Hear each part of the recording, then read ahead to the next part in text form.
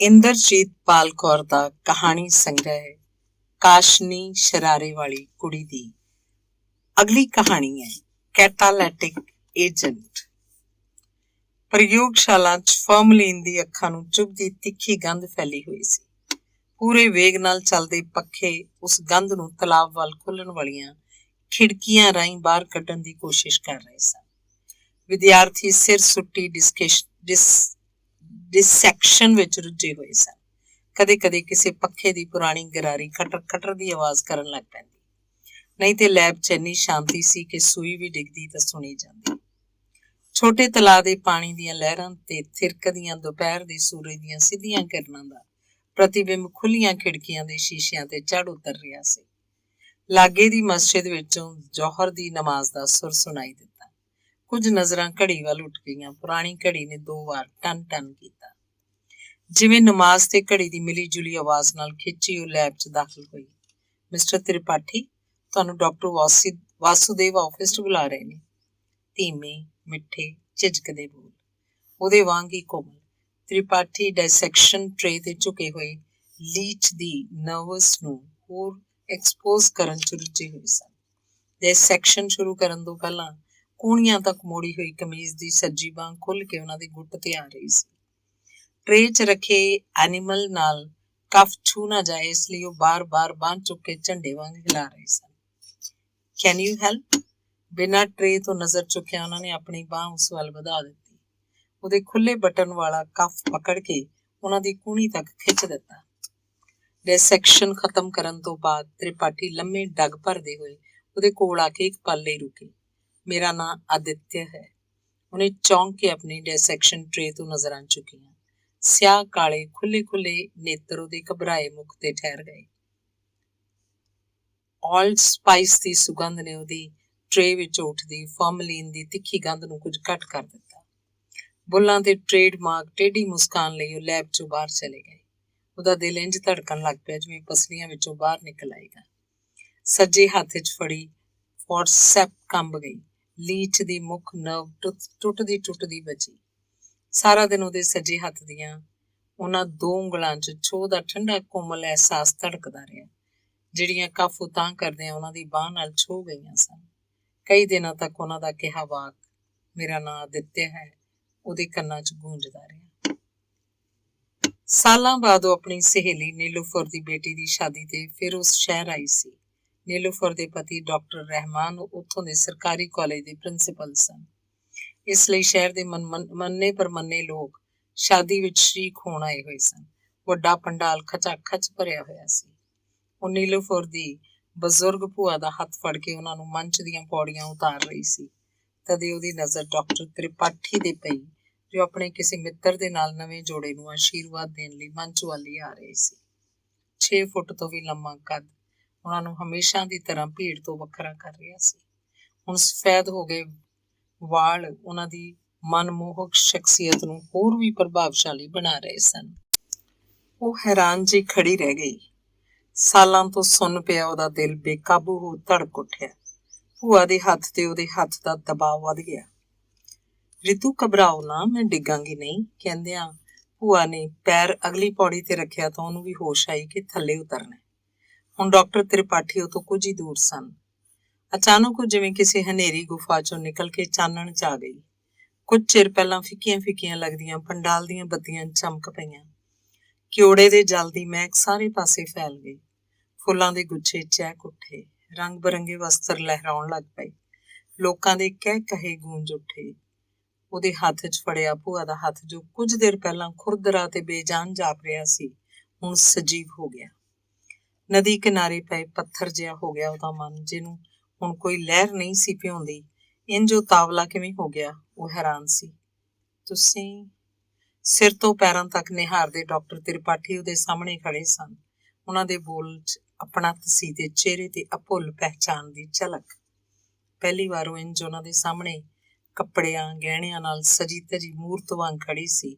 ਉਹਨਾਂ ਦੀਆਂ ਅੱਖਾਂ 'ਚ ਪ੍ਰਸ਼ੰਸਾ ਵੇਖ ਕੇ ਹਲਕੀ ਲੱਜਾ ਦੀ ਲਾਲੀ ਉਹਦੇ ਕੰਨਾਂ ਤੱਕ ਫੈਲ ਗਈ। ਨਮਸਤੇ ਕਹਿਣ ਲਈ ਖੁੱਲ੍ਹੇ ਬੁੱਲਾਂ ਤੇ ਆਈ ਹਲਕੀ ਮੁਸਕਾਨ ਉਹਦੀਆਂ ਅੱਖਾਂ ਤੱਕ ਨਾ ਪਹੁੰਚੀ। ਅੱਜ ਵੀ ਉਹ ਸਾਲਾਂ ਪਹਿਲਾਂ ਵਰਗੀ ਉਸ ਅੱਲੜ ਵਾਂਗ ਚੁੱਪ ਸੀ। ਉਹਨਾਂ ਦਾ ਸਾਹਮਣਾ ਹੁੰਦਿਆਂ ਹੀ ਜਿਹਦੇ ਮੂੰਹ ਤੇ ਤਾਲੇ ਲੱਗ ਜਾਂਦੇ ਸਨ। ਬੇਕਾਬੂ ਦਿਲ ਦਾ ਸਾਰਾ ਲਹੂ ਉਹਦੇ ਚਿਹਰੇ ਨੂੰ ਸੰਧੂਰੀ ਕਰ ਦਿੰਦਾ ਸੀ। ਉਹਨੂੰ ਆਪਣੀਆਂ ਗੱਲਾਂ ਤਪਦੀਆਂ ਲੱਗੀਆਂ। ਡਾਕਟਰ ਤ੍ਰਿਪਾਠੀ ਦੀ ਪਾਰਖੂ ਨਜ਼ਰ ਤੋਂ ਉਹਦੇ ਦੁਧੀਆ ਰੰਗ 'ਚ ਲਹਿਰਾਈ ਲਾਲੀ ਦੀ ਤਰੰਗ ਛੁਪ ਨਾ ਸਕੀ। ਉਹਨਾਂ ਦੇ ਬੁੱਲ੍ਹਾਂ ਤੇ ਉਹ ਪੁਰਾਣੀ ਟੇਢੀ ਮੁਸਕਾਨ ਫੈਲ ਗਈ। ਰਿਸ਼ਤਿਆਂ 'ਚ ਕਦੇ ਇਹੋ ਜਿਹੀ ਦੀਵਾਰ ਬਣ ਜਾਂਦੀ ਹੈ ਕਿ ਕੋਈ ਲੱਖ ਟੱਕਰਾਂ ਮਾਰੇ, ਉਸ 'ਚ ਇੱਕ ਦਰਾਰ ਤੱਕ ਨਹੀਂ ਪੈਂਦੀ ਕਿ ਇੱਧਰ ਦੀ ਹਵਾ ਵੀ ਉੱਧਰ ਪਹੁੰਚ ਸਕੇ, ਤੇ ਕਦੇ ਬਿਨਾਂ ਬਣਾਇਆ ਹੀ ਪੁਲ ਬਣ ਜਾਂਦੇ ਹਨ।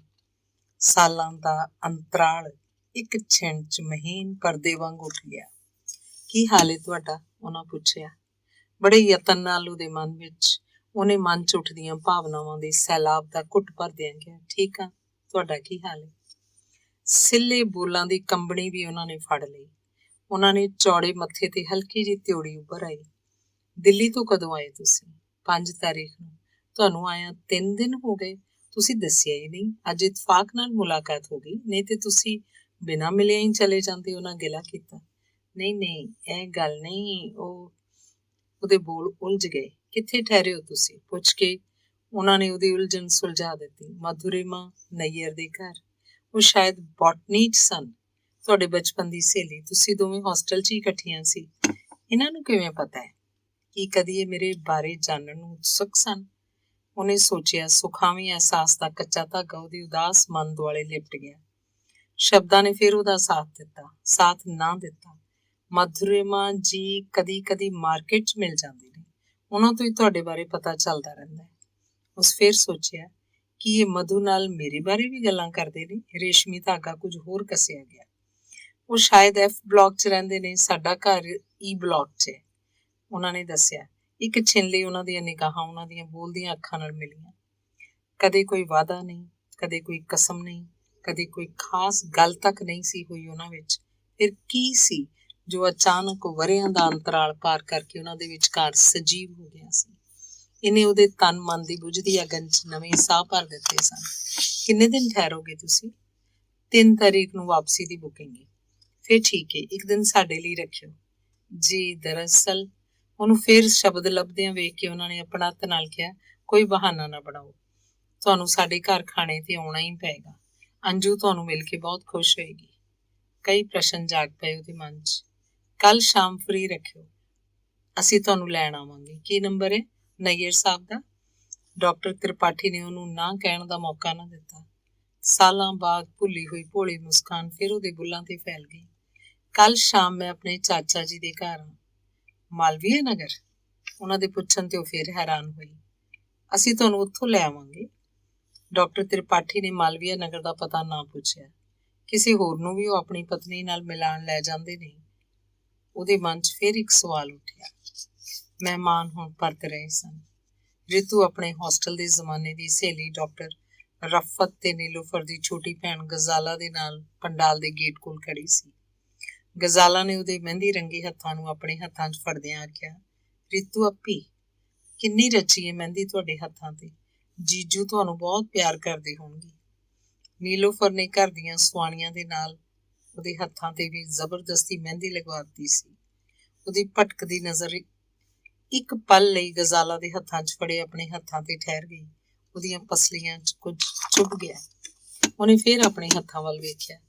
ਕਿੰਨੀ ਮਿਹਨਤ ਨਾਲ ਮਮੇਰੀਆਂ ਚਚੇਰੀਆਂ ਭੈਣਾਂ ਵੱਲੋਂ ਉਹਦੀਆਂ ਹਥੇਲੀਆਂ ਤੇ ਲਗਾਈ ਮਹਿੰਦੀ 'ਚ ਆਪਣੇ ਹੋਣ ਵਾਲੇ ਜੀਜਾ ਜੀ ਦਾ ਨਾਂ ਛੁਪਾਇਆ ਗਿਆ ਸੀ, ਤੇ ਉਹਨੇ ਇੱਕ ਹੋਰ ਸੁਖਾਵਾਂ ਸੁਪਨਾ ਬੁਣ ਲਿਆ ਸੀ। ਇਹ ਕੀ ਗਵਾਰਾਂ ਵਾਂਗ ਹੱਥਾਂ ਉੱਤੇ ਮਹਿੰਦੀ ਲਾਈ ਹੋਈ ਹੈ। ਮੈਨੂੰ ਇਹਦਾ ਰੰਗ ਬਿਲਕੁਲ ਪਸੰਦ ਨਹੀਂ, ਇਸ 'ਚੋਂ ਬੋ ਆਉਂਦੀ ਹੈ। ਨਿੱਕਾ ਜਿਹਾ ਸੁਪਨਾ ਕੱਚ ਦੇ ਖਿਡੌਣੇ ਵਾਂਗ ਤਿੜਕ ਗਿਆ। ਵਾਸ਼ਰੂਮ 'ਚ ਜਾ ਕੇ ਦੇਰ ਤੱਕ ਤਲੀਆਂ ਰਗੜ ਕੇ ਮਹਿੰਦੀ ਦਾ ਪੱਕਾ ਰੰਗ ਉਤਾਰਨ ਦੀ ਕੋਸ਼ਿਸ਼ ਕਰਦੀ ਰਹੀ। ਉਸੇ ਰਾਤ ਤੋਂ ਰੰਗ ਇੱਕ ਕਰਕੇ ਉਹਦੇ ਜੀਵਨ 'ਚੋਂ ਲੋਪ ਹੁੰਦੇ ਗਏ।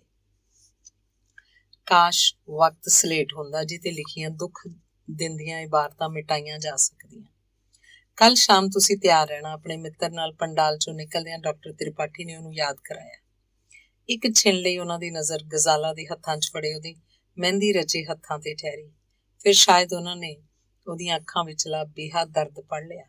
ਇਹ ਤੋਂ ਪਹਿਲਾਂ ਕਿ ਉਹਨਾਂ ਦੇ ਮੱਥੇ ਦੇ ਵਾਲ ਹੋਰ ਡੂੰਘੇ ਹੁੰਦੇ, ਉਹ ਲੰਬੇ ਡੱਗ ਭਰਦੇ ਪੰਡਾਲ 'ਚੋਂ ਬਾਹਰ ਚਲੇ ਗਏ। ਅੱਪੀ, ਇਹ ਡਾਕਟਰ ਤ੍ਰਿਪਾਠੀ ਸਨ? ਬਿੱਲੂ ਨੇ ਇਹਨਾਂ ਦੇ ਕਾਲਜ ਤੋਂ ਹੀ BSc ਕੀਤੀ ਹੈ। ਦੱਸ ਰਹੀ ਸੀ ਬੜੇ ਸਖਤ ਪ੍ਰਿੰਸੀਪਲ ਨੇ। ਗਜ਼ਾਲਾ ਨੇ ਹੁਣ ਤੱਕ ਉਹਦੇ ਹੱਥ ਫੜੇ ਹੋਏ ਸਨ। ਹਰ ਚੱਟਾਨ 'ਚ ਕਿਤੇ ਨਾ ਕਿਤੇ ਨਵੀਂ ਛੁਪੀ ਹੁੰਦੀ ਹੈ। ਮਨੋ ਭਾਵਨਾਵਾਂ ਨੂੰ ਬੋਲ ਨਾ ਦੇਣਾ ਹੁਣ ਉਹਦੀ ਆਦਤ ਬਣ ਗਈ ਹੈ। ਸੁਪਨੇ ਵਰਗਾ ਉਹ ਅਗਲਾ ਦਿਨ ਉਡੀਕ ਇੱਕ ਨਰਮ ਜਿਹੇ ਅਹਿਸਾਸ ਨੇ ਉਹਨੂੰ ਸਾਰੀ ਦਿਨ ਘੇਰੀ ਰੱਖਿਆ। ਉਹਨੂੰ ਤਾਂ ਇਸ ਗੱਲ ਦਾ ਪਤਾ ਹੀ ਨਹੀਂ ਸੀ ਕਿ ਕੋਈ ਭਾਵਨਾ, ਕੋਈ ਇੱਛਾ, ਕੋਈ ਚਾਹਤ ਧਰਤੀ ਦੀ ਕੁੱਖ 'ਚ ਪਈ ਬੀਜ ਦੀ ਤਰ੍ਹਾਂ ਅਜੇ ਵੀ ਉਹਦੇ ਮਨ ਦੇ ਕਿਸੇ ਕੋਨੇ 'ਚ ਦਿਲ ਦੀਆਂ ਗਹਿਰਾਈਆਂ 'ਚ ਦੱਬੀ ਹੋਈ ਹੈ। ਕਦੇ ਕਦੇ ਉਹਨੂੰ ਲੱਗਦਾ ਕਿ ਉਹ ਸਿਰਫ ਇੱਕ ਕੈਟਾਲੈਟਿਕ ਏਜੰਟ ਹੈ ਜਿਸ 'ਚ ਕਦੇ ਕੋਈ ਬਦਲਾਅ ਨਹੀਂ ਆਉਂਦਾ, ਪਰ ਹਰ ਇੱਕ ਰਿਐਕਸ਼ਨ ਵਿੱਚ ਉਹਦੀ ਜ਼ਰੂਰਤ ਹੁੰਦੀ ਹੈ। ਇੱਥੋਂ ਤੱਕ ਕਿ ਘਰ ਦੇ ਕੁੱਤੇ ਨੂੰ ਵੀ ਜੇ ਰੋਟੀ ਪਾਉਣ 'ਚ ਦੇਰ ਹੋ ਜਾਏ ਤਾਂ ਉਸ ਵੱਲ ਗੁੱਸੇ ਨਾਲ ਵੇਖ ਕੇ ਗੁਰ-ਗੁਰ ਕਰਦਾ ਹੈ, ਜਿਵੇਂ ਕਹਿ ਰਿਹਾ ਹੋਵੇ ਰੋਟੀ ਦਾ ਪਾ ਦਿਓ। ਫਿਰ ਸਾਰਾ ਦਿਨ ਉਹ 50 ਵਾਰੀ ਉਹਦੇ ਕੋਲੋਂ ਦੀ ਲੰਘ ਜਾਏ, ਉਹਦੇ ਕੰਨ ਤੇ ਜੂੰ ਨਹੀਂ ਸਰਕਦੀ। ਉੱਥੇ ਹੀ ਪਰਿਵਾਰ ਦਾ ਕੋਈ ਦੂਜਾ ਜੀਅ ਕੋਲ ਆ ਜਾਏ ਤਾਂ ਉਹ ਆਪਣੀ ਝਬਰੀ ਪੂਛ ਹਿਲਾ ਕੇ ਪਿਆਰ ਦਿਖਾਉਂਦਾ ਹੈ। ਉਹਨੂੰ ਤਾਂ ਸਾਰੇ ਦਿਨ ਦੇ ਰੁਝੇਵਿਆਂ ਤੋਂ ਵਿਹਲ ਹੀ ਨਹੀਂ ਮਿਲਦਾ ਕਿ 2 ਘੜੀ ਉਸ ਬੇਜ਼ੁਬਾਨ ਨੂੰ ਪੁਚਕਾਰ ਲਵੇ। ਅਗਲੇ ਦਿਨ ਡਾਕਟਰ ਤ੍ਰਿਪਾਠੀ ਇਕੱਲੇ ਹੀ ਆਏ। ਕਾਰ 'ਚ ਉਹਨਾਂ ਦੇ ਕੋਲ ਬੈਠਿਆ ਉਹਨੂੰ ਇੰਝ ਲੱਗ ਰਿਹਾ ਸੀ ਜਿਵੇਂ ਉਹ 7ਵੇਂ ਅਸਮਾਨ ਤੇ ਉੱਡ ਰਹੀ ਹੋਵੇ। ਸਾਲਾਂ ਤੋਂ ਬੇਧੜਕ ਜਿਹਾ ਪਿਆ ਉਹਦਾ ਦਿਲ ਕਿਸੇ ਦੀ ਜ਼ਰਾ ਜਿੰਨੀ ਨਜ਼ਦੀਕੀ ਨਾਲ ਇੰਝ ਧੜਕ ਸਕਦਾ ਹੈ, ਉਹ ਹੈਰਾਨ ਸੀ। ਤੁਸੀਂ ਇੰਨੇ ਚੁੱਪ ਕਿਉਂ? ਡਾਕਟਰ ਤ੍ਰਿਪਾਠੀ ਨੇ ਸਾਹਮਣੇ ਫੈਲੀ ਭੀੜ ਭਰੀ ਸੜਕ ਤੋਂ ਨਜ਼ਰ ਚੁੱਕ ਕੇ ਉਸ ਵੱਲ ਵੇਖਿਆ। ਉਹਨਾਂ ਦੀ ਆਵਾਜ਼ ਕਿਤੇ ਗਹਿਰੀ ਡੁੱਬੀ ਹੋਈ ਸੀ। ਖਿੜਕੀ 'ਚੋਂ ਬਾਹਰ ਤੱਕਦਿਆਂ ਉਹਦੀ ਨਜ਼ਰ ਉਹਨਾਂ ਵੱਲ ਪਰਤੀ। ਹਾਂ, ਉਹ ਚੁੱਪ ਸੀ। ਸਾਲਾਂ ਬਾਅਦ ਉਹਨੂੰ ਇੰਝ ਲੱਗ ਰਿਹਾ ਸੀ ਜਿਵੇਂ ਉਹਦਾ ਰੋਮ ਜੀ ਉੱਠਿਆ ਹੋਵੇ। ਉਹਦੇ ਤਨ ਮਨ 'ਚ ਨਵੀਂ ਫੁਰਤੀ, ਨਵੀਂ ਜਾਨ ਪੈ ਗਈ ਹੋਵੇ। ਉਹ ਇਹਨਾਂ ਅਨਮੋਲ ਪਲਾਂ ਨੂੰ ਸਾਂਭ ਲੈਣਾ ਚਾਹੁੰਦੀ ਸੀ। ਇੱਕ ਇੱਕ ਛਿਣ ਨੂੰ ਮਾਲਾ ਦੇ ਮਣਕਿਆਂ ਵਾਂਗ ਯਾਦਾਂ ਦੇ ਧਾਗੇ 'ਚ ਪਰੋ ਲੈਣਾ ਚਾਹੁੰਦੀ ਸੀ। ਉਹਨਾਂ ਮੋਤੀਆਂ ਨੂੰ ਦਿਲ ਦੀ ਸਿੱਪੀ 'ਚ ਬੰਦ ਕਰ ਲੈਣਾ ਚਾਹੁੰਦੀ ਸੀ। ਕੀ ਪਤਾ ਫਿਰ ਕਦੇ ਘੜੀਆਂ ਉਹਦੇ ਜੀਵਨ 'ਚ ਆਉਣ ਕਿ ਨਾ ਆਉਣ। ਵਕਤ ਦੇ ਇਸ ਵਹਾਅ ਨੂੰ ਇੱਕ ਘੁੱਟ ਕਰਕੇ ਪੀ ਲੈਣਾ ਚਾਹੁੰਦੀ ਸੀ। ਸਾਹਮਣੇ ਆਉਂਦੀ ਗੱਡੀ ਉਹਨਾਂ ਦੀ ਕਾਰ ਦੇ ਕੋਲੋਂ ਦੀ ਨਿਕਲੀ। ਹਵਾ ਦੇ ਝੋਂਕੇ ਨਾਲ ਆਈ ਓਲਡ ਸਪਾਈਸ ਦੀ ਜਾਣੀ ਪਛਾਣੀ ਸੁਗੰਧ ਨੇ ਉਹਨੂੰ ਲਪੇਟ ਲਿਆ। ਅਤੀਤ ਸੁਰਜੀਤ ਹੋ ਗਿਆ। ਉਹਨਾਂ ਦੀ ਕਲਾਸ ਫਿਸ਼ਰੀਜ਼ ਵੇਖ ਕੇ ਪਰਤ ਰਹੀ ਸੀ। ਉਹ ਕਾਜਲ ਬੈਨਰਜੀ ਨਾਲ ਅਖੀਰਲੀ ਸੀਟ ਤੇ ਬੈਠੀ ਹੋਈ ਸੀ। ਐਕਸਕਿਊਜ਼ ਮੀ, ਕੀ ਮੈਂ ਇੱਥੇ ਬੈਠ ਸਕਦਾ? ਕਹਿੰਦਿਆਂ ਉਹ ਲੰਬਾ ਲੜਕਾ ਉਹਦੇ ਨਾਲ ਵਾਲੀ ਖਾਲੀ ਸੀਟ ਤੇ ਬੈਠ ਗਿਆ ਸੀ। ਤਦ ਪਹਿਲੀ ਵਾਰ ਉਹਦਾ ਦਿਲ ਬੇਕਾਬੂ ਹੋ ਧੜਕਿਆ ਸੀ। ਉਹਨੂੰ ਤਾਂ ਇਸ ਗੱਲ ਦਾ ਪਤਾ ਹੀ ਨਹੀਂ ਸੀ ਕਿ ਉਹ ਭੋਲੀ ਲੜਕੀ ਅਜੇ ਤੱਕ ਜਿਉਂਦੀ ਹੈ, ਮਨ ਦੇ ਕਿਸੇ ਹਨੇਰੇ ਕੋਨੇ 'ਚ ਦੁਬਕੀ ਹੋਈ। ਇਹ ਅਚੰਭਿਤ ਕਰਨ ਵਾਲਾ ਰਾਜ਼ ਤਾਂ ਉਦੋਂ ਖੁੱਲਿਆ ਜਦੋਂ ਸਾਲਾਂ ਬਾਅਦ ਡਾਕਟਰ ਤ੍ਰਿਪਾਠੀ ਤੇ ਨਜ਼ਰ ਪੈਂਦਿਆਂ ਹੀ ਉਹਦਾ ਬੁਝਿਆ ਦਿਲ ਇਸ ਤਰ੍ਹਾਂ ਧੜਕਿਆ ਜਿਸ ਤਰ੍ਹਾਂ ਪਹਿਲੀ ਵਾਰ ਧੜਕਿਆ ਸੀ। ਕਿਉਂ ਇੰਨੇ ਸਾਲ ਉਹਨੇ ਉਸ ਮਾਸੂਮ ਲੜਕੀ ਨੂੰ ਦਫਨ ਕਰੀ ਰੱਖਿਆ? ਕਿਉਂ ਆਪਣੇ ਆਪ ਨੂੰ ਖਿਡੌਣੇ ਵਾਂਗ ਵਕਤ ਦੇ ਨਿਰਦਈ ਹੱਥਾਂ 'ਚ ਸੌਂਪ ਦਿੱਤਾ? ਆਪਣੀਆਂ ਇੱਛਾਵਾਂ, ਆਪਣੀਆਂ ਭਾਵਨਾਵਾਂ ਦਾ ਗਲ ਘੁੱਟ ਦਿੱਤਾ। ਆਪਣੇ ਪੂਰੇ ਵਜੂਦ ਨੂੰ ਜ਼ਿੰਮੇਵਾਰੀਆਂ ਦੀ ਚੱਕੀ 'ਚ ਪੀ ਦਿੱਤਾ। ਤੇ ਅਧਿਕਾਰ? ਕਦੋਂ ਕਿਸੇ ਨੇ ਭਰੋਸੇ ਨੇ ਔਰਤ ਲਈ ਅਧਿਕਾਰ? ਕੀ ਕਿਸੇ ਹੱਦ ਨੂੰ ਤੋੜੇ ਬਗੈਰ ਆਪਣੀ ਹੱਦ ਨਹੀਂ ਸੀ ਬਣਾਈ ਜਾ ਸਕਦੀ ਜਿੱਥੇ ਕਿਸੇ ਦੀ ਦਖਲ ਅੰਦਾਜ਼ੀ ਨਾ ਹੁੰਦੀ? Don't dare. ਤੁਹਾਨੂੰ ਫਿੱਕੀ ਚਾਹ ਪਸੰਦ ਏ ਤੇ ਮੈਂ ਆਪਣੇ ਮੂੰਹ ਦਾ ਸਵਾਦ ਕਿਉਂ ਖਰਾਬ ਕਰਾਂ? ਅਜਨਬੀਆਂ ਦੇ ਹੱਥਾਂ 'ਚ ਡੋਰ ਸੌਂਪ ਦੇਣਾ ਤਾਂ ਉਹਦੇ ਸਮਾਜ ਦਾ ਥੋਥਾ ਰਿਵਾਜ ਹੈ, ਪਰ ਕਠਪੁਤਲੀ ਬਣ ਜਾਣਾ ਆਤਮਘਾਤ ਨਹੀਂ ਤਾਂ ਕੀ ਹੈ? ਚੰਗੇ ਘਰਾਂ ਦੀਆਂ ਨੂੰਹਾਂ ਧੀਆਂ ਇੰਨਾ ਉੱਚਾ ਨਹੀਂ ਹੱਸਦੀਆਂ। ਇਹ ਨਾ ਖਾਈ, ਬੱਚਾ ਦੁੱਧ ਪੀਂਦਾ, ਉਹਦਾ ਪੇਟ ਖਰਾਬ ਹੋ ਜਾਏਗਾ। ਆਖੀ ਚਾੜ ਦਿੱਤਾ ਈ ਬਹੂ, ਪਰਵਲ ਸਾਡੇ ਕੋਈ ਨਹੀਂ ਖਾਂਦਾ। ਅਰਹਰ ਦੀ ਦਾਲ ਕੋਈ ਦਾਲਾਂ 'ਚੋਂ ਦਾਲ ਏ? ਘੋੜਿਆਂ ਗਧਿਆਂ ਦਾ ਖਾਣਾ। ਫਜ਼ੂਲ ਦਾ ਲਿਖਣਾ ਪੜ੍ਹਨਾ ਮੈਨੂੰ ਪਸੰਦ ਨਹੀਂ। ਘਟੀਆ ਹੁੰਦੇ ਨੇ ਸਾਰੇ ਲੇਖਕ। ਸਾਰਾ ਕੂੜਾ ਕਚਰਾ ਜਮ੍ਹਾਂ ਕੀਤਾ ਹੋਇਆ ਹੈ। ਬੜੇ ਗੁਲਾਮ ਅਲੀ, ਬਿਸਮਿਲ੍ਹਾ ਖਾਂ, ਬੇਗਮ ਅਖਤਰ, ਇਹੋ ਹੀ ਤਾਂ ਦਾਜ 'ਚ ਲਿਆਈਏ ਬਹੂ। ਕੁਝ ਪੁਰਾਣੀਆਂ ਕਾਪੀਆਂ, ਕਿਤਾਬਾਂ ਤੇ ਕੁਝ ਘਸੇ ਹੋਏ ਤਵੇ। ਜਿੰਨਾ ਚਿਰ ਇਹਨਾਂ ਬੇਕਾਰ ਦੀਆਂ ਫੁੱਲ ਪੱਤਿਆਂ ਦੀ ਦੇਖਭਾਲ ਵਿੱਚ ਲਾਉਣੀ ਹੈ, ਉਹਨਾਂ ਚਿਰ ਕਿਸੇ ਕੰਮ ਦੇ ਬੂਟੇ ਤੇ ਲਾਈ ਤਾਂ ਘਰ ਖਾਣ ਜੋਗੀ ਸਬਜ਼ੀ ਭਾਜੀ ਹੋ ਜਾਏ। ਝਿੜਕਾਂ ਤੋਂ ਘਬਰਾ ਕੇ ਉਹ ਤਰਬਕ ਗਈ ਸੀ। ਗੁਲਾਬ ਦੇ ਬੂਟੇ ਦਾ ਸੁੱਕਾ ਪੱਤਾ ਕੱਢਦਿਆਂ ਉਹਦੀ ਉਂਗਲ 'ਚ ਮੁੜਿਆ ਹੋਇਆ ਕੰਡਾ ਚੁੱਭ ਗਿਆ ਸੀ।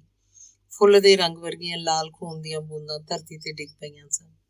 ਹੌਲੀ ਹੌਲੀ ਆਹਿਸਤਾ ਆਹਿਸਤਾ ਕੁੱਠੀ ਜਾ ਰਹੀ ਬੱਕਰੀ, ਨਿਰਜੀਵ, ਬੇਜ਼ੁਬਾਨ। ਕਿਉਂ ਨਹੀਂ ਕਦੇ ਵਿਰੋਧ ਨਹੀਂ ਕੀਤਾ? ਜੀਵਨ ਇੱਕ ਚੱਕਰ ਬਣ ਗਿਆ ਸੀ। ਉਹ ਸਵੇਰ ਤੋਂ ਸ਼ਾਮ ਤੱਕ ਦੂਜਿਆਂ ਦੇ ਬਣਾਏ ਰਸਤੇ ਤੇ ਘੁੰਮਦੀ ਰਹਿੰਦੀ, ਅੱਖਾਂ ਦੇ ਖੋਪੇ ਚੜੇ ਬੈਲ ਦੀ ਤਰ੍ਹਾਂ। ਸਭ ਆਪੋ ਆਪਣੀ ਮੰਜ਼ਿਲ ਵੱਲ ਵੱਧ ਗਏ। ਉਹ ਅੱਜ ਵੀ ਚੁਰਾਹੇ ਤੇ ਖੜੀ ਸੀ। ਉਹਨੇ ਕਿਉਂ ਨਹੀਂ ਕਦੀ ਸੋਚਿਆ ਕਿ ਕੋਈ ਰਸਤਾ ਉੱਥੇ ਵੀ ਜਾ ਸਕਦਾ ਜਿੱਥੇ ਗਮਲਿਆਂ 'ਚ ਹੀ ਸਹੀ ਫੁੱਲ ਲਗਾਏ ਜਾ ਸਕਣ, ਜਿੱਥੇ ਬਿਸਮਿਲ੍ਲਾ ਖਾਂ ਦੀ ਸ਼ਹਿਨਾਈ ਕਿਸੇ ਨੂੰ ਸ਼ੋਰ ਨਾ ਲੱਗੇ, ਜਿੱਥੇ ਬੇਗਮ ਅਖਤਰ ਦੀ ਠੁਮਰੀ ਦੇ ਬੋਲਾਂ ਤੇ ਰੋਕ ਨਾ ਹੋਵੇ। ਬੜੇ ਗੁਲਾਮ ਅਲੀ ਨੂੰ ਸੁਣ ਕੇ ਅੱਖਾਂ 'ਚ ਹੰਝੂ ਵਗ ਨਿਕਲਣ ਤਾਂ ਕਿਸੇ ਨੂੰ ਇੰਤਜ਼ਾਰ ਨਾ ਹੋਵੇ, ਜਿੱਥੇ ਅਰਹਰ ਦੀ ਦਾਲ ਨੂੰ ਤੜਕਾ ਲਾਇਆ ਜਾ ਸਕੇ। ਦੂਜਿਆਂ ਲਈ ਰੌਸ਼ਨੀ ਲੈ ਕੇ ਤੁਰਦਿਆਂ ਤੁਰਦਿਆਂ ਉਹ ਆਪ ਇੱਕ ਪਰਛਾਵਾਂ ਹੋ ਗਈ ਸੀ। ਉਹਨੂੰ ਇੰਜ ਖਿਆਲਾਂ 'ਚ ਗਵਾਚੀ ਦੇਖ ਕੇ ਡਾਕਟਰ ਤ੍ਰਿਪਾਠੀ ਵੀ ਚੁੱਪਚਾਪ ਕਾਰ ਚਲਾ ਰਹੇ ਸਨ। ਕਾਰ ਹੁਣ ਰਵਿੰਦਰ ਭਵਨ ਦੇ ਕੋਲ ਪਹੁੰਚਣ ਵਾਲੀ ਸੀ। ਇੱਥੋਂ ਇੱਕ ਛੋਟੀ ਸੜਕ ਪ੍ਰੋਫੈਸਰ ਕਲੋਨੀ ਵੱਲ ਮੁੜਦੀ ਸੀ, ਜਿਹਦੇ ਅੰਤ 'ਚ ਛੋਟੇ ਤਲਾਬ ਦੇ ਕਿਨਾਰੇ ਉਹ ਹੋਸਟਲ ਸੀ ਜਿਸ 'ਚ ਉਹਨੇ ਜੀਵਨ ਦੇ 8 ਸਾਲ ਬਿਤਾਏ ਸਨ। ਉਸ ਵੇਖਿਆ ਸੜਕ ਦੇ ਪਾਰ ਤਲਾਬ ਤੋਂ ਕੁਝ ਇੱਧਰ ਰਵਿੰਦਰ ਭਵਨ ਦੀਆਂ ਗਤੀਵਿਧੀਆਂ ਨੂੰ ਨਿਹਾਰਦਾ ਨਿੰਮ ਦਾ ਬੁੱਢਾ ਦਰਖਤ ਅਜੇ ਵੀ ਆਪਣੀ ਥਾਂ ਤੇ ਅਡੋਲ ਖੜਾ ਸੀ।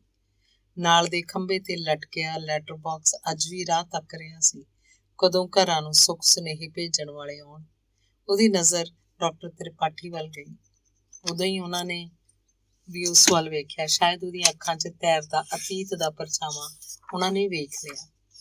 ਕਾਰ ਬੁੱਢੇ ਨਿੰਮ ਕੋਲ ਜਾ ਕੇ ਰੁਕ ਗਈ। ਤੁਹਾਡੇ ਹੋਸਟਲ ਵੱਲ ਜਾਣ ਵਾਲੀ ਸੜਕ, ਜਾਣਾ ਚਾਹੋਗੇ ਉੱਥੇ? ਉਹਨਾਂ ਪੁੱਛਿਆ। ਉੱਤਰ ਦੇਣ 'ਚ ਉਹਨੂੰ ਕੁਝ ਵਕਤ ਲੱਗਿਆ। ਨਹੀਂ, ਅੱਜ ਨਹੀਂ, ਪਰ ਕੀ ਪੁਲੀ ਦੇ ਤੇ ਕੁਝ ਦੇਰ ਰੁਕ ਸਕਦੇ ਆ? ਉਹਨੇ ਝਿਜਕਦਿਆਂ ਕਿਹਾ। ਡੈਫੀਨੇਟਲੀ। ਉਹਨਾਂ ਨੇ ਥੋੜਾ ਅੱਗੇ ਜਾ ਕੇ ਬਾਣ ਗੰਗਾ ਦੀ ਛੋਟੀ ਪੁਲੀ ਤੇ ਕਾਰ ਰੋਕ ਦਿੱਤੀ, ਜਿੱਥੋਂ ਦਾ ਹੋਸਟਲ ਸਾਫ਼ ਦਿਖਾਈ ਦੇ ਰਿਹਾ ਸੀ। ਉਹਨੇ ਨਜ਼ਰ ਭਰ ਕੇ ਸ਼ਾਮ ਦੇ ਸੂਰਜ ਦੀ ਸੁਨਹਿਰੀ ਕਿਰਨਾਂ 'ਚ ਨਹਾਉਂਦੀ ਹੋਸਟਲ ਦੀ ਇਮਾਰਤ ਨੂੰ ਵੇਖਿਆ। ਸੀਨੇ 'ਚੋਂ ਭਾਵਨਾਵਾਂ ਦਾ ਗੁਬਾਰ ਉੱਠ ਕੇ ਉਹਦੇ ਗਲ 'ਚ ਅਟਕ ਗਿਆ।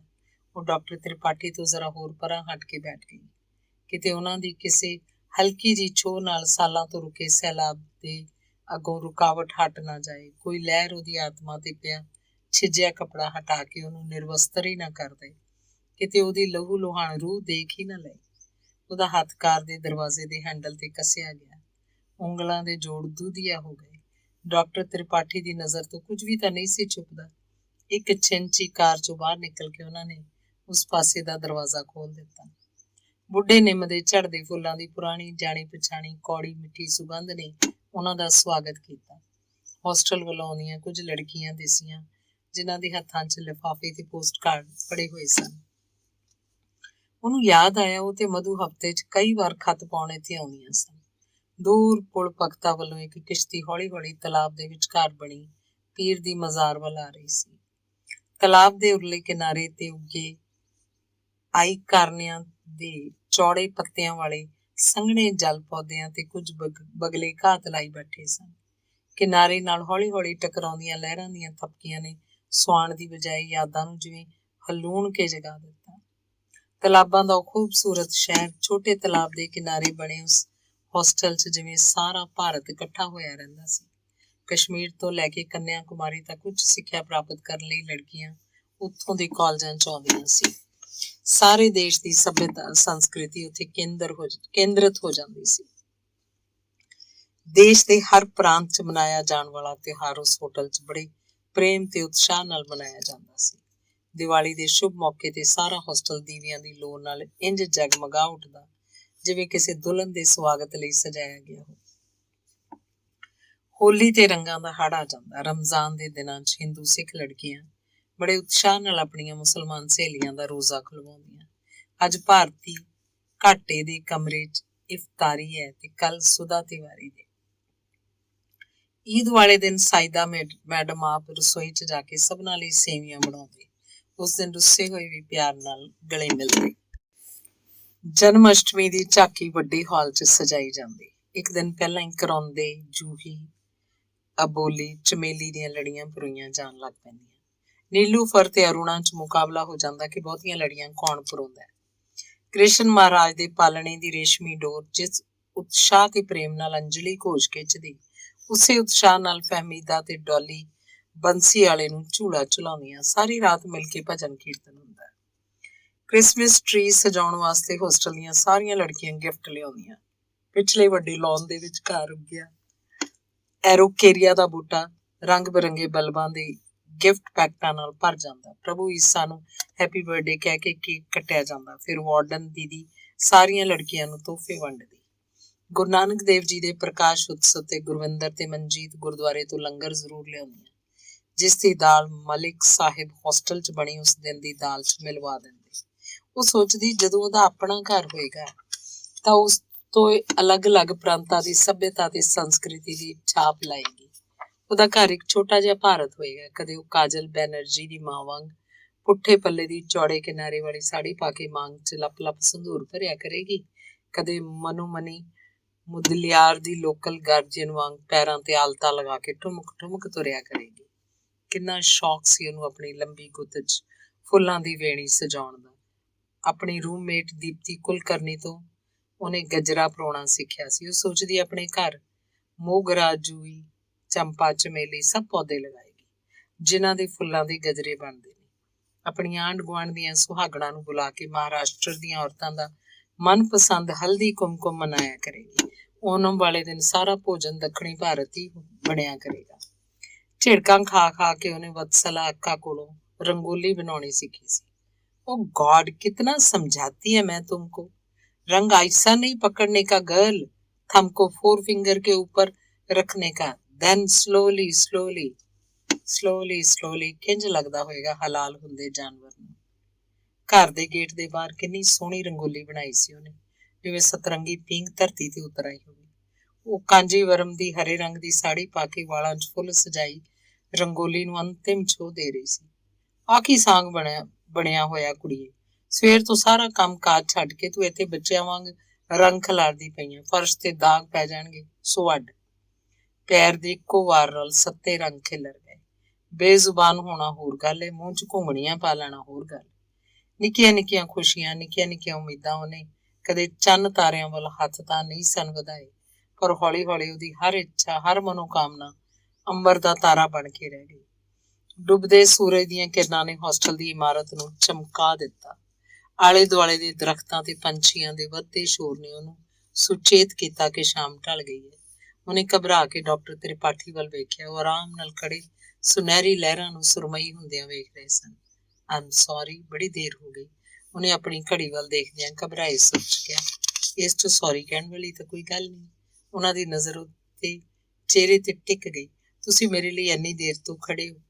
ਪਤਾ ਨਹੀਂ ਕਿਉਂ ਹੱਸ ਪਏ, ਸ਼ਾਇਦ ਉਹਨਾਂ ਨੂੰ ਕੁਝ ਯਾਦ ਆ ਗਿਆ। ਉਹਦੀਆਂ ਉਦਾਸ ਅੱਖਾਂ ਉਹਨਾਂ ਵੱਲ ਉੱਠੀਆਂ।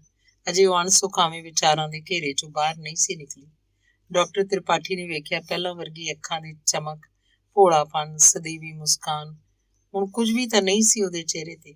ਕਾਸ਼ ਉਹਦੀ ਗੁਆਚੀ ਖੁਸ਼ੀ ਵਾਪਸ ਲਿਆ ਸਕਦੀ। ਜਦੋਂ ਅਤੀਤ ਦੇ ਗਲਿਆਰਿਆਂ 'ਚ ਘੁੰਮ ਰਹੀ ਸੀ ਤਦ ਉਹਨਾਂ ਨੇ ਕਈ ਵਾਰ ਉਹਨੂੰ ਧਿਆਨ ਨਾਲ ਵੇਖਿਆ ਸੀ। ਠੰਡੀ ਜੰਮੀ ਹੋਈ ਪੀੜ ਜਿਹਨੂੰ ਉਹ ਕਿਸੇ ਨਾਲ ਵੀ ਸਾਂਝਿਆ ਨਹੀਂ ਸੀ ਕਰਨਾ ਚਾਹੁੰਦੀ, ਉਹਨਾਂ ਨੇ ਕਿਤਾਬ 'ਚ ਲਿਖੇ ਅੱਖਰਾਂ ਵਾਂਗ ਪੜ੍ਹ ਲਈ ਸੀ। ਉਹ ਕਾਰ ਵੱਲ ਵਧੀ ਤਾਂ ਉਹਨਾਂ ਨੇ ਅੱਗੇ ਹੋ ਕੇ ਦਰਵਾਜ਼ਾ ਖੋਲ੍ਹ ਦਿੱਤਾ। ਕਾਰ ਸਟਾਰਟ ਕਰਨ ਤੋਂ ਪਹਿਲਾਂ ਇੱਕ ਵਾਰ ਫੇਰ ਉਹਨਾਂ ਨੇ ਡੂੰਘੀ ਨਜ਼ਰ ਨਾਲ ਉਸ ਵੱਲ ਵੇਖਦਿਆਂ ਕਿਹਾ, ਅਤੀਤ ਵਿੱਚ ਇੰਝ ਨਾ ਗੁਆਚ ਜਾਓ, ਵਰਤਮਾਨ ਹੀ ਜੀਵਨ ਹੈ।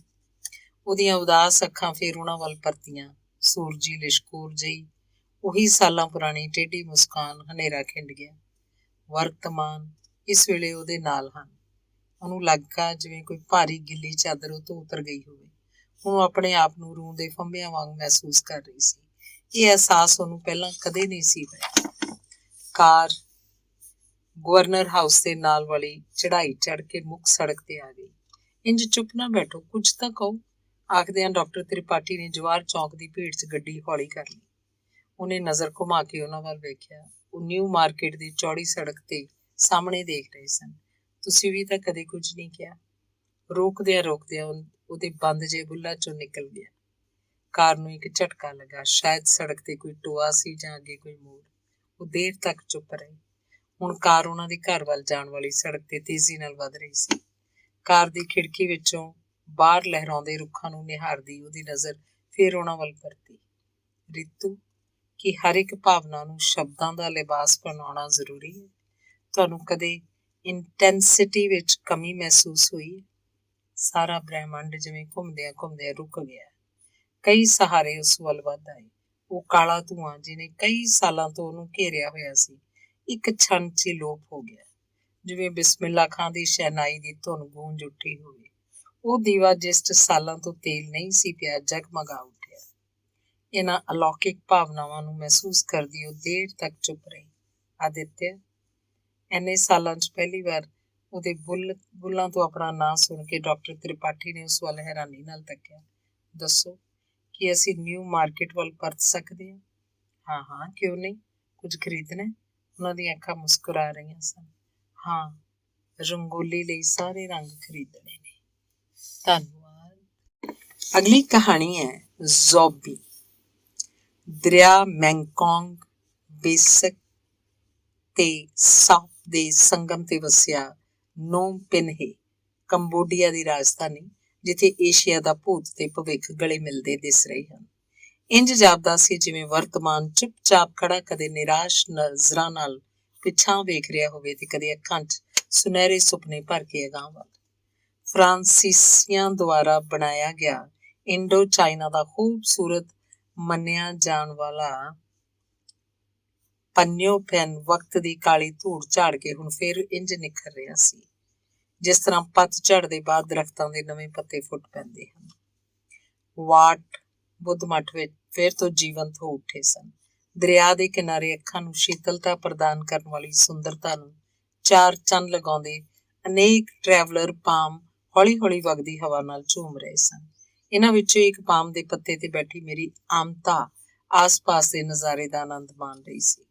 ਉਸ ਸਥਾਨ ਤੋਂ ਕੁਝ ਹੀ ਦੂਰ ਲਗਭਗ 27-28 ਮੀਟਰ ਦੀ ਉਚਾਈ ਤੇ ਵਾਟ ਨੋਮ ਸਥਿਤ ਸੀ। ਇਸ ਵਾਟ ਤੱਕ ਜਾਣ ਲਈ ਪੂਰਬ ਵੱਲ ਪੱਥਰ ਦੀਆਂ ਚੌੜੀਆਂ ਪੌੜੀਆਂ ਸਨ। ਮੋਰ ਪੰਖੀ ਸੁੰਦਰਤਾ ਵਾਲੇ ਪਾਮ ਦੇ ਪੱਤੇ ਤੋਂ ਉੱਡ ਕੇ ਮੇਰੀ ਆਤਮਾ ਇਹਨਾਂ ਪੌੜੀਆਂ ਦੇ ਸਨਮੁਖ ਦੁਆਰਪਾਲ ਵਾਂਗ ਰੱਖਿਆ ਕਰਦੇ ਸ਼ੇਰ ਦੀ ਮੂਰਤੀ ਦੀ ਪਿੱਠ ਤੇ ਜਾ ਬੈਠੀ। ਪੌੜੀਆਂ ਦੇ ਦੂਜੇ ਪਾਸੇ ਪੱਥਰ ਦਾ ਡਰਾਵਣਾ ਨਾਗ ਫਨ ਖਿਲਾਰੀ ਆਉਣ ਜਾਣ ਵਾਲਿਆਂ ਤੇ ਨਜ਼ਰ ਰੱਖ ਰਿਹਾ ਸੀ। ਵਾਟ ਵਿੱਚ ਪ੍ਰਾਰਥਨਾ ਕਰਨ, ਮੰਨਤਾਂ ਮੰਗਣ ਤੇ ਮਨੌਤੀਆਂ ਉਤਾਰਨ ਵਾਲਿਆਂ ਦੀ ਭੀੜ ਆ ਜਾ ਰਹੀ ਸੀ। ਇਹਨਾਂ 'ਚ ਵਿਦਿਆਰਥੀ, ਵਪਾਰੀ, ਬੁੱਢੇ, ਜਵਾਨ, ਇਸਤਰੀ, ਪੁਰਸ਼ ਸਾਰੇ ਹੀ ਸਨ। ਕੁਝ ਟੂਰਿਸਟ ਕੈਮਰੇ ਨਾਲ ਫੋਟੋ ਖਿੱਚ ਰਹੇ ਸਨ ਤੇ ਕੁਝ ਹੌਲੀ-ਹੌਲੀ ਉੱਚੀਆਂ ਪੌੜੀਆਂ ਚੜ੍ਹਦੇ ਉਤਰਦੇ ਹੈਂਡੀਕੈਮ ਨਾਲ ਫਿਲਮ ਬਣਾ ਰਹੇ ਸਨ। ਰੰਗ ਬਿਰੰਗੇ ਸਾਰੋਂਗ ਤੇ ਬਲਾਊਜ਼ ਪਾਈ ਵਾਟ ਦੀਆਂ ਪੌੜੀਆਂ ਚੜ੍ਹਦਿਆਂ ਕੁਝ ਜਵਾਨ ਖਮੀਰ ਔਰਤਾਂ ਦੇ ਹੱਥਾਂ 'ਚ ਜੈਸਮੀਨ ਦੇ ਚਮਕਦੇ ਚਿੱਟੇ ਸੁਗੰਧਿਤ ਫੁੱਲਾਂ ਦੇ ਹਾਰ ਸਨ ਤੇ ਕਈ ਹੋਰਾਂ ਦੇ ਹੱਥਾਂ ਵਿੱਚ ਕੇਲਿਆਂ ਦੇ ਗੁੱਛੇ। ਸ਼ਾਇਦ ਇਹਨਾਂ ਔਰਤਾਂ ਦੀਆਂ ਮਨੋਕਾਮਨਾਵਾਂ ਪੂਰੀਆਂ ਹੋ ਗਈਆਂ ਸਨ। ਹੁਣ ਇਹ ਮੰਨਤ ਉਤਾਰਨ ਜਾ ਰਹੀਆਂ ਸਨ। ਥੱਲੇ ਪੌੜੀਆਂ ਦੇ ਸਾਹਮਣੇ ਮੇਲਾ ਜਿਹਾ ਲੱਗਿਆ ਹੋਇਆ ਸੀ। ਜੀਵਨ ਧਾਰਾ ਵਗ ਰਹੀ ਸੀ, ਇਕੱਠੀ ਪਰ ਅਲੱਗ-ਅਲੱਗ ਰਫ਼ਤਾਰ ਨਾਲ, ਅਲੱਗ-ਅਲੱਗ ਦਿਸ਼ਾਵਾਂ ਵੱਲ। ਕੌਣ ਮੰਜ਼ਿਲ ਤੇ ਪਹੁੰਚੇਗਾ ਤੇ ਕਿਸ ਦੀ ਰਾਹ ਭਟਕ ਜਾਏਗੀ, ਇਹ ਤਾਂ ਵਕਤ ਹੀ ਦੱਸੇਗਾ। ਪਿੰਜਰੇ 'ਚ ਕੈਦ ਰੰਗ ਬਿਰੰਗੇ ਪੰਛੀ ਲਈ ਕੁਝ ਬੱਚੇ ਗਾਹਕਾਂ ਦੀ ਖੋਜ ਵਿੱਚ ਇੱਧਰ-ਉੱਧਰ ਘੁੰਮ ਰਹੇ ਸਨ। ਇੱਕ ਵਿਦੇਸ਼ੀ ਮਹਿਲਾ ਪਿੰਜਰੇ ਦੇ ਕੋਲ ਖੜੀ ਇਸ਼ਾਰੇ ਨਾਲ ਉਸ ਵਿੱਚ ਕੈਦ ਪੰਛੀਆਂ ਦਾ ਸੌਦਾ ਤੈਅ ਕਰ ਰਹੀ ਸੀ। ਹੱਸਦਿਆਂ ਸ਼ਰਾਰਤੀ ਅੱਖਾਂ ਵਾਲਾ ਸਾਂਵਲਾ ਲੜਕਾ ਸ਼ਾਇਦ ਕੀਮਤ ਕੁਝ ਵੱਧ ਦੱਸ ਰਿਹਾ ਸੀ, ਤਾਂ ਹੀ ਉਸ ਗੋਰੀ ਔਰਤ ਦਾ ਸਿਰ ਨਾ ਝੇਲ ਰਿਹਾ ਸੀ। ਕੁਝ ਭਿਖਾਰੀ ਬੱਚੇ ਇੱਕ ਅੰਗਰੇਜ਼ ਦੇ ਪਿੱਛੇ-ਪਿੱਛੇ ਤੁਰਦੇ ਗਾ ਕੇ ਭੀਖ ਮੰਗ ਰਹੇ ਸਨ, ਪਰ ਉਹਨਾਂ ਨੂੰ ਅਣਦੇਖਿਆ ਕਰਕੇ ਵਿਦੇਸ਼ੀ ਲਗਾਤਾਰ ਆਸ-ਪਾਸ ਦੀਆਂ ਦੁਕਾਨਾਂ 'ਚ ਸਜੀਆਂ ਚੀਜ਼ਾਂ ਦੀਆਂ ਤਸਵੀਰਾਂ ਖਿੱਚ ਰਹੇ ਸਨ। ਕਿਤੇ ਵੱਡੇ-ਵੱਡੇ ਥਾਲਾਂ ਵਿੱਚ ਰਸੀਲੀਆਂ ਮੱਕੜੀਆਂ ਦੇ ਢੇਰ ਚਮਕ ਰਹੇ ਸਨ ਤੇ ਕਿਤੇ ਸੁੱਕੀਆਂ ਹੋਈਆਂ ਮਸਾਲਾ ਲੱਗੀਆਂ ਸੁਨਹਿਰੀ ਮੱਛੀਆਂ ਰੱਖੀਆਂ ਹੋਈਆਂ ਸਨ। ਕਿਤੇ ਰੱਸਿਆਂ ਤੇ ਲੋਕਲ ਬਣੇ ਸ਼ੌਸੇਜ਼ ਮਾਲਾ ਵਾਂਗ ਲਟਕ ਰਹੇ ਸਨ ਤੇ ਕਿਤੇ ਬਦਬੂ ਛੱਡਦੇ ਛੋਟੀ ਸਿਲਵਰ ਮੱਛੀ ਦੇ ਢੇਰ। ਉਦਾਸ ਅੱਖਾਂ ਵਾਲੀਆਂ ਖੁਮੀਰ ਲੜਕੀਆਂ ਨਕਲੀ ਮੁਸਕਾਨ ਦਾ ਅਸਲੀ ਜਾਦੂ ਖਿਲਾਰਦੀਆਂ ਠੰਡੇ ਸ਼ਰਬਤ ਵੇਚ ਰਹੀਆਂ ਸਨ। ਕੁਝ ਜਵਾਨ ਲੜਕੀਆਂ ਨੇ ਪਾਮ ਦੇ ਪੱਤਿਆਂ ਨਾਲ ਬਣਾਈਆਂ ਟੋਕਰੀਆਂ 'ਚ ਕੱਟੇ ਹੋਏ ਜੈਕ ਫਰੂਟ, ਤਾਜ਼ਾ ਪੋਮੇਲੋਸ, ਲੀਚੀ ਤੇ ਲੋਨਗੋਨ ਸਜਾ ਰੱਖੇ ਸਨ। ਸਥਾਨਕ ਲੋਕਾਂ ਵਾਂਗ ਕੋਈ ਵਿਦੇਸ਼ੀ ਵੀ ਗਲੇ ਦੁਆਲੇ ਚੌੜੇ ਚੈੱਕ ਵਾਲੇ ਰੇਸ਼ਮੀ ਰਾਮਾਂ ਲਪੇਟੀ ਬੜੇ ਧਿਆਨ ਨਾਲ ਰਸੀਲੇ ਫਲਾਂ ਨੂੰ ਨਿਹਾਰ ਰਹੇ ਸਨ। ਕੁਝ ਟੂਰਿਸਟ ਹਾਥੀ ਦੀ ਸਵਾਰੀ ਦਾ ਆਨੰਦ ਮਾਣ ਰਹੇ ਸਨ ਤੇ ਕੁਝ ਵਿਦੇਸ਼ੀ ਔਰਤਾਂ ਸਿਰਫ ਫੋਟੋ ਖਿਚਵਾਉਣ ਲਈ ਹੀ ਹਾਥੀ ਉੱਤੇ ਬੈਠੀਆਂ ਹੋਈਆਂ ਸਨ। ਕੇਸਰੀ ਪਹਿਰਾਵਿਆਂ 'ਚ ਲਿਪਟੇ ਘੋਣ-ਮੂਣ ਬੁੱਧ ਭਿੱਖੂ ਖੜਾਵਾਂ ਖੜਕਾਉਂਦੇ ਵਾਟ ਦੀਆਂ ਪੌੜੀਆਂ ਚੜ੍ਹ ਉਤਰ ਰਹੇ ਸਨ। ਉਹਨਾਂ 'ਚ ਕਈਆਂ ਦੇ ਹੱਥਾਂ 'ਚ ਭਿੱਖਿਆ ਪਾਤਰ ਫੜੇ ਹੋਏ ਸਨ।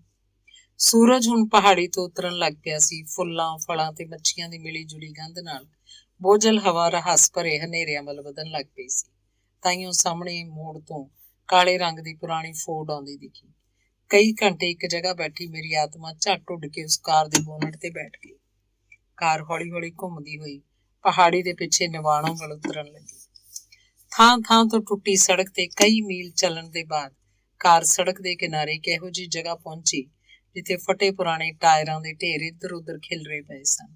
ਕੁਝ ਸੜੀਆਂ ਗਲੀਆਂ ਟਿਊਬਾਂ ਮੀਂਹ ਤੇ ਗਰਮੀ ਦੇ ਨਾਲ ਗਲ ਗਈਆਂ ਕਾਲੀਆਂ ਤਰਪਾਲਾਂ ਦੇ ਟੁਕੜੇ ਤੇ ਪਾਣੀ ਦੇ ਖਾਲੀ ਟੁੱਟੇ-ਫੁੱਟੇ ਟੱਬ ਦਰਸਾ ਰਹੇ ਸਨ ਕਿ ਕਦੇ ਇਹਨਾਂ ਗੈਰੇਜਾਂ ਵਿੱਚ ਗੱਡੀਆਂ ਠੀਕ ਹੁੰਦੀਆਂ ਸਨ। ਕਾਰ ਮੁੜ ਕੇ ਗੈਰੇਜ ਦੇ ਪਿੱਛੇ ਲਗਭਗ ਛੁਪੇ ਹੋਏ ਕਮਰਿਆਂ ਦੇ ਸਾਹਮਣੇ ਰੁਕ ਗਈ। ਦਰਅਸਲ ਗੈਰੇਜਾਂ ਨੂੰ 2 ਹਿੱਸਿਆਂ 'ਚ ਵੰਡ ਕੇ ਪਿਛਲੇ ਛੋਟੇ-ਛੋਟੇ ਹਨੇਰੇ ਕਮਰੇ ਬਣਾਏ ਗਏ ਸਨ। ਹਰ ਇੱਕ ਕਮਰੇ ਦਾ ਦਰਵਾਜ਼ਾ ਬਾਹਰ ਵੱਲ ਸੀ। ਘੁੱਪ ਹਨੇਰੇ 'ਚ ਸੰਘਣੇ ਦਰਖਤਾਂ ਨਾਲ ਘਿਰਿਆ ਸੁੰਨਮ-ਸੁੰਨਾ ਭਾਰਾ ਵਾਤਾਵਰਨ, ਬੰਦ ਦਰਵਾਜ਼ਿਆਂ ਦੀਆਂ ਝੀਤਾਂ 'ਚੋਂ ਨਿਕਲਦੀ ਬਿਮਾਰ ਪੀਲੀ ਰੌਸ਼ਨੀ ਦੀ ਪਤਲੀ ਲਕੀਰ ਕੈਦ 'ਚੋਂ ਮੁਕਤ ਹੋਣ ਵਰਗੀ ਬੇਚੈਨੀ ਨਾਲ ਬਾਹਰ ਝਾਕ ਰਹੀ ਸੀ। ਪੁਰਾਣੇ ਬੁੱਸੇ ਸੁੱਕੇ ਖੂਨ ਦੀ ਬੂ ਦੇ ਨਾਲ ਕਿਸੇ ਹੋਰ ਚੀਜ਼ ਦੀ ਸੰਗ ਘੁੱਟਵੀਂ ਬਦਬੂ ਚਾਰੇ ਪਾਸੇ ਹਵਾ 'ਚ ਫੈਲੀ ਹੋਈ ਸੀ। ਮੇਰੀ ਆਤਮਾ ਨੇ ਲੱਕੜੀ ਦੇ ਪੁਰਾਣੇ ਗਲੇ ਹੋਏ ਦਰਵਾਜ਼ੇ ਦੀ ਝੀਤ ਵਿੱਚੋਂ ਦੀ ਅੰਦਰ ਦੇਖਿਆ। ਹਰ ਕਮਰੇ 'ਚ 3-3, 4-4 ਲੜਕੀਆਂ ਸਨ ਜਿਨ੍ਹਾਂ ਦੀ ਉਮਰ ਔਸਤਨ 6 ਤੋਂ ਲੈ ਕੇ 10-12 ਵਰ੍ਹਿਆਂ ਤੱਕ ਦੀ ਸੀ। ਭਾਰੀ ਮੇਕਅਪ ਕੀਤੇ ਚਿਹਰਿਆਂ ਦੇ ਪਿੱਛੇ ਅਣਕਹੀ ਪੀੜ ਦੀਆਂ ਕਈ ਪਰਤਾਂ, ਕਜਰਾਈਆਂ ਅੱਖਾਂ 'ਚ ਜੰਮੀ ਠੰਡੀ ਉਦਾਸੀ, ਸਰੀਰ ਨਾਲ ਚਿਪਕੇ ਪਤਲੇ ਕੱਪੜਿਆਂ 'ਚੋਂ ਦਿਖਦੇ ਨਵੀਆਂ ਕਲੀਆਂ ਵਰਗੇ ਅੱਧ-ਖਿੜੇ ਉਭਾਰ। ਇੱਕ ਹੋਰ ਕਮਰੇ 'ਚ ਦੀਵਾਰ ਦੇ ਨਾਲ ਲੱਗੀ ਮੰਜੀ ਉੱਤੇ ਬਿਨਾਂ ਚਾਦਰ ਵਾਲਾ ਦਾਗਦਾਰ ਘਸਮੈਲਾ ਗੱਦਾ ਵਿਛਿਆ ਸੀ, ਜਿਸ ਉੱਤੇ 2 ਲੜਕੀਆਂ ਸੁੱਤੀਆਂ ਹੋਈਆਂ ਸਨ। ਲੜਕੀਆਂ ਦੀ ਉਮਰ 5-6 ਸਾਲ ਤੋਂ ਜ਼ਿਆਦਾ ਨਹੀਂ ਸੀ। ਘੱਟ ਵਾਟ ਦੇ ਬਲਬ ਦੀ ਰੌਸ਼ਨੀ ਵਿੱਚ ਵੀ ਇੱਕ ਲੜਕੀ ਦੇ ਕੋਮਲ ਕਣਕ ਵਿੰਨੀ ਗਲ ਤੇ ਉਭਰਿਆ ਜ਼ਖਮ ਦਾ ਗੋਲ ਨਿਸ਼ਾਨ ਸਾਫ਼ ਦਿਖ ਰਿਹਾ ਸੀ।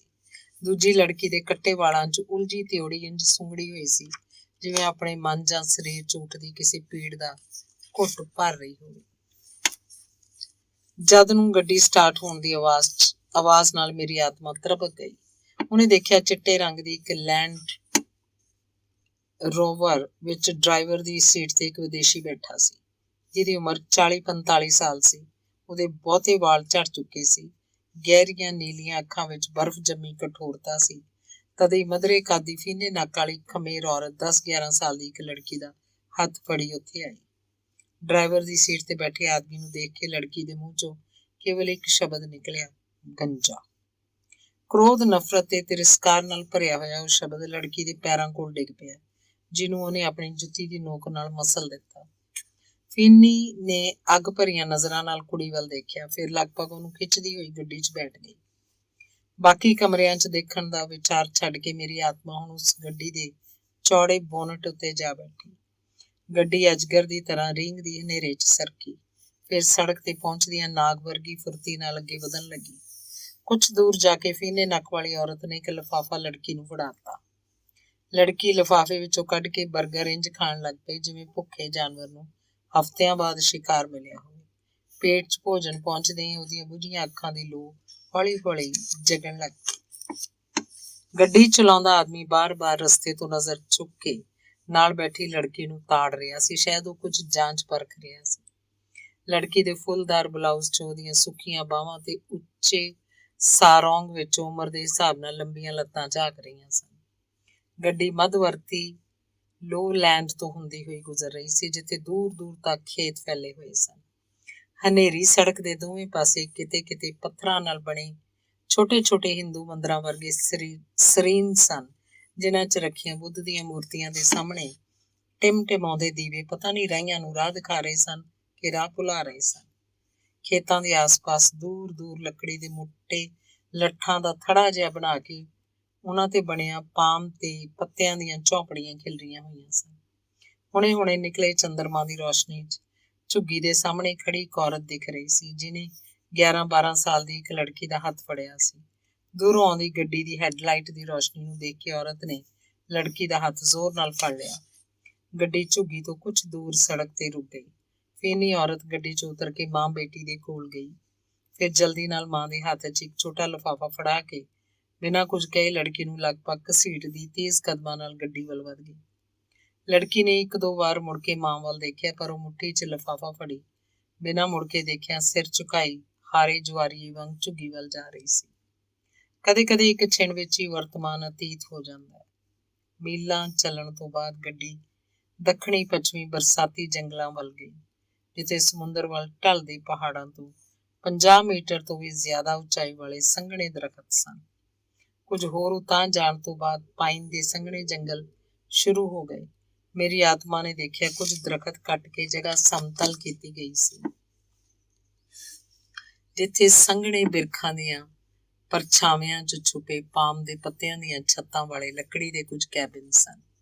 ਕੁਝ ਚਿਰ ਪਹਿਲਾਂ ਠੰਡੇ ਸ਼ਰਬਤ 'ਚ ਪਾ ਕੇ ਪਿਲਾਏ ਗਏ ਯਾਮਾਂ ਦੇ ਪ੍ਰਭਾਵ ਨਾਲ ਲੜਕੀ ਦਾ ਕੁਆਰਾ ਅੱਧ ਵਿਕਸਿਤ ਸਰੀਰ ਹੁਣ ਕੁਝ ਸਥਿਰ ਹੋਣ ਲੱਗ ਪਿਆ ਸੀ। ਉਹ ਅਧੂਰੀ ਨੀਂਦ ਵਿੱਚੋਂ ਜਾਗੇ ਬੱਚੇ ਦੀ ਤਰ੍ਹਾਂ ਆਪਣੀਆਂ ਅੱਖਾਂ ਝਪਕ ਰਹੀ ਸੀ।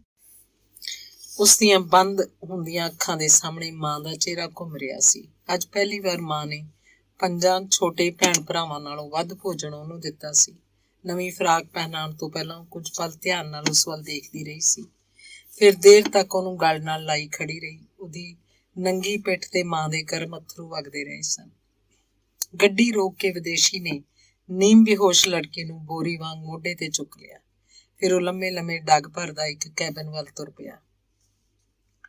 ਲੜਕੀ ਦੇ ਖੁੱਲੇ ਵਾਲ ਤੇ ਬਾਹਾਂ ਉਸ ਆਦਮੀ ਦੀ ਪਿੱਠ ਤੇ ਇਸ ਤਰ੍ਹਾਂ ਝੂਲ ਰਹੀਆਂ ਸਨ ਜਿਵੇਂ ਕਿਸੇ ਮ੍ਰਿਤਕ ਦੀ ਦੇਹ ਦਾ ਹਿੱਸਾ ਹੋਣ। ਲੜਕੀ ਦੇ ਲਟਕਦੇ ਹੱਥ ਦੀ ਮੁੱਠੀ ਵਿੱਚ ਅਜੇ ਤੱਕ ਬਰਗਰ ਦਾ ਟੁਕੜਾ ਫੜਿਆ ਹੋਇਆ ਸੀ। ਮੇਰੀ ਆਤਮਾ ਉਸ ਕੈਬਿਨ ਦੇ ਅੰਦਰ ਝਾਕਣਾ ਚਾਹ ਰਹੀ ਸੀ, ਪਰ ਉਸ ਸੰਘਣੇ ਡਰਾਵਣੇ ਜੰਗਲ 'ਚ ਦੂਜੀ ਲੜਕੀ ਨੂੰ ਇਕੱਲਿਆਂ ਛੱਡ ਕੇ ਜਾਣ ਦਾ ਉਹਦਾ ਦਿਲ ਨਾ ਕੀਤਾ। ਪਾਈਨ ਦੇ ਝੜਦੇ ਪੱਤਿਆਂ ਦੀ ਚੁੱਭਦੀ ਧੀਮੀ ਵਿਚਲਿਤ ਕਰਦੀ ਆਵਾਜ਼ ਉਸ ਜੰਗਲ ਦੇ ਰਹੱਸ ਨੂੰ ਹੋਰ ਵਧਾ ਰਹੀ ਸੀ। ਢੇਰਾਂ ਸੁੱਕੇ ਪੱਤਿਆਂ ਦੇ ਥੱਲੇ ਚੱਲਦੀ ਸਰਸਰਾਹਟ ਜਿਵੇਂ ਕਈ ਜ਼ਹਿਰੀਲੇ ਸੱਪ ਰੀਂਗ ਰਹੇ ਹੋਣ। 2 ਬਰਗਰ ਖਾ ਕੇ ਗੱਡੀ 'ਚ ਬੈਠੀ ਦੂਸਰੀ ਲੜਕੀ ਦਾ ਪੇਟ ਭਰਿਆ ਹੋਇਆ ਸੀ।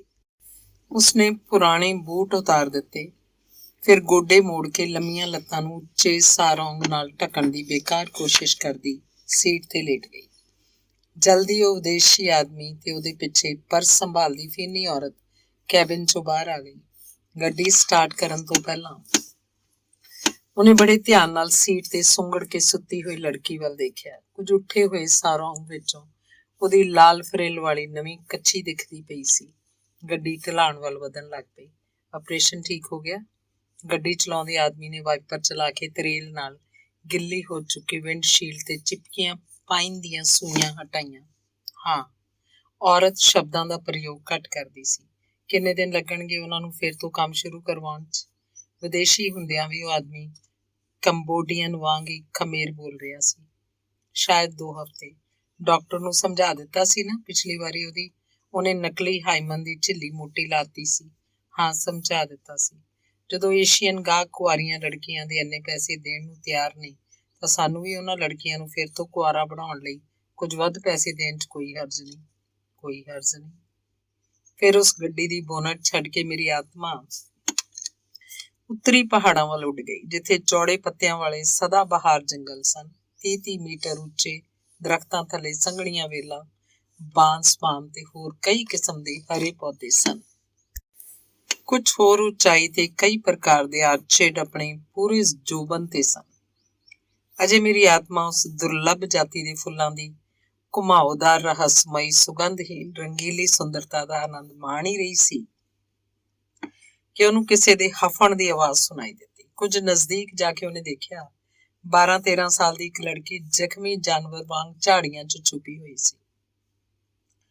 ਡਰ ਨਾਲ ਫੈਲੀਆਂ ਉਹਦੀਆਂ ਅੱਖਾਂ ਇਸ ਤਰ੍ਹਾਂ ਇੱਧਰ ਉੱਧਰ ਦੇਖ ਰਹੀਆਂ ਸਨ ਜਿਵੇਂ ਕੋਈ ਹਿੰਸਕ ਪਸ਼ੂ ਉਹਦਾ ਪਿੱਛਾ ਕਰ ਰਿਹਾ ਹੋਵੇ। ਕੈਸੀ ਵਿਡੰਬਨਾ ਸੀ। ਬਸਤੀ ਛੱਡ ਕੇ ਸੁਰੱਖਿਆ ਦੀ ਤਲਾਸ਼ ਜੰਗਲ ਵਿੱਚ। ਉਸ ਦਾ ਹਫਣਾ ਕੁਝ ਦਬੀਆਂ ਸਿਸਕੀਆਂ 'ਚ ਬਦਲ ਰਿਹਾ ਸੀ। ਖੱਬੀ ਪਿੰਜਣੀ 'ਚ ਚੁਭਿਆ ਲੰਬਾ ਕੰਡਾ ਉਹਨੇ ਖਿੱਚ ਕੇ ਕੱਢ ਦਿੱਤਾ। ਉਹਦੇ ਮੂੰਹ 'ਚੋਂ ਆਸ-ਪਾਸ ਦੇ ਵਾਤਾਵਰਨ ਨੂੰ ਚੀਰਦੀ ਲੰਮੀ ਚੀਕ ਨਿਕਲ ਗਈ, ਜਿਹਨੂੰ ਸੁਣ ਕੇ ਦਰਖਤਾਂ ਦੀਆਂ ਟਾਹਣੀਆਂ ਤੇ ਕਟੋਰਾਂ ਵਿੱਚ ਸੁੱਤੇ ਕਾਰਮੋਰੈਂਟ ਦੇ ਈਗਰਟ ਆਦਿ ਪੰਛੀ ਸ਼ੋਰ ਕਰਦੇ ਹੋਏ ਇੱਧਰ ਉੱਧਰ ਉੱਡਣ ਲੱਗ ਪਏ। ਸੁੱਤੇ ਜੰਗਲ ਦੀਆਂ ਪ੍ਰਾਕਿਰਤਿਕ ਆਵਾਜ਼ਾਂ, ਬੀਂਡਿਆਂ ਦਾ ਲਗਾਤਾਰ ਵੱਜਦਾ ਕੰਬਦਾ ਸੰਗੀਤ, ਨਿਸ਼ਾਚਰਾਂ ਦੇ ਸਾਹਾਂ ਦੀ ਹਫਣ, ਉਹਨਾਂ ਦੇ ਪੈਰਾਂ ਥੱਲੇ ਚਰਮਰਾਏ ਪੱਤਿਆਂ ਦੀ ਮੱਧਮ ਆਵਾਜ਼, ਹਨੇਰੇ ਨੂੰ ਚੀਰਦੀਆਂ ਸਰਸਾਟਾਂ, ਇਹਨਾਂ ਸਾਰਿਆਂ ਤੋਂ ਇਸ ਜੰਗਲ ਦੇ ਪੰਛੀ ਸਦੀਆਂ ਤੋਂ ਜਾਣੂ ਸਨ। ਪਰ ਇਹ ਕੰਨ ਪਾੜਵੀਂ ਚੀਕ ਉਹਨਾਂ ਨੇ ਪਹਿਲੀ ਵਾਰ ਹੀ ਸੁਣੀ ਸੀ। ਨਾ ਹੀ ਉਹਨਾਂ ਨੇ ਇਸ ਤੋਂ ਪਹਿਲਾਂ ਇਹੋ ਜਿਹਾ ਅਨੋਖਾ ਕੰਬਦੀ ਨੰਗੀ ਚਮੜੀ ਵਾਲੀ ਜਾਨਵਰ ਕਦੇ ਦੇਖਿਆ ਸੀ। ਸ਼ਾਇਦ ਉਹ ਲੜਕੀ ਨਹੀਂ ਸੀ ਜਾਣਦੀ ਕਿ ਕੰਬੋਡੀਆ ਦੇ ਸੰਘਣੇ ਜੰਗਲ ਬਾਘ, ਤੇਂਦੂਏ, ਹਾਥੀ ਤੇ ਜੰਗਲੀ ਬੈਲਾਂ ਦੇ ਘਰ ਸਨ। ਪਰ ਉਹਨੂੰ ਇੰਨਾ ਜ਼ਰੂਰ ਪਤਾ ਸੀ ਕਿ ਹਿੰਸਕ ਪਸ਼ੂ ਵੀ ਆਪਣਾ ਧਰਮ ਨਿਭਾਉਂਦੇ ਹਨ, ਬਿਨਾਂ ਭੁੱਖ ਕਿਸੇ ਨੂੰ ਨਹੀਂ ਮਾਰਦੇ, ਐਵੇਂ ਚੀਰ ਫਾੜ ਕਰਕੇ ਪ੍ਰਕਿਰਤੀ ਦੇ ਸੰਤੁਲਨ ਨੂੰ ਨਹੀਂ ਵਿਗਾੜਦੇ। ਇਨਸਾਨਾਂ ਦੀ ਜੰਗਲੀ ਭੁੱਖ ਮਿਟਾਉਣ ਨਾਲੋਂ ਚੰਗਾ ਸੀ ਕਿ ਉਹ ਕਿਸੇ ਭੁੱਖੇ ਜੰਗਲੀ ਜਾਨਵਰ ਦਾ ਭੋਜਨ ਬਣ ਜਾਏ। ਮੇਰੀ ਆਤਮਾ ਨੇ ਦੇਖਿਆ ਭੋਜਨ ਦੀ ਤਲਾਸ਼ 'ਚ ਇੱਕ ਸੁਨਹਿਰੀ ਬਿੱਲੀ ਉਸ ਲੜਕੀ ਤੋਂ ਕੁਝ ਹੀ ਦੂਰ ਝਾੜੀਆਂ ਚਾ ਕੇ ਖਲੋ ਗਈ। ਕੁਝ ਦੇਰ ਉਹ ਹਨੇਰੇ 'ਚ ਜਗਦੇ ਹਰੇ ਬੱਲਬ ਵਰਗੀਆਂ ਅੱਖਾਂ ਨਾਲ ਉਸ ਲੜਕੀ ਵੱਲ ਵੇਖਦੀ ਰਹੀ। ਫਿਰ ਉਹਨੇ ਆਪਣਾ ਇੱਕ ਪੰਜਾ ਚੱਟਿਆ ਤੇ ਜੰਗਲ 'ਚ ਲੋਪ ਹੋ ਗਈ। ਲੜਕੀ ਹੁਣ ਸ਼ਾਂਤ ਸੀ। ਉਹਨੂੰ ਸ਼ਾਇਦ ਹੁਣ ਡਰ ਨਹੀਂ ਸੀ ਲੱਗ ਰਿਹਾ, ਪਰ ਉਸ ਡਰਾਵਣੇ ਵਾਤਾਵਰਨ ਤੋਂ ਘਬਰਾ ਕੇ ਮੇਰੀ ਆਤਮਾ ਫਿਰ ਉਹਨਾਂ ਹੀ ਗੈਰਜਾਂ ਦੇ ਪਿੱਛੇ ਪਹੁੰਚ ਗਈ ਜਿੱਥੇ ਇੱਕ ਕਮਰੇ 'ਚ ਰਹਿ ਕੇ ਕਿਸੇ ਬੱਚੀ ਦੀ ਚੀਖ ਸੁਣਾਈ ਦੇ ਰਹੀ ਸੀ। ਮੇਰੀ ਆਤਮਾ ਨੇ ਦਰਵਾਜ਼ੇ ਦੀ ਝੀਤ 'ਚੋਂ ਦੇਖਿਆ। 7-8 ਸਾਲਾਂ ਦੀ ਇੱਕ ਲੜਕੀ ਨਿਰਵਸਤਰ ਖੜੀ ਸੀ। ਉਹਦੀਆਂ ਅੱਖਾਂ ਕੀ ਦੇਖ ਕੇ ਡਰ ਨਾਲ ਫੈਲ ਗਈਆਂ ਸਨ, ਇਹ ਮੇਰੀ ਆਤਮਾ ਦੇਖ ਨਹੀਂ ਸੀ ਸਕਦੀ। ਬੱਚੀ ਚੀਕ ਕੇ ਇੱਕੋ ਸ਼ਬਦ ਦੁਹਰਾ ਰਹੀ ਸੀ, ਨਾਗਾਮ ਨਾਗਾਮ। ਤਾਈਓ ਕਾਲੇ ਵਾਲਾਂ ਵਾਲੀ ਇੱਕ ਨੰਗੀ ਬਾਂਹ ਨਾਗ ਵਾਂਗ ਝਪਟੀ ਤੇ ਬੱਚੀ ਆਤਮਾ ਦੀ ਨਜ਼ਰ ਦੇ ਦਾਇਰੇ 'ਚੋਂ ਅੱਗੇ ਖਿੱਚੀ ਗਈ। ਬੱਚੀ ਦੀ ਲੰਮੀ ਚੀਕ ਨਾਲ ਮੇਰੀ ਨੀਂਦ ਖੁੱਲ ਗਈ। ਜਦ ਤੋਂ ਕੰਬੋਡੀਅਨ ਅੰਬੈਸੀ ਨੂੰ ਟੈਲੀਫੋਨ ਕਰਕੇ ਮੈਂ ਨਾਗਾਮ ਦਾ ਮਤਲਬ ਪੁੱਛਿਆ, ਤਦ ਤੋਂ ਮੇਰੀ ਆਤਮਾ ਮੇਰੇ ਸਰੀਰ 'ਚ ਪਰਤ ਕੇ ਨਹੀਂ ਆਈ। ਮੈਂ ਜ਼ੋਂਬੀ ਜੀ ਭਟਕ ਰਹੀ ਹਾਂ, ਇੱਧਰ ਉੱਧਰ। ਅਗਲੀ ਕਹਾਣੀ ਹੈ ਵੇਟਿੰਗ ਲਾਂਚ। ਅੰਦਰ ਆਉਣ ਤੋਂ ਪਹਿਲਾਂ ਜੁੱਤੀ ਉਤਾਰ ਕੇ ਗਾਊਨ ਪਾ ਲਓ। ਕਰੀਮ ਰੰਗ ਦੇ ਚੌੜੇ ਦਰਵਾਜ਼ੇ ਦੇ ਖੱਬੇ ਪਾਸੇ ਵਾਲੀ ਦੀਵਾਰ ਤੇ ਲੱਗੇ ਚਕੋਰ ਤਖਤੇ ਉੱਤੇ ਦੂਧੀਆ ਅੱਖਰਾਂ ਨਾਲ ਲਿਖਿਆ ਹੈ। ਤਖਤੇ ਦੇ ਕੋਲ ਹੀ ਦੀਵਾਰ ਦੇ ਹਲਕੇ ਰੰਗ ਨਾਲ ਮੇਲ ਖਾਂਦਾ ਫੁੱਲਦਾਨ ਦਾ ਫਰੇਮ ਕੀਤਾ ਚਿੱਤਰ ਟੰਗਿਆ ਹੋਇਆ ਹੈ, ਜਿਸ 'ਚ ਹਰੀ ਭਾਅ ਵਾਲੇ ਸਵੈਂਤੀ ਦੇ ਚਿੱਟੇ ਫੁੱਲ ਹਨ, ਕੁਝ ਤੰਦਰੁਸਤ ਲਹਿਰਾਉਂਦੇ ਜਿਹੇ ਤੇ ਕੁਝ ਮੁਰਝਾ ਕੇ ਡਿੱਗੇ ਹੋਏ ਬੇਜਾਨ। ਬਾਬਾ ਜੀ ਨੂੰ ਅੰਦਰ ਲੈ ਜਾਓ, ਚੈੱਕਅਪ ਕਰਨਾ। ਸੁੱਕੀ ਜੀ ਕਾਇਆ ਵਾਲੇ ਬਜ਼ੁਰਗ ਦੇ ਨਾਲ ਖਲੋਤੇ ਨੌਜਵਾਨ ਨੇ ਖੋਖਲੀ ਆਵਾਜ਼ 'ਚ ਵੱਡੇ ਦਰਵਾਜ਼ੇ ਦੇ ਸਾਹਮਣੇ ਚੱਪਲਾਂ ਉਤਾਰਦੀ ਨਰਸ ਨੂੰ ਆਖਿਆ, ਅਜੇ ਅੰਦਰ ਥਾਂ ਨਹੀਂ, ਬਾਬਾ ਜੀ ਤੁਸੀਂ ਬੈਠ ਜਾਓ, ਘੜੀ ਕੁ ਨਹੀਂ ਤੁਹਾਨੂੰ ਸੱਦ ਲਾਂਗੇ। ਛੋਟੇ ਕੱਦ ਦੀ ਸਾਂਵਲੀ ਚੁਸਤ ਦਰੁਸਤ ਨਰਸ ਦਰਵਾਜ਼ਾ ਖੋਲ ਕੇ ਅੰਦਰ ਚਲੀ ਗਈ। ਕੁਝ ਦੇਰ ਬਾਅਦ ਵੱਡਾ ਦਰਵਾਜ਼ਾ ਫਿਰ ਥੋੜਾ ਜਿਹਾ ਖੁੱਲਿਆ। ਹੱਥ 'ਚ ਸੋਨੇ ਦੀਆਂ 4 ਚੂੜੀਆਂ ਫੜੀ ਉਲਝੇ ਰੁੱਖੇ ਵਾਲਾਂ ਵਾਲੀ ਇੱਕ ਔਰਤ ਨਿਕਲੀ। ਫਿਕਰ ਤੇ ਥਕਾਨ ਨਾਲ ਉਹਦਾ ਸੋਹਣਾ ਚਿਹਰਾ ਮੁਰਝਾਇਆ ਹੋਇਆ ਸੀ। ਵੇਟਿੰਗ ਲਾਂਚ ਦੇ ਖੱਬੇ ਪਾਸੇ ਕੰਧ ਨਾਲ ਰੱਖੇ 4 ਸੀਟਾਂ ਵਾਲੇ ਸੋਫੇ ਤੋਂ ਉੱਠ ਕੇ ਇੱਕ ਲੰਬੇ ਕੱਦ ਦੇ ਆਦਮੀ ਨੇ ਉਸ ਔਰਤ ਦੇ ਝੁਕੇ ਮੋਢਿਆਂ ਨੂੰ ਆਪਣੀਆਂ ਮਜ਼ਬੂਤ ਬਾਹਾਂ ਦੇ ਘੇਰੇ 'ਚ ਲੈ ਲਿਆ। ਹਮਦਰਦੀ ਦੀ ਛੋਹ ਪਾ ਕੇ ਔਰਤ ਦੀਆਂ ਬੁਝੀਆਂ ਅੱਖਾਂ 'ਚ ਕੁਝ ਚਮਕ ਪਰਤ ਆਈ। ਆਦਮੀ ਨੇ ਉਹਨੂੰ ਆਪਣੀ ਜਗ੍ਹਾ ਤੇ ਬਿਠਾ ਦਿੱਤਾ। ਦਰਵਾਜ਼ਾ ਫਿਰ ਖੁੱਲਿਆ। ਅੰਦਰੋਂ ਇੱਕ ਲੇਡੀ ਡਾਕਟਰ ਆਪਣੇ ਸਹਾਇਕ ਨਾਲ ਹੌਲੀ ਹੌਲੀ ਗੱਲਾਂ ਕਰਦੀ ਬਾਹਰ ਨਿਕਲੀ। ਡਾਕਟਰ ਨੂੰ ਵੇਖ ਕੇ ਦਰਵਾਜ਼ੇ ਦੇ ਸਾਹਮਣੇ ਪਏ ਸੋਫੇ ਤੇ ਬੈਠਾ ਘੁੰਘਰਾਲੇ ਵਾਲਾਂ ਵਾਲਾ ਆਦਮੀ ਤੇਜ਼ੀ ਨਾਲ ਉਸ ਵੱਲ ਵਧਿਆ। ਉਸ ਆਦਮੀ ਦੇ ਹੱਥ ਵਿੱਚ ਨਾਰੰਗੀ ਰੰਗ ਦਾ ਵੱਡਾ ਲਿਫਾਫਾ ਫੜਿਆ ਹੋਇਆ ਸੀ। ਪਹਿਲਾਂ ਕਿਹੜੇ ਡਾਕਟਰ ਨੇ ਵੇਖਿਆ ਸੀ? ਲੇਡੀ ਡਾਕਟਰ ਨੇ ਲਿਫਾਫੇ 'ਚੋਂ ਐਕਸਰੇ ਫਿਲਮ ਕੱਢ ਕੇ ਉਹਨੂੰ ਰੌਸ਼ਨੀ ਵੱਲ ਕਰਕੇ ਵੇਖਦਿਆਂ ਪੁੱਛਿਆ, ਜੀ ਡਾਕਟਰ ਰਸਤੋਗੀ ਨੇ, ECG ਦੀ ਰਿਪੋਰਟ ਕੱਢੋ। ਆਦਮੀ ਲਿਫਾਫੇ 'ਚੋਂ ਰਿਪੋਰਟਾਂ ਲੱਭਣ ਲੱਗ ਪਿਆ। ਵੱਡਾ ਦਰਵਾਜ਼ਾ ਥੋੜਾ ਜਿਹਾ ਖੋਲ ਕੇ ਇੱਕ ਨਰਸ ਨੇ ਉਸ ਆਦਮੀ ਨੂੰ ਪੁੱਛਿਆ, ਤੁਹਾਡੇ ਕੋਲ ਇੱਕ ਪੇਪਰ ਹੋਏਗਾ PAC ਲਈ? ਆਦਮੀ ਨੇ ਲਿਫਾਫੇ 'ਚੋਂ ਕਾਗਜ਼ ਲੱਭਦਿਆਂ ਆਖਿਆ, PAC ਪਹਿਲਾਂ ਹੋ ਚੁੱਕਾ ਹੈ। ਲੇਡੀ ਡਾਕਟਰ ਨੇ ਸਵਾਲੀਆ ਨਿਗਾਹਾਂ ਨਾਲ ਸੀਨੀਅਰ ਨਰਸ ਵੱਲ ਤੱਕਿਆ। ਨਰਸ ਨੇ ਨਾਂ 'ਚ ਸਿਰ ਹਿਲਾਇਆ। ਇਹ ਰਮਨ, ਇਹਨਾਂ ਦਾ PAC ਦੁਬਾਰਾ ਕਰਵਾਉਣਾ ਹੈ। ਹਾਲ ਦੇ ਵਿੱਚੋਂ ਕਿਸੇ ਨਰਸ ਦੀ ਮਹੀਨ ਆਵਾਜ਼ ਸੁਣਾਈ ਦਿੱਤੀ। ਇਹਨਾਂ ਦਾ ਵੈਡਨਸਡੇ ਸਵੇਰੇ 8 ਵਜੇ ਦਾ ਫਿਕਸ ਕਰਨਾ ਸਿਸਟਰ, ਲੇਡੀ ਡਾਕਟਰ ਨੇ ਨਰਸ ਨੂੰ ਤਾਕੀਦ ਕੀਤੀ। 8 ਨਹੀਂ 9 ਵਜੇ ਕਰ ਦਿਓ। ਡਾਕਟਰ ਸਾਹਿਬ, ਸਾਡਾ ਪਿੰਡ ਬੜੀ ਦੂਰ ਹੈ, ਬਸ ਜਲਦੀ ਨਹੀਂ ਮਿਲਦੀ। ਤੁਸੀਂ ਡਾਕਟਰ ਰਸਤੋਗੀ ਨਾਲ ਗੱਲ ਕੀਤੀ ਸੀ? ਪਹਿਲਾਂ ਐਡਮਿਟ ਕਰਨ ਦੀ ਲੋੜ ਤਾਂ ਨਹੀਂ? ਉਹਨਾਂ ਨਾਲ ਤਾਂ ਗੱਲ ਨਹੀਂ ਕੀਤੀ। ਆਦਮੀ ਦੇ ਮੱਥੇ ਦੀਆਂ ਨਸਾਂ ਉੱਭਰ ਆਈਆਂ। ਲੇਡੀ ਡਾਕਟਰ ਨੇ ECG ਤੇ ਈਕੋ ਦੀ ਰਿਪੋਰਟ ਉਸ ਆਦਮੀ ਨੂੰ ਵਾਪਸ ਫੜਾ ਦਿੱਤੀ। ਫਿਰ ਠੀਕ ਹੈ ਕਹਿ ਕੇ ਉਹ ਆਪਣੇ ਸਹਿਯੋਗੀ ਨਾਲ ਹੌਲੀ ਆਵਾਜ਼ 'ਚ ਹੱਸਦਿਆਂ ਗੱਲਾਂ ਕਰਦਿਆਂ ਇੰਝ ਅੱਗੇ ਵੱਧ ਗਈ ਜਿਵੇਂ ਆਪਰੇਸ਼ਨ ਥੀਏਟਰ ਵਿੱਚੋਂ ਨਹੀਂ, ਕਿਸੇ ਬਾਗ 'ਚੋਂ ਘੁੰਮ ਕੇ ਬਾਹਰ ਨਿਕਲੀ ਹੋਵੇ। ਦੂਰੋਂ ਆਇਆ ਆਦਮੀ ਜਾਂਦੀ ਹੋਈ ਡਾਕਟਰ ਨੂੰ ਵੇਖ ਕੇ ਸੋਚ ਰਿਹਾ ਸੀ, ਡਾਕਟਰਾਂ ਵਾਸਤੇ ਬਿਮਾਰ ਆਦਮੀ ਇੱਕ ਵਿਗੜੀ ਹੋਈ ਮਸ਼ੀਨ ਤੋਂ ਵੱਧ ਕੁਝ ਨਹੀਂ। ਵੱਡਾ ਦਰਵਾਜ਼ਾ ਬੰਦ, ਅੰਦਰ ਮਰੀਜ਼, ਆਪਰੇਸ਼ਨ ਟੇਬਲ ਤੇ ਹਰੇ ਗਾਊਨ, ਹਰੀਆਂ ਟੋਪੀਆਂ, ਸਫੈਦ ਮਾਸਕ ਪਾਈ, ਹੱਥਾਂ 'ਚ ਔਜ਼ਾਰ ਫੜੀ, ਡਾਕਟਰਾਂ ਨਰਸਾਂ ਨਾਲ ਘਿਰਿਆ ਹੋਇਆ। ਬਾਹਰ ਸੰਬੰਧੀ ਚਿੰਤਾ, ਘਬਰਾਹਟ ਦੇ ਡਰ ਦੇ ਹਰ ਪਲ ਵੱਧਦੇ ਘੇਰੇ 'ਚ ਘਿਰੇ। ਚਾਰੇ ਪਾਸੇ ਫੈਲਦੇ ਅਸਹਿ ਖਾਮੋਸ਼ੀ ਦਾ ਧੀਰਜ ਤੋੜੀ ਏਅਰ ਕੰਡੀਸ਼ਨਡ ਦੀ ਇੱਕ ਸੁਰਜੀ ਆਵਾਜ਼। ਚੌੜਾ ਸਫੈਦ ਦਰਵਾਜ਼ਾ ਫਿਰ ਜ਼ਰਾ ਖੁੱਲਿਆ। ਹਰਾ ਗਾਊਨ ਪਾਈ ਨਰਸ ਨੇ ਕੱਛੂ ਕੁੰਮੇ ਵਾਂਗ ਗਰਦਨ ਬਾਹਰ ਕੱਢੀ। ਉਡੀਕ ਦੀਆਂ ਕਈ ਜੋੜੀਆਂ ਸਹਿਮੀਆਂ, ਚਿੰਤਿਤ ਜੀਆਂ ਥੱਕੀਆਂ ਅੱਖਾਂ ਦਰਵਾਜ਼ੇ ਵੱਲ ਉੱਠੀਆਂ। ਹਰਚਰਨ ਦੇ ਨਾਲ ਹੈ ਕੋਈ? ਉਹ ਜ਼ਰਾ ਥੱਲੇ ਗਏ ਨੇ ਜੀ ਚਾਹ ਪੀਣ। ਹਰਚਰਨ ਦੇ ਘਰ ਵਾਲੇ ਨਾਲ ਬੈਠੇ ਬੰਦੇ ਨੂੰ ਦੱਸ ਕੇ ਗਏ ਸੀ। ਤਾਈਓ 4 ਸੀਟਰ ਦੇ ਅਖੀਰ ਤੇ ਬੈਠੇ ਇੱਕ ਬਾਬੇ ਨੇ ਉੱਠਣ ਦੀ ਕੋਸ਼ਿਸ਼ ਕਰਦਿਆਂ ਥੱਕੀ ਆਵਾਜ਼ 'ਚ ਸਾਹਮਣੇ ਆਉਂਦੀ ਨਰਸ ਨੂੰ ਦੇਖ ਕੇ ਕਿਹਾ, ਓਏ ਸੌਰੀ ਦਿਓ, ਮੇਰੀ ਵਾਰੀ ਕਦ ਆਊਗੀ? ਬਾਬਾ ਜੀ ਤੁਸੀਂ ਬੈਠੋ, ਬਸ ਥੋੜ੍ਹੀ ਦੇਰ ਨੂੰ ਤੁਹਾਨੂੰ ਬੁਲਾਉਂਦੇ ਆ। ਨਰਸ ਦਾ ਬੋਲ ਉਹਦੇ ਸਫੈਦ ਕੱਪੜਿਆਂ ਵਰਗਾ ਹੀ ਫਰੈਸ਼ ਸੀ। ਨਰਸ ਚੱਪਲਾਂ ਉਤਾਰ ਕੇ ਅੰਦਰ ਚਲੀ ਗਈ। ਓਏ ਇਹਨਾਂ ਨੂੰ ਕਹਿ ਜ਼ਰਾ ਛੇਤੀ ਕਰਨ, ਮੇਰੇ ਤਾਂ ਬੈਠਿਆਂ ਬੈਠਿਆਂ ਦੇ ਸਭ ਦੁਖਣ ਲੱਗ ਪਏ ਨੇ। ਬਾਬਾ ਜੀ ਨੇ ਕੁਝ ਜ਼ੋਰ ਦੀ ਆਖਿਆ ਤਾਂ ਕੋਲ ਬੈਠੇ ਮੁੰਡੇ ਨੇ ਬਾਂਹ ਲਾਈ। ਬਾਬੇ ਦੀ ਗੱਲ ਸੁਣ ਕੇ ਅੱਖਾਂ 'ਚ ਉੱਭਰ ਆਈ ਸ਼ਰਮਿੰਦਗੀ ਨੂੰ ਨਜ਼ਰਾਂ ਝੁਕਾ ਕੇ ਛੁਪਾਉਂਦਿਆਂ ਮੁੰਡੇ ਨੇ ਬਾਬੇ ਦਾ ਮੋਢਾ ਕੁਝ ਜ਼ੋਰ ਨਾਲ ਦਬਾਉਂਦਿਆਂ ਆਖਿਆ, ਬੈਠੋ ਬੈਠੋ ਆਰਾਮ ਨਾਲ। ਸੋਫੇ ਦੇ ਕਿਨਾਰੇ ਪੈਰਾਂ ਭਾਰ ਬੈਠੇ ਦੂਜੇ ਬਾਬੇ ਨੇ ਸਾਹਮਣੀ ਦੀਵਾਰ ਤੇ ਲੱਗੀ ਘੜੀ ਵੱਲ ਦੇਖਿਆ। ਖਾਕੀ ਕਾਗਜ਼ ਦਾ ਲਿਫਾਫਾ ਖੋਲ ਕੇ ਉਸ ਵਿੱਚੋਂ ਗੋਲ ਕੀਤਾ ਚਮਕਦੇ ਪੇਪਰ 'ਚ ਲਪੇਟਿਆ ਪਰੌਂਠਾ ਕੱਢਿਆ। ਫਿਰ ਉਹ ਬੱਚਿਆਂ ਵਰਗੀ ਸਰਲਤਾ ਨਾਲ ਸਾਹਮਣੇ ਦੇ ਦੰਦਾਂ ਨਾਲ ਕੱਟ ਕੇ ਪਰੌਂਠਾ ਖਾਣ ਲੱਗ ਪਿਆ। ਰੋਟੀ ਖਾਣ ਦੀ ਪਚ ਦੀ ਆਵਾਜ਼ ਵੇਟਿੰਗ ਲੌਂਜ ਵਿੱਚ ਨਿਕਲ ਕੇ ਬਾਹਰ ਨੂੰ ਭੱਜ ਰਹੀ ਸੀ। ਅਖਬਾਰ ਤੋਂ ਨਜ਼ਰ ਚੁੱਕ ਕੇ ਇੱਕ ਫੈਸ਼ਨੇਬਲ ਮੁਟਿਆਰ ਨੇ ਆਵਾਜ਼ ਵੱਲ ਧਿਆਨ ਦਿੱਤਾ। ਉਹਦੇ ਰੰਗੇ ਹੋਏ ਦੇਸੀ ਬੁੱਲ੍ਹਾਂ 'ਚ ਵਿਦੇਸ਼ੀ ਭਾਸ਼ਾ ਦਾ ਇੱਕ ਸ਼ਬਦ ਹੌਲੀ ਜਿਹੀ ਨਿਕਲਿਆ, ਰੋਗ। ਹੱਥ 'ਚ ਅਖਬਾਰ ਫੜੀ ਦੀਵਾਰ ਦਾ ਸਹਾਰਾ ਲੈ ਕੇ ਖੜਾ ਇੱਕ ਨੌਜਵਾਨ ਸੋਚ ਰਿਹਾ ਸੀ, ਚੰਗਾ ਹੀ ਇਹ ਬੱਚਿਆਂ ਵਾਂਗ ਵੱਡੇ ਵੀ ਆਤਮ ਕੇਂਦਰਿਤ ਹੋ ਜਾਂਦੇ ਨੇ। ਬੱਚੇ ਨੂੰ ਤਾਂ ਅਜੇ ਦੁਨੀਆ ਦੇ ਪਰਪੰਚਾਂ ਦਾ ਪਤਾ ਨਹੀਂ ਹੁੰਦਾ ਤੇ ਬਜ਼ੁਰਗ ਇਹਨਾਂ ਤੋਂ ਨਿਰਲੇਪ ਹੋ ਜਾਂਦੇ ਨੇ। ਕੌਣ ਦੇਖਦਾ, ਕੌਣ ਸੁਣਦਾ, ਕੀ ਫਰਕ ਪੈਂਦਾ? ਅੰਬ ਦੇ ਅਚਾਰ ਦੀ ਸੁਗੰਧ ਫਾਈਲ 'ਚੋਂ ਆਜ਼ਾਦ ਹੋ ਕੇ ਚਾਰੇ ਪਾਸੇ ਫੈਲ ਗਈ। ਹੱਥ ਵਿੱਚ ਆਪਣੇ ਮੰਗਲ ਸੂਤਰ ਨੂੰ ਘੁੱਟ ਕੇ ਫੜੀ ਕੋਨੇ 'ਚ ਬੈਠੀ ਔਰਤ ਦੀ ਗੋਦ 'ਚ ਸਿਰ ਰੱਖ ਕੇ ਖੜੀ ਛੋਟੀ ਬੱਚੀ ਨੇ ਮੂੰਹ ਚੁੱਕ ਕੇ ਮਾਂ ਵੱਲ ਤੱਕਿਆ। ਆਈ ਮਲਾਪਣ ਭੂਖ ਲਾਗ ਲਈ। ਮਾਂ ਮੈਨੂੰ ਵੀ ਭੁੱਖ ਲੱਗੀ ਏ। ਕੋਲ ਹੀ ਖੜਾ ਆਦਮੀ ਜੋ ਸ਼ਾਇਦ ਬੱਚੀ ਦਾ ਚਾਚਾ ਜਾਂ ਤਾਇਆ ਸੀ ਉਹਨੂੰ ਚੁੱਕ ਕੇ ਬਾਹਰ ਵੇਟਿੰਗ ਲੌਂਜ ਤੋਂ ਬਾਹਰ ਲੈ ਗਿਆ। ਔਰਤ ਉਹਨਾਂ ਦੋਨਾਂ ਨੂੰ ਬਾਹਰ ਜਾਂਦਿਆਂ ਵੇਖਦੀ ਰਹੀ। ਫਿਰ ਅਥਰੂਆਂ ਦੇ ਸੈਲਾਬ ਨੇ ਜਿਵੇਂ ਉਹਨੂੰ ਇਕੱਲਿਆਂ ਫੇਕ ਕੇ ਘੇਰ ਲਿਆ। 9 ਗਜ਼ ਲੰਬੀ ਲੌਂਗ ਵਾਲੀ ਸਾੜੀ ਦੇ ਪੱਲੇ ਨਾਲ ਮੂੰਹ ਢੱਕ ਕੇ ਉਹ ਬੇਸਾਖਤਾ ਬਿਨਾਂ ਆਵਾਜ਼ ਕੀਤਿਆਂ ਰੋਣ ਲੱਗ ਪਈ। ਅਰੇ ਬੀਬੀ ਇਸ ਤਰ੍ਹਾਂ ਮਤ ਰੋਈਏ, अल्लाह पाक पर भरोसा रखिए, वो सबकी दुआएं सुनता है, आप भी दुआ कीजिए। पान ਦੀ ਗਲੋਰੀ ਚਬਾਉਂਦੀ ਮੋਟੀਆਂ ਕਜਰਾਰੀਆਂ ਅੱਖਾਂ ਵਾਲੀ ਭਾਰਤੀ ਔਰਤ ਨੇ ਮਹਿੰਦੀ ਲੱਗਾ ਗੁਦਗੁਦਾ ਹੱਥ ਨਾਲ ਬੈਠੀ ਔਰਤ ਦੇ ਹਿੱਲਦੇ ਮੋਢੇ ਤੇ ਰੱਖਤਾ। ਵੱਡੇ ਦਰਵਾਜ਼ੇ ਦੇ ਸਾਹਮਣੇ ਇੱਕ ਜੋੜਾ ਮਰਦਾਨਾ ਕਾਲਾ ਬੂਟ, ਇੱਕ ਜੋੜਾ ਅਧੇਲ ਚੱਪਲ, ਬੱਚੇ ਦੇ ਨਾਈਕੀ ਦੇ ਨੀਲੇ ਸਫੈਦ ਬੂਟ ਅਨਾਥ ਜੇ ਪਏ ਸੀ। ਰਮਨਜੀਤ ਕੌਰ ਦੇ ਨਾਲ ਕੌਣ ਏ? ਤਲਿਸਮੀ ਦਰਵਾਜ਼ਾ ਫਿਰ ਥੋੜਾ ਜਿਹਾ ਖੁੱਲਿਆ। ਅੰਗਰੇਜ਼ੀ ਪੱਤਰਕਾ ਦੇ ਪੰਨੇ ਪਲਟਦੀ ਕੱਟੇ ਵਾਲਾਂ ਵਾਲੀ ਜਵਾਨ ਔਰਤ ਚੌਂਕ ਕੇ ਸੋਫੇ ਤੋਂ ਉੱਠੀ। ਤੁਹਾਡੇ ਕੋਲ ਰਮਨਜੀਤ ਦੀ PAC ਰਿਪੋਰਟ ਹੈ? I'll just see।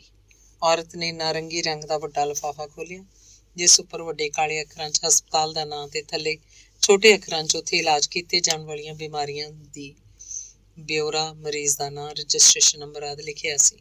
ਲਿਫਾਫੇ 'ਚ ਮਰੀਜ਼ ਦੀਆਂ ਕਈ ਰਿਪੋਰਟਾਂ, ਖੂਨ ਟੈਸਟ, ਅਲਟਰਾਸਾਊਂਡ, ECG ਆਦਿ ਸੀ। I don't know which paper they want। ਔਰਤ ਲਿਫਾਫੇ 'ਚ ਦੇਖਦੀ ਹੋਈ ਹੌਲੀ ਜਿਹੀ ਬੁੜਬੁੜਾਈ, ਤੁਸੀਂ ਇਹ ਪੂਰਾ ਲਿਫਾਫਾ ਹੀ ਲੈ ਲਓ। ਪੰਜਾਬੀ ਲਹਿਜੇ 'ਚ ਪੰਜਾਬੀ ਬੋਲਦਿਆਂ ਔਰਤ ਨੇ ਬੜੀ ਨਜ਼ਾਕਤ ਨਾਲ ਲਿਫਾਫਾ ਨਰਸ ਨੂੰ ਫੜਾ ਦਿੱਤਾ। ਉਹਦੇ ਸੱਜੇ ਹੱਥ ਦੀ ਚੀਚੀ ਦੇ ਨਾਲ ਦੀ ਉਂਗਲੀ 'ਚ ਪਾਈ ਅੰਗੂਠੀ ਦਾ ਚੱਟਾਨ ਵਰਗਾ ਹੀਰਾ ਚਮਕਿਆ। ਉਹਦੀਆਂ ਕਿਰਨਾਂ ਇੱਧਰ ਉੱਧਰ ਖਿਲਰ ਗਈਆਂ। ਉਸ ਔਰਤ ਨੇ ਇੱਕ ਵਾਰੀ ਸਰਸਰੀ ਨਿਗਾਹ ਲੌਂਜ 'ਚ ਬੈਠੇ ਲੋਕਾਂ ਤੇ ਘੁਮਾਈ, ਜਿਵੇਂ ਕਹਿ ਰਹੀ ਹੋਵੇ ਕਿ ਮਿਡਲ ਕਲਾਸ ਭੀੜ ਏ, ਪਰ ਦੁੱਖ ਤੇ ਬਿਮਾਰੀ ਲਈ ਸਾਰੀਆਂ ਕਲਾਸਾਂ ਬਰਾਬਰ ਨੇ। ਫਿਰ ਉਹ ਔਰਤ ਭੀੜੀ ਜੀਨ 'ਚ ਪਤਲੇ ਲੱਕ ਨੂੰ ਮਟਕਾਉਂਦੀ ਆਪਣੀ ਜਗ੍ਹਾ ਤੇ ਜਾ ਕੇ ਬੈਠ ਗਈ। ਮਾਲਾ ਫੇਰਦੀ ਭਾਰੇ ਸਰੀਰ ਵਾਲੀ ਮਾਤਾ ਨੇ ਸਿਰ ਦਾ ਚਿੱਟਾ ਦੁਪੱਟਾ ਠੀਕ ਕਰਦਿਆਂ ਬੜੀ ਹਰਕਤ ਨਾਲ, ਹਕਾਰਤ ਨਾਲ ਉਸ ਫੈਸ਼ਨੇਬਲ ਇਸਤਰੀ ਵੱਲ ਵੇਖ ਕੇ ਮਨ 'ਚ ਆਖਿਆ, ਮੁਸ਼ਟੰਡੀ, ਇੰਝ ਬੂਥਾ ਰੰਗਾ ਕੇ ਆਈ ਏ ਜਿਵੇਂ ਹਸਪਤਾਲ ਨਹੀਂ ਪਿਓ ਦੇ ਵਿਆਹ ਤੇ ਆਈ ਹੋਵੇ। ਫਿਰ ਉਹਦੀਆਂ ਉਂਗਲੀਆਂ ਸਿਮਰਨੀ ਤੇ ਹੋਰ ਤੇਜ਼ੀ ਨਾਲ ਫਿਰਨ ਲੱਗ ਪਈਆਂ। ਵਾਹਿਗੁਰੂ ਵਾਹਿਗੁਰੂ ਵਾਹਿਗੁਰੂ। ਕੋਰੀਡੋਰ 'ਚ ਆਉਂਦਾ ਇੱਕ ਡਾਕਟਰ ਸੈੱਲ ਫੋਨ ਤੇ ਕਿਸੇ ਨਾਲ ਗੱਲਾਂ ਕਰ ਰਿਹਾ ਸੀ। ਉਸ ਧੀਮੀ ਪਰ ਸਪਸ਼ਟ ਆਵਾਜ਼ ਵੇਟਿੰਗ ਲੌਂਜ ਵਿੱਚ ਬੈਠੇ ਲੋਕਾਂ ਤੱਕ ਪਹੁੰਚ ਰਹੀ ਸੀ। ਚਲੋ ਠੀਕ ਹੈ। ਉਹਨੇ ਯਾਰ ਇਸ ਬਿਮਾਰੀ ਨਾਲ ਕੋਈ ਨਹੀਂ ਮਰਦਾ। ਬਿਮਲਾ ਦੇਵੀ ਦੇ ਨਾਲ ਕੌਣ ਹੈ? ਵੱਡਾ ਦਰਵਾਜ਼ਾ ਜਿਹਦੇ ਪਰਲੇ ਪਾਸੇ ਜ਼ਿੰਦਗੀ ਤੇ ਮੌਤ ਦੇ ਵਿਚਕਾਰ ਰੱਸਾਕਸ਼ੀ ਚੱਲ ਰਹੀ ਸੀ ਫਿਰ ਥੋੜਾ ਜਿਹਾ ਖੁੱਲਿਆ। ਜੀ ਮੈਂ ਵਾਂ ਜੀ। ਲੰਬੇ ਕੱਦ ਅਧਖੜ ਵਿਅਕਤੀ ਨੇ ਘਬਰਾ ਕੇ ਉੱਠਣ ਨਾਲ ਉਹਦੇ ਹੱਥ 'ਚ ਫੜੇ ਪਲਾਸਟਿਕ ਦੇ ਕੱਪ 'ਚੋਂ ਕੁਝ ਚਾਹ ਉਹਦੇ ਕੱਪੜਿਆਂ ਤੇ ਡਿੱਗੀ। ਉਹਦੀਆਂ ਰਿਪੋਰਟਾਂ ਕਿੱਥੇ ਨੇ? ਹਨ, ਸਾਰੀਆਂ ਤੁਹਾਨੂੰ ਦੇ ਦਿੱਤੀਆਂ ਨੇ, ਲਿਫਾਫੇ ਵਿੱਚ ਹੀ ਨੇ ਸਾਰੀਆਂ ਰਿਪੋਰਟਾਂ। ਨਰਸ ਨੇ ਦੁਹਰਾਇਆ। ਆਹੋ ਜੀ, ਸਭ ਕੁਝ ਹੈ। ਖੂਨ ਦੀ ਰਿਪੋਰਟ, ਐਕਸਰਾ, ਅਲਟਰਾਸਾਊਂਡ, ਸਾਰਾ ਕੁਝ ਹੈ ਜੀ। ਲੰਬੇ ਬੰਦੇ ਦਾ ਬੋਲ ਚਿੰਤਾ ਭਰਿਆ ਸੀ। ਕਿਤੇ ਕੋਈ ਕਾਗਜ਼ ਗਵਾਚ ਤਾਂ ਨਹੀਂ ਗਿਆ? ਬੜੇ ਪੈਸੇ ਲੱਗਦੇ ਨੇ, ਉਹਨੇ ਸੋਚਿਆ। ਏਸੀ ਦੀ ਧੀਮੀ ਗੂੰਜ ਦੇ ਸਿਵਾ ਚਾਰੇ ਪਾਸੇ ਠੰਡੀ ਠਹਿਰੀ ਹੋਈ ਡਰੀ ਸ਼ਾਂਤੀ ਹੈ। ਸਰਜਰੀ 'ਚ ਅਲੱਗ-ਅਲੱਗ ਆਪਰੇਸ਼ਨ ਥੀਏਟਰਾਂ 'ਚ 5-6 ਆਪਰੇਸ਼ਨ ਚੱਲ ਰਹੇ ਨੇ। ਵੇਟਿੰਗ ਲੌਂਜ ਦੇ ਖੱਬੇ ਪਾਸੇ ਦੀ ਦੀਵਾਰ ਤੇ ਲੱਗੇ ਸਫੈਦ ਬੋਰਡ ਤੇ ਉਸ ਦਿਨ ਹੋਣ ਵਾਲੀ ਸਰਜਰੀ ਦਾ ਪੂਰਾ ਬਿਊਰਾ ਹੈ।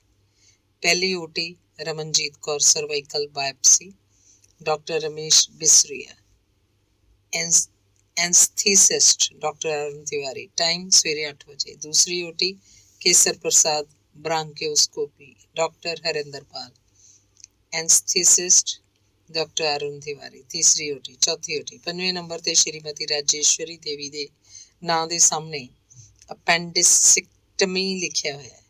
ਉਹਨਾਂ ਦੇ ਸਰਜਨ ਦਾ ਨਾਂ ਡਾਕਟਰ ਅਮਿਤ ਬੁੱਲੇ ਤੇ ਐਨਸਥੀਸਿਸਟ ਦਾ ਨਾਂ doctor Maninder Rana. Operation theatre ਦਾ ਨੰਬਰ ਨਹੀਂ ਲਿਖਿਆ ਗਿਆ। ਉਹਨਾਂ ਨੂੰ ਐਮਰਜੈਂਸੀ 'ਚ ਲਿਆਂਦਾ ਗਿਆ ਸੀ। ਉਹਨਾਂ ਨੂੰ ਅੰਦਰ ਗਿਆ ਲਗਭਗ 1.5 ਘੰਟਾ ਹੋ ਚੁੱਕਾ ਹੈ। 35-40 ਹਜ਼ਾਰ ਤਾਂ ਲੱਗ ਹੀ ਜਾਣਗੇ ਆਪਰੇਸ਼ਨ ਤੇ। ਹਾਂ, ਤੇ ਬਾਕੀ ਜਿਹੜਾ ਉੱਪਰੋਂ ਖਰਚ ਹੋਏਗਾ ਉਹ ਵੱਖਰਾ। ਤੁਹਾਡੀ ਉਂਗਲ 'ਚ ਅੰਗੂਠੀ ਕਿਵੇਂ ਫਿੱਟ ਬੈਠੀ? ਰਾਜੇਸ਼ਵਰੀ ਦੀਆਂ ਦੋਵੇਂ ਨੂੰਹਾਂ ਹੌਲੀ-ਹੌਲੀ ਗੱਲਾਂ ਕਰ ਰਹੀਆਂ ਹਨ। ਰਾਜੇਸ਼ਵਰੀ ਦੇਵੀ ਨੂੰ ਅੰਦਰ ਲੈ ਜਾਣ ਦੇ ਕੁਝ ਚਿਰ ਬਾਅਦ ਵੱਡਾ ਬੇਟਾ ਉਹਨਾਂ ਤੇ ਤਨ ਤੋਂ ਉਤਰੇ ਗਹਿਣੇ ਬਾਹਰ ਬੈਠੀਆਂ ਔਰਤਾਂ ਨੂੰ ਪਕੜਾ ਗਿਆ ਸੀ।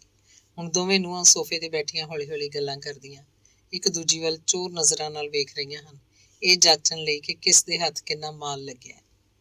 ਵੱਡਾ ਬੇਟਾ ਚਾਹ ਲੈ ਕੇ ਆ ਗਿਆ। ਦੋਵਾਂ ਨੂੰਹਾਂ ਦੇ ਚਿਹਰੇ ਤੋਂ ਗਾਇਬ ਚਿੰਤਾ ਉਹਦੇ ਨਾਲ ਹੀ ਪਰਤ ਆਈ।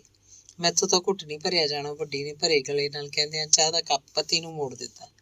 ਜੇਠ ਦੇ ਹੱਥੋਂ ਚਾਹ ਫੜ ਕੇ ਛੋਟੀ ਕੋਰੀਡੋਰ ਵੱਲ ਚਲੀ ਗਈ। ਲੰਬੀਆਂ ਬਾਰੀਆਂ 'ਚ ਲੱਗੇ ਕੱਚ ਦੇ ਵਿੱਚੋਂ ਹੁੰਦੀ ਉਹਦੀ ਨਜ਼ਰ ਦੂਰ ਕਿਸੇ ਅਪੂਰਨ ਇੱਛਾ ਤੇ ਜਾ ਕੇ ਠਹਿਰ ਗਈ। ਉਹਦੇ ਖੱਬੇ ਹੱਥ ਦੀਆਂ ਉਂਗਲਾਂ ਆਪਣੇ ਗਲ 'ਚ ਪਾਈ ਸੱਸ ਦੇ ਗਲੋਂ ਉਤਰੀ ਸੋਨੇ ਦੀ ਮਾਲਾ ਤੇ ਮੋਟੇ ਮਣਕਿਆਂ ਤੇ ਫਿਰਨ ਲੱਗੀ। ਬੜੀ ਸੁੰਦਰ ਏ ਇਹ ਮਟਰ ਮਾਲਾ, ਕਦੋਂ ਖਰੀਦੀ? ਪਤੀ ਦੇਵ ਨੇ ਉਪਹਾਰ 'ਚ ਦਿੱਤੀ ਏ। ਕਾਫੀ ਵਜ਼ਨਦਾਰ ਏ, 10 ਤੋਲੇ ਦੀ ਹੋਏਗੀ। ਬਸ ਜ਼ਰਾ ਪੁਰਾਣੇ ਫੈਸ਼ਨ ਦੀ ਏ। ਜਦੋਂ ਇਸ ਮਾਲਾ ਨੂੰ ਪਾ ਕੇ ਕਿੱਟੀ ਪਾਰਟੀ ਤੇ ਜਾਏਗੀ ਤਾਂ ਉਸ ਕੋਲੋਂ ਕੀ ਪੁੱਛਿਆ ਤੇ ਦੱਸਿਆ ਜਾਏਗਾ। ਉੱਥੇ ਤਾਂ ਨਵੀਂ ਸਾੜੀ ਗੱਲਬਾਤ ਦਾ ਵਿਸ਼ਾ ਬਣ ਜਾਂਦੀ ਹੈ, ਸਾੜੀ ਸੰਵਾਦ। ਪਰ ਜੇ ਮਾਤਾ ਜੀ, ਛੋਟੀ ਨੇ ਸੋਚਿਆ, ਫੇਰ ਤਾਂ 2-3 ਕਿੱਟੀਆਂ ਮਿਸ ਕਰਨੀਆਂ ਪੈਣਗੀਆਂ। ਦੁਨੀਆਦਾਰੀ ਵੀ ਤਾਂ ਨਿਭਾਉਣੀ ਪੈਂਦੀ ਹੈ ਨਾ। ਪਰ ਜੇਕਰ ਮਾਤਾ ਠੀਕ ਹੋ ਗਈ, ਛੋਟੀ ਦੇ ਮੂੰਹ 'ਚ ਭਰਿਆ ਚਾਹ ਦਾ ਘੁੱਟ ਕੌੜਾ ਹੋ ਗਿਆ। ਕਿੰਨਾ ਮੈਚ ਕਰ ਰਿਹਾ ਇਹ ਲੌਕਟ ਮੇਰੇ ਰੇਸ਼ਮੀ ਹਰੇ ਬਲਾਊਜ਼ ਦੇ ਨਾਲ। ਬੁੱਢੀ ਨੇ ਐਡਾ ਵੱਡਾ ਪੰਨਾ ਵਾੜਿਆ ਹੋਇਆ ਹੈ ਪੁਰਾਣੀ ਮਟਰ ਮਾਲਾ 'ਚ। ਇਹਨੂੰ ਮਾਲਾ 'ਚੋਂ ਕੱਢ ਕੇ ਕਿਸੇ ਨਵੀਂ ਡਿਜ਼ਾਈਨ ਦੀ ਚੰਨ 'ਚ ਪਾਇਆ ਜਾ ਸਕਦਾ, ਨਾਲ ਹੀ ਮੈਚਿੰਗ ਕਾਂਟੀ। ਚਾਹ ਦੇ ਅਗਲੇ ਘੁੱਟ ਦਾ ਸਵਾਦ ਚੰਗਾ ਸੀ। Good morning sir. ਹੁਣੇ ਕੋਰੀਡੋਰ 'ਚ ਪਹੁੰਚੇ ਸੂਟਡ ਬੂਟਡ ਬਜ਼ੁਰਗ ਨੂੰ ਉਹਨਾਂ ਦੇ ਕੋਲੋਂ ਲੰਘਦੀ ਨਰਸ ਨੇ ਮਿੱਠੇ ਬੋਲਾਂ 'ਚ ਆਖਿਆ, what is good about the morning? ਆਪਣੀ ਚਾਂਦੀ ਦੀ ਸੋਟੀ ਦੇ ਹੱਥੇ ਤੇ ਸਰੀਰ ਦਾ ਕੁਝ ਬੋਝ ਪਾਉਂਦਿਆਂ ਉਹਨਾਂ ਨੇ ਰੁੱਕ ਕੇ ਨਰਸ ਵੱਲ ਦੇਖਿਆ। ਸ਼ਾਇਦ ਉਸ ਬੱਚੇ ਦੇ ਦਾਦਾ ਜੀ ਜਿਹਦਾ ਆਪਰੇਸ਼ਨ ਅੰਦਰ ਚੱਲ ਰਿਹਾ। ਲੋਕ ਆਪਣੀ ਆਪਣੀ ਚਿੰਤਾ ਦੇ ਬੋਝ ਥੱਲੇ ਚੁੱਪ ਬੈਠੇ ਨੇ। ਪਿੰਡ ਕਸਬੇ ਦਾ ਆਪਣਾਪਣ, ਹਮਦਰਦੀ ਲਗਭਗ ਗਾਇਬ ਹੈ। ਇੰਝ ਲੱਗ ਰਿਹਾ ਜਿਵੇਂ ਇੱਕੋ ਕਿਸ਼ਤੀ 'ਚ ਬੈਠੇ ਲੋਕ ਅਲੱਗ-ਅਲੱਗ ਦਿਸ਼ਾਵਾਂ ਵੱਲ ਜਾਣ ਦੀ ਕੋਸ਼ਿਸ਼ ਕਰ ਰਹੇ ਨੇ। ਦੁੱਖ ਵੰਡਣ ਨਾਲ ਘਟਦਾ ਹੈ, ਸ਼ਾਇਦ ਇਹ ਗੱਲ ਬਹੁਤੇ ਲੋਕ ਭੁੱਲ ਗਏ ਨੇ। ਦੋਨਾਂ ਬੇਟਿਆਂ ਦੇ ਵਾਰੋ-ਵਾਰੀ ਸਮਝਾਉਣ ਤੇ ਵੀ ਚਾਂਦੀ ਦੀ ਸੋਟੀ ਵਾਲੇ ਬਜ਼ੁਰਗ ਬੈਠ ਨਹੀਂ ਰਹੇ। ਹੱਥ ਦੀ ਸੋਟੀ ਟੇਕਦੇ ਉੱਪਰ ਸੂਤਾ ਦੇ ਪਤੀ ਵਾਂਗ ਉਧਰੋਂ ਇੱਧਰ ਘੁੰਮ ਰਹੇ ਨੇ। ਇਹ ਚੰਗਾ ਹੈ ਕਿ ਉਹਨਾਂ ਦੀ ਕੀਮਤੀ ਸੋਟੀ ਦੇ ਥੱਲੇ ਰਬੜ ਲੱਗੀ ਹੋਈ ਹੈ। ਤੂੰ ਲੰਚ ਲੈ ਲਿਆ? ਮੈਂ ਘਰੋਂ ਖਾ ਕੇ ਆਈ ਹਾਂ। ਮੈਸ 'ਚ ਪਤਾ ਨਹੀਂ ਅੱਜ ਕੀ ਬਣਿਆ। ਅੱਜ ਸੋਮਵਾਰ ਹੈ, ਕੁਝ ਚੰਗਾ ਹੀ ਬਣਿਆ ਹੋਏਗਾ। ਮੈਂ ਯੂਨੀਫਾਰਮ ਉਤਾਰ ਕੇ ਆਉਣੀ ਹਾਂ, ਤੂੰ ਬ੍ਰਦਰ ਨੂੰ ਲੈ ਕੇ ਨੀਚੇ ਆ ਜਾ। ਡਿਊਟੀ ਤੋਂ ਫ੍ਰੀ ਹੋਈ ਇੱਕ ਨਰਸ ਦਾ ਕਜ਼ਨ ਮਿਲਣ ਆਇਆ। ਨੋ ਐਂਟਰੀ ਲਿਖਿਆ ਚੌੜਾ ਦਰਵਾਜ਼ਾ ਖੋਲ ਕੇ ਸਟੈਥੋਸਕੋਪ ਲਟਕਾਈ ਅਧਖੜ ਜਿਹੇ ਡਾਕਟਰ ਸਾਹਿਬ ਬਾਹਰ ਨਿਕਲੇ। ਮੋਟੀਆਂ ਐਨਕਾਂ ਵਿੱਚੋਂ ਤੱਕਦਿਆਂ ਕਠੋਰ ਅੱਖਾਂ, ਭਾਵਹੀਨ ਚਿਹਰਾ। ਹਸਪਤਾਲ 'ਚ ਹਰ ਰੋਜ਼ ਕਈ ਮੇਜਰ ਆਪਰੇਸ਼ਨ ਹੁੰਦੇ ਨੇ। ਮਰਨਾ ਜਿਉਣਾ ਤਾਂ ਲੱਗਿਆ ਹੀ ਰਹਿੰਦਾ। Good morning sir. ਡਿਊਟੀ ਤੋਂ ਫ੍ਰੀ ਹੋਈਆਂ ਤਿੰਨਾਂ ਨਰਸਾਂ ਦੇ ਮੂੰਹੋਂ ਇਕੱਠਾ ਹੀ ਨਿਕਲਿਆ। ਡਾਕਟਰ ਸਾਹਿਬ ਨੇ ਇੱਕ ਨਜ਼ਰ ਉਹਨਾਂ ਵੱਲ ਦੇਖਿਆ, ਫਿਰ ਸਿਰ ਹਿਲਾ ਕੇ ਉਹਨਾਂ ਦੇ ਨਮਸਕਾਰ ਦਾ ਉੱਤਰ ਦਿੰਦੇ ਹੋਏ ਅੱਗੇ ਵਧ ਗਏ। ਵੇਟਿੰਗ ਲਾਉਣ 'ਚ ਬੈਠੇ ਮਰੀਜ਼ਾਂ ਦੇ ਰਿਸ਼ਤੇਦਾਰਾਂ ਦੀਆਂ ਅੱਖਾਂ ਜੋ ਡਾਕਟਰ ਨੂੰ ਥੀਏਟਰ 'ਚੋਂ ਬਾਹਰ ਨਿਕਲਦਿਆਂ ਵੇਖ ਕੇ ਉਹਨਾਂ ਵੱਲ ਇੰਝ ਉੱਠੀਆਂ ਸਨ ਜਿਵੇਂ ਭਟਕਦੇ ਮਾਰੂਥਲ 'ਚ ਭਟਕਦੇ ਆਦਮੀ ਨੂੰ ਪਾਣੀ ਦਾ ਖੂਹ ਦਿਸ ਪਵੇ। ਪਰ ਡਾਕਟਰ ਦੇ ਬਿਨਾਂ ਕਿਸੇ ਵੱਲ ਦੇਖੇ ਚਲੇ ਜਾਣ ਤੇ ਉਹ ਅੱਖਾਂ ਨਿਰਾਸ਼, ਬੇਬਸ, ਚਿੰਤਤ, ਕੁਝ ਇੱਕ ਦੂਜੇ ਵੱਲ ਤੇ ਕੁਝ ਦੀਵਾਰਾਂ ਵੱਲ ਦੇਖਣ ਲੱਗ ਪਈਆਂ। ਡਾਕਟਰ ਸਾਹਿਬ ਲਾਉਣ 'ਚ ਬੈਠੇ ਲੋਕਾਂ ਨੂੰ ਇੰਝ ਨਜ਼ਰ ਅੰਦਾਜ਼ ਕਰਕੇ ਚਲੇ ਗਏ ਜਿਵੇਂ ਉਹ ਸਭ ਪੱਥਰ ਦੀਆਂ ਮੂਰਤਾਂ ਹੋਣ। ਰਿਕਵਰੀ ਹਾਲ ਦੇ ਦੋਨਾਂ ਵੱਡੇ ਦਰਵਾਜ਼ਿਆਂ ਦੇ ਵਿਚਕਾਰ ਖਿੜਕੀ ਵਰਗੀ ਚੈਕੋਰ ਜਗ੍ਹਾ ਹੈ, ਜਿਹਦੇ ਬਾਹਰ ਵੱਲ ਕੱਚ ਹੈ ਤੇ ਅੰਦਰ ਹਰੇ ਰੰਗ ਦੇ ਪਰਦੇ ਲਟਕ ਰਹੇ ਨੇ। ਇੱਕ ਪਾਸਿਓਂ ਪਰਦਾ ਥੋੜਾ ਜਿਹਾ ਹਟਿਆ ਹੋਇਆ ਹੈ। ਉੱਥੋਂ ਵੇਖਣ ਤੇ ਰਿਕਵਰੀ ਦੇ 2 ਬੈੱਡ ਅੱਧੇ ਅੱਧੇ ਦਿਖ ਰਹੇ ਨੇ। ਪਹਿਲੇ ਬੈੱਡ ਤੇ ਪੈਤਾਨੇ ਰੱਖੀ ਘੁੰਮਣ ਵਾਲੀ ਮੇਜ਼ ਤੇ ਸਾਹਮਣੇ ਇੱਕ ਨੌਜਵਾਨ ਡਾਕਟਰ ਹਰੇ ਰੰਗ ਦੇ ਆਪਰੇਸ਼ਨ ਗਾਊਨ 'ਚ ਬੈਠਾ ਹੈ। ਮੂੰਹ ਤੋਂ ਉਤਾਰਿਆ ਮਾਸਕ ਉਹਦੇ ਗਲ 'ਚ ਲਟਕ ਰਿਹਾ। ਪਲਾਸਟਿਕ ਦੀ ਟੋਪੀ ਅਜੇ ਵੀ ਉਹਦੇ ਸਿਰ ਤੇ ਹੈ। ਗਾਊਨ ਦੇ ਕੁਝ ਦਾਗ ਚਮਕ ਰਹੇ ਹਨ। ਡਾਕਟਰ ਮੇਜ਼ ਤੇ ਰੱਖੀ ਫਾਈਲ 'ਚ ਤੇਜ਼ੀ ਨਾਲ ਲਿਖ ਰਿਹਾ। ਬੈੱਡ ਦੇ ਨੀਲੇ ਕੰਬਲ 'ਚ ਢਕਿਆ ਮਰੀਜ਼ ਲੇਟਿਆ ਹੋਇਆ ਹੈ। ਉਹਦੀ ਬਾਂਹ 'ਚ ਲਗਾਈ ਟਿਊਬ ਅੱਧੀ ਦਿਸ ਰਹੀ ਹੈ, ਜਿਸ 'ਚ ਬੂੰਦ ਬੂੰਦ ਖੂਨ ਉਹਦੇ ਸਰੀਰ 'ਚ ਜਾ ਰਿਹਾ। ਹਰ ਬੂੰਦ 'ਚ ਕਿਸੇ ਦਾ ਭਵਿੱਖ, ਕਿਸੇ ਦੀਆਂ ਆਸਾਂ, ਕਿਸੇ ਦਾ ਜੀਵਨ ਹੈ। ਚਿੰਤਾ ਨਾਲ ਪੀਲੇ ਪਏ ਚਿਹਰੇ ਵਾਲੀ ਦੁਬਲੀ ਪਤਲੀ ਔਰਤ ਕਈ ਵਾਰ ਉਸ ਖਿੜਕੀ ਦੇ ਹਟੇ ਹੋਏ ਪਰਦੇ ਵਿੱਚੋਂ ਦੇਖ ਚੁੱਕੀ ਹੈ। ਇੱਕ ਵਾਰ ਅੰਦਰ ਦੇਖਣ ਤੋਂ ਬਾਅਦ ਉਹ ਦੀਵਾਰ ਨਾਲ ਸਿਰ ਟਿਕਾ ਕੇ ਖੜੀ ਹੋ ਜਾਂਦੀ ਹੈ। ਸ਼ਾਇਦ ਉਹ ਇਕੱਲੀ ਹੈ। ਉਹਨੇ ਹੁਣ ਤੱਕ ਪਾਣੀ ਦਾ ਘੁੱਟ ਵੀ ਨਹੀਂ ਪੀਤਾ। ਤਾਂ ਹੀ ਉਹ ਉੱਚੇ ਕੱਦ ਦੇ ਭਾਰੇ ਸਰੀਰ ਵਾਲੇ ਬਜ਼ੁਰਗ ਸਰਦਾਰ ਜੀ ਇੱਕ ਪੈਰ ਤੋਂ ਥੋੜਾ ਲੰਗੜਾਉਂਦੇ ਹੋਏ ਉਸ ਕੋਲ ਆਏ। ਲੈ ਪੀ ਲੈ ਪੁੱਤਰ। ਉਹਨਾਂ ਨੇ ਚਾਹ ਦਾ ਕੱਪ ਉਸ ਔਰਤ ਵੱਲ ਵਧਾ ਦਿੱਤਾ। ਔਰਤ ਨੇ ਇੱਕ ਪਲ ਉਦਾਸ, ਚਿੰਤਤ ਨੇਤਰਾਂ ਨਾਲ ਹਮਦਰਦ ਅਜਨਬੀ ਵੱਲ ਵੇਖਿਆ। ਪੀ ਲੈ ਬੇਟਾ। ਬਾਬਾ ਜੀ ਨੇ ਕੱਪ ਉਹਦੇ ਬੇਜਾਨ ਜਿਹੇ ਲਟਕਦੇ ਸਿੱਧੇ ਹੱਥ ਵੱਲ ਵਧਾ ਦਿੱਤਾ। ਔਰਤ ਦੇ ਭਰੇ ਗਲੇ 'ਚੋਂ ਮਸਾਂ ਅਸਪਸ਼ਟ ਬੋਲ ਨਿਕਲਿਆ, ਫਿਕਰ ਨਾ ਕਰ ਪੁੱਤਰ, ਵਾਹਿਗੁਰੂ ਸਭ ਠੀਕ ਕਰੇਗਾ। ਬਜ਼ੁਰਗ ਨੇ ਢਾਰਸ ਭਰਿਆ ਹੱਥ ਔਰਤ ਦੇ ਰੁੱਖੇ ਵਾਲਾਂ ਤੇ ਫੇਰਿਆ, ਫਿਰ ਹੌਲੀ ਹੌਲੀ ਤਾਤੀ ਵਾਹ ਨਾਲ ਲੱਗ ਗਈ ਪਾਰ ਬ੍ਰਹਮ ਸਰਨਾਈ ਪੜ੍ਹਦੇ ਹੋਏ ਕੋਰੀਡੋਰ ਵੱਲ ਚਲੇ ਗਏ। ਚਾਹ ਦੇ ਗਰਮ ਘੁੱਟ ਭਰ ਕੇ ਔਰਤ ਨੇ ਛਲਕਾਏ ਅਥਰੂ ਪੂੰਝ ਲਏ। ਇੱਕ ਪਲ ਲਈ ਨੋ ਐਂਟਰੀ ਵਾਲਾ ਦਰਵਾਜ਼ਾ ਫੇਰ ਖੁੱਲਿਆ। ਇੱਕ ਨਰਸ ਨੇ ਝਾਤੀ ਮਾਰੀ। ਉਸ ਵੇਲੇ ਕਿਸੇ ਮਰੀਜ਼ ਦੇ ਰਿਸ਼ਤੇਦਾਰ ਦਾ ਸੈੱਲ ਫੋਨ ਵੱਜਣ ਲੱਗ ਪਿਆ। ਹਾਲਾਂਕਿ 2-3 ਜਗ੍ਹਾ ਤੇ ਲਿਖਿਆ ਹੋਇਆ ਸੀ, ਆਪਣੇ ਸੈੱਲ ਫੋਨ ਵਾਈਬ੍ਰੇਟਰ ਤੇ ਰੱਖੋ। ਟਨ ਟਨ ਦੀ ਜ਼ੋਰਦਾਰ ਆਵਾਜ਼ ਨੋ ਐਂਟਰੀ ਦੀ ਪਰਵਾਹ ਕੀਤੇ ਬਿਨਾਂ ਰਿਕਵਰੀ 'ਚ ਵੜ ਗਈ। ਇੱਕ ਨੰਬਰ ਬੈੱਡ ਦੇ ਪੈਰਾਂ ਵੱਲ ਬੈਠੇ ਮਰੀਜ਼ ਦੀ ਹਿਸਟਰੀ ਲਿਖਦੇ ਡਾਕਟਰ ਨੇ ਗੁੱਸੇ ਭਰੀ ਨਿਗਾਹ ਨਾਲ ਆਵਾਜ਼ ਵੱਲ ਦੇਖਿਆ, ਜਿਵੇਂ ਉਹਨੂੰ ਕਹਿ ਰਿਹਾ ਹੋਵੇ, ਹਾਊ ਡੇਅਰ ਯੂ। ਉੱਚੀ ਆਵਾਜ਼ ਨਾਲ ਆਪਰੇਸ਼ਨ ਥੀਏਟਰ ਵਿੱਚੋਂ ਹੁਣੇ ਰਿਕਵਰੀ 'ਚ ਪਏ ਮਰੀਜ਼ ਡਿਸਟਰਬ ਹੋ ਸਕਦੇ ਹਨ। ਹਾਂ, ਸਭ ਠੀਕ ਹੈ, ਹੁਣ ਰਿਕਵਰੀ 'ਚ ਸ਼ਿਫਟ ਕਰਨ ਲੱਗੇ ਨੇ। ਸੈੱਲ ਫੋਨ ਬੰਦ ਹੋ ਗਿਆ। ਅਤ ਆਧੁਨਿਕ ਇਨਕੁਆਇਰੀ ਤੇ ਬੈਠੀਆਂ ਏਅਰ ਹੋਸਟੇਸ ਵਰਗੀਆਂ ਇੱਕੋ ਜਿਹੀਆਂ ਸਾੜੀਆਂ, ਲੰਬੀਆਂ ਬਾਹਾਂ ਵਾਲੇ ਕਮਰ ਢੱਕਦੇ ਬਲਾਊਜ਼ ਤੇ ਪੈਰਾਂ 'ਚ ਇੱਕੋ ਜਿਹੇ ਸਲੀਪਰ ਪਾਈ ਸੋਹਣੀਆਂ ਲੜਕੀਆਂ ਦੇ ਹਰ ਬੋਲ 'ਚੋਂ ਨਿਮਰਤਾ ਡੁੱਲ ਪੈ ਰਹੀ ਸੀ। Good morning sir. Rajeshwari Devi, ਉਹਨਾਂ ਦਾ ਆਪਰੇਸ਼ਨ ਚੱਲ ਰਿਹਾ ਜੀ। ਲੜਕੀ ਨੇ ਮੁਸਕਰਾਉਂਦਿਆਂ ਹੋਇਆਂ ਕੰਪਿਊਟਰ 'ਚ ਵੇਖ ਕੇ ਘਬਰਾਏ ਹੋਏ ਆਦਮੀ ਨੂੰ ਦੱਸਿਆ। ਤੁਸੀਂ ਸਾਹਮਣੀਆਂ ਪੌੜੀਆਂ ਚੜ੍ਹ ਕੇ ਉੱਪਰ ਚਲੇ ਜਾਓ। ਸੱਜੇ ਮੁੜ ਕੇ ਕੋਰੀਡੋਰ ਦੇ ਅਖੀਰ 'ਚ ਆਪਰੇਸ਼ਨ ਥੀਏਟਰ ਹੈ। ਸ਼ੁਕਰੀਆ। Welcome sir. ਰਾਜੇਸ਼ਵਰੀ ਦੇ ਨਾਲ ਕੌਣ ਹੈ? ਦਰਵਾਜ਼ਾ ਖੋਲ ਕੇ ਨਰਸ ਨੇ ਪੁੱਛਿਆ। ਵੱਡੇ ਭਰਾ ਦੇ ਹੱਥੋਂ ਲਿਆ ਚਾਹ ਦਾ ਕੱਪ ਇੱਕ ਪਾਸੇ ਰੱਖ ਕੇ ਹੁਣੇ ਪਹੁੰਚਿਆ ਛੋਟਾ ਬੇਟਾ ਦਰਵਾਜ਼ੇ ਵੱਲ ਵਧਿਆ। ਦੋਨਾਂ ਨੂੰਹਾਂ ਨੇ ਇੱਕ ਦੂਜੀ ਵੱਲ ਵੇਖਿਆ। ਵੱਡੀ ਨੂੰਹ ਦਾ ਹੱਥ ਕੁਝ ਘੰਟੇ ਪਹਿਲਾਂ ਪਾਏ ਹੀਰੇ ਦੇ ਜੜਾਊ ਕੰਗਣ ਤੇ ਕੱਸਿਆ ਗਿਆ। ਕੰਗਣ ਦੇ ਕੁਝ ਡਿੱਗੇ ਹੀਰਿਆਂ ਦੀ ਖਾਲੀ ਥਾਂ ਤੇ ਉੱਭਰੇ ਮੈਟਲ ਤੇ ਤਿੱਖੇ ਕਿਨਾਰੇ ਉਸ ਦੀਆਂ ਉਂਗਲਾਂ 'ਚ ਖੁੱਭ ਗਏ। ਧੰਨਵਾਦ। ਅਗਲੀ ਕਹਾਣੀ ਹੈ 6ਵਾਂ ਕੀੜਾ। ਜਿਉਂਦੇ ਜਾਗਦੇ ਬੁੱਢੇ ਦਰਿਆ ਤੋਂ ਬਾਅਦ ਬੁੱਢਾ ਨਾਲਾ ਤੇ ਫਿਰ ਗੰਦਾ ਨਾਲਾ। ਸਫ਼ਰ ਕੋਈ ਬਹੁਤਾ ਦੂਰ ਦਾ ਨਹੀਂ, ਕੁਝ ਹੀ ਦਹਾਕਿਆਂ ਦਾ ਹੈ। ਕਿਉਂ ਬਣ ਜਾਂਦੇ ਨੇ ਦਰਿਆਵਾਂ ਤੋਂ ਨਾਲੇ? ਦਿਲ ਦਰਿਆ ਵੀ ਕਹਿੰਦੇ ਨੇ, ਸਮੁੰਦਰੋਂ ਡੂੰਘੇ ਕੌਣ ਇਹਨਾਂ ਦੀ ਜਾਣੇ, ਤੇ ਇਹ ਦਰਿਆ ਵੀ। ਇਹ ਤਾਂ ਗੱਲ ਹੋਰ ਪਾਸੇ ਤੁਰ ਪਈ ਬਾਬਿਓ। ਮੈਂ ਤਾਂ ਤੁਹਾਨੂੰ ਚਿੱਠੀ ਲਿਖਣ ਬੈਠਾ ਸੀ। ਬੜੇ ਸਤਿਕਾਰਯੋਗ ਗੁਰੂਦੇਵ, ਸਤਿ ਸ੍ਰੀ ਅਕਾਲ। ਮਾਫ਼ ਕਰਨਾ ਗੁਰੂਦੇਵ, ਤੁਹਾਡੇ ਵਰਗੇ ਪਹੁੰਚੇ ਹੋਏ ਬਾਬੇ ਨੂੰ ਮੇਰੇ ਵਰਗੇ ਨਿਗੂਣੇ ਬੰਦੇ ਦਾ ਸਤਿ ਸ੍ਰੀ ਅਕਾਲ ਕਹਿਣਾ ਚੰਗਾ ਨਹੀਂ ਲੱਗਦਾ, ਇਸ ਲਈ ਭੁੱਲ ਸੁਧਾਰ ਕੇ ਪੈਰੀ ਪੈਣਾ ਜੀ। ਮੇਰਾ ਨਾਂ ਛੱਡੋ, ਨਾਂ 'ਚ ਕੀ ਰੱਖਿਆ? ਕੁਝ ਵੀ ਕਹਿ ਲਓ। ਮੇਵਾ ਸਿੰਘ, ਮੱਖਣ ਸਿੰਘ, ਵਿਸ਼ਨੂੰ ਪ੍ਰਸ਼ਾਦ ਜਾਂ ਸੇਵਕ ਰਾਮ, ਮੈਂ ਜਾਣਦਾ ਇਹਨਾਂ ਵਿੱਚੋਂ ਕੋਈ ਵੀ ਨਾਂ ਤੁਹਾਡੇ ਗੁਣੀ ਗਿਆਨੀ ਚੇਲਿਆਂ ਦੀ ਲਿਸਟ ਵਿੱਚ ਨਹੀਂ ਹੈ। ਤੇ ਫਿਰ ਤੁਸੀਂ ਮੇਰੇ ਗੁਰੂ ਕਿਸ ਤਰ੍ਹਾਂ ਹੋਏ? ਉਸੇ ਤਰ੍ਹਾਂ ਹੀ ਬਾਬਿਓ, ਜਿਸ ਤਰ੍ਹਾਂ ਏਕਲਵ ਦਾ ਗੁਰੂ ਦਰੋਣਾਚਾਰਿਆ ਸੀ। ਏਕਲਵ ਦੀ ਤਰ੍ਹਾਂ ਮੈਂ ਵੀ ਨਿਸ਼ਾਦ ਹਾਂ, ਪੂਰਾ ਚਿੜੀ ਮਾਰ। ਤੁਹਾਡੀਆਂ ਕਹਾਣੀਆਂ ਪੜ੍ਹ ਪੜ੍ਹ ਕੇ ਕਹਾਣੀਕਾਰ ਬਣਨ ਦੇ ਸੁਪਨੇ ਵੇਖਦਾ ਰਹਿੰਦਾ। ਅੱਗੇ ਸਮਾਚਾਰ ਇਹ ਹੈ ਗੁਰੂਦੇਵ, ਮੈਂ ਹੁਣੇ ਚੰਡੀਗੜ੍ਹ ਪਹੁੰਚਿਆ, ਆਪਣੀ ਪ੍ਰਵਾਸੀ ਹੋ ਗਈ ਭੈਣ ਦੇ ਘਰ। ਦੂਸਰੀ ਮੰਜ਼ਿਲ ਦੇ ਇਸ ਕਮਰੇ ਦੀਆਂ ਲੰਬੀਆਂ ਖਿੜਕੀਆਂ ਚੋਂ ਸ਼ਿਵਾਲਿਕ ਦੀਆਂ ਪਹਾੜੀਆਂ ਦਿਖਾਈ ਦੇ ਰਹੀਆਂ ਨੇ, ਜਿਨ੍ਹਾਂ ਨਾਲ ਛੂਹ ਕੇ ਸੁਰਮਈ ਬੱਦਲ ਉੱਠ ਰਹੇ ਹਨ। ਇਹ ਮੇਰੇ ਇਕਲਾਪੇ ਦੇ ਅਹਿਸਾਸ ਨੂੰ ਹੋਰ ਵਧਾ ਰਹੇ ਹਨ। ਨਿੰਮਾ ਮੀਂਹ ਪੈਣ ਲੱਗ ਪਿਆ। ਕਿਰਾਏਦਾਰ ਕਿਤੇ ਬਾਹਰ ਗਏ ਹੋਏ ਹਨ। ਸੁੱਤਾ ਜਿਹਾ ਇਕਾਂਤ ਹੈ। ਕਾਸ਼ ਇਸ ਵੇਲੇ ਮੇਰੇ ਨਾਲ ਕੋਈ ਖੂਬਸੂਰਤ ਚੀਜ਼ ਹੁੰਦੀ। ਰੀਨਾ, ਬੀਨਾ, ਕਮਲਾਵਤੀ ਜਾਂ ਮਹਿਰੂਨਿਸਾ। ਫਿਰ ਕਹਿਣਾ ਵਾ ਗੁਰੂਦੇਵ, ਨਾਂ 'ਚ ਕੀ ਰੱਖਿਆ? ਕਈ ਸਾਲਾਂ ਤੋਂ ਤੁਸੀਂ ਆਪਣੇ ਚੇਲਿਆਂ ਦੀਆਂ ਉਲਝਣਾਂ ਸੁਲਝਾਉਂਦੇ ਰਹੇ ਹੋ। ਮੇਰੇ ਤੇ ਵੀ ਕਿਰਪਾ ਕਰੋ ਬਾਬਿਓ। ਮੇਰੀ ਉਲਝਣ ਜ਼ਰਾ ਔਖੀ ਹੈ। ਭਲਕੇ ਮੇਰੇ ਪਹਿਲੇ ਵਿਆਹ ਦੀ ਪਹਿਲੀ ਵਰ੍ਹੇਗੰਢ ਹੈ ਤੇ ਮੈਂ ਰਾਣੋ ਨੂੰ ਦੱਸੇ ਬਿਨਾਂ ਇੱਥੇ ਆ ਗਿਆ। ਇੱਕ ਵਾਰ ਤਾਂ ਸੋਚਿਆ ਤੁਹਾਨੂੰ ਚਿੱਠੀ ਲਿਖਣ ਤੋਂ ਪਹਿਲਾਂ ਮੂਡ ਠੀਕ ਕਰਨ ਲਈ ਪਟਿਆਲਾ ਪੈਗ ਖਿੱਚ ਲਵਾਂ, ਪਰ ਇੱਥੇ ਵੀ ਸਮੱਸਿਆ। ਦੂਜਾ ਪੈਗ ਲਗਾਉਂਦਿਆਂ ਇੰਜ ਲੱਗਣ ਲੱਗ ਪੈਂਦਾ ਜਿਵੇਂ ਜੀਭ ਤੇ ਮਟਰਾਂ ਦੇ ਦਾਣੇ ਤਿਲਕਣ ਲੱਗ ਪਏ ਹੋਣ। ਅੱਖਾਂ ਦੇ ਸਾਹਮਣੇ ਸੈਂਕੜੇ ਭੌਰੇ ਤਿਤਲੀਆਂ ਬਣ ਕੇ ਮੰਡਰਾਉਣ ਲੱਗ ਪੈਂਦੇ ਨੇ। ਪਰ ਰਾਣੋ ਨਾਲ ਇੰਜ ਨਹੀਂ ਲੱਗਦਾ। ਉਹਨੂੰ ਤਾਂ ਤੀਜੇ ਪੈਗ ਤੋਂ ਬਾਅਦ ਕੁਝ ਸਰੂਰ ਆਉਣ ਲੱਗਦਾ ਹੈ। ਉਹਦੀ ਜੀਭ ਤੇ ਪੈਰ ਤਾਂ ਚੌਥੇ ਪੈਗ ਤੋਂ ਬਾਅਦ ਵੀ ਨਹੀਂ ਥਿੜਕਦੇ। ਗੁਰੂਦੇਵ, ਮੈਂ ਤੇ ਰਾਣੋ ਦਿੱਲੀ ਵਿਕਾਸਪੁਰੀ 'ਚ ਰਹਿੰਦੇ ਹਾਂ, ਜਿੱਥੇ ਬਿਲਕੁਲ ਉਹੋ ਜਿਹੀ ਬੋ ਆਉਂਦੀ ਹੈ ਜਿਹੋ ਜਿਹੀ ਬੁੱਢੇ ਨਾਲੇ ਦੇ ਤੇ ਲਾਗੇ ਬਣੇ ਘਰਾਂ 'ਚੋਂ ਆਉਂਦੀ ਹੈ। ਫਰਕ ਬਸ ਇੰਨਾ ਹੈ ਕਿ ਉੱਥੇ ਬਿਜਲੀ ਦੀ ਸੁਵਿਧਾ ਹੈ, ਇਸ ਲਈ ਸਮੱਸਿਆ ਹੋਰ ਵੱਧ ਗਈ ਹੈ। ਤੁਸੀਂ ਤਾਂ ਜਾਣਦੇ ਹੋ ਬਾਬਿਓ, ਏਅਰ ਕੰਡੀਸ਼ਨ ਦੀ ਠੰਡਕ ਸੁਗੰਧ ਦੁਰਗੰਧ ਨੂੰ ਕਿਵੇਂ ਸੁਕਾ ਕੇ ਘਮਾਉਂਦੀ ਹੈ। ਇਹ ਤੋਂ ਬਿਨਾਂ ਦਰਵਾਜ਼ਾ ਖੁੱਲ੍ਹਦਿਆਂ ਹੀ ਢੇਰਾਂ ਮੱਖੀਆਂ ਹੋਲੀ ਦੇ ਹੁੜਦੰਗ ਬਾਜਾਂ ਦੀ ਤਰ੍ਹਾਂ ਤਾਜ਼ਾ ਬਦਬੂ ਮਿਲੀ ਹਵਾ ਦੇ ਝੌਂਕੇ ਨਾਲ ਅੰਦਰ ਵੜ ਆਉਂਦੀਆਂ ਨੇ।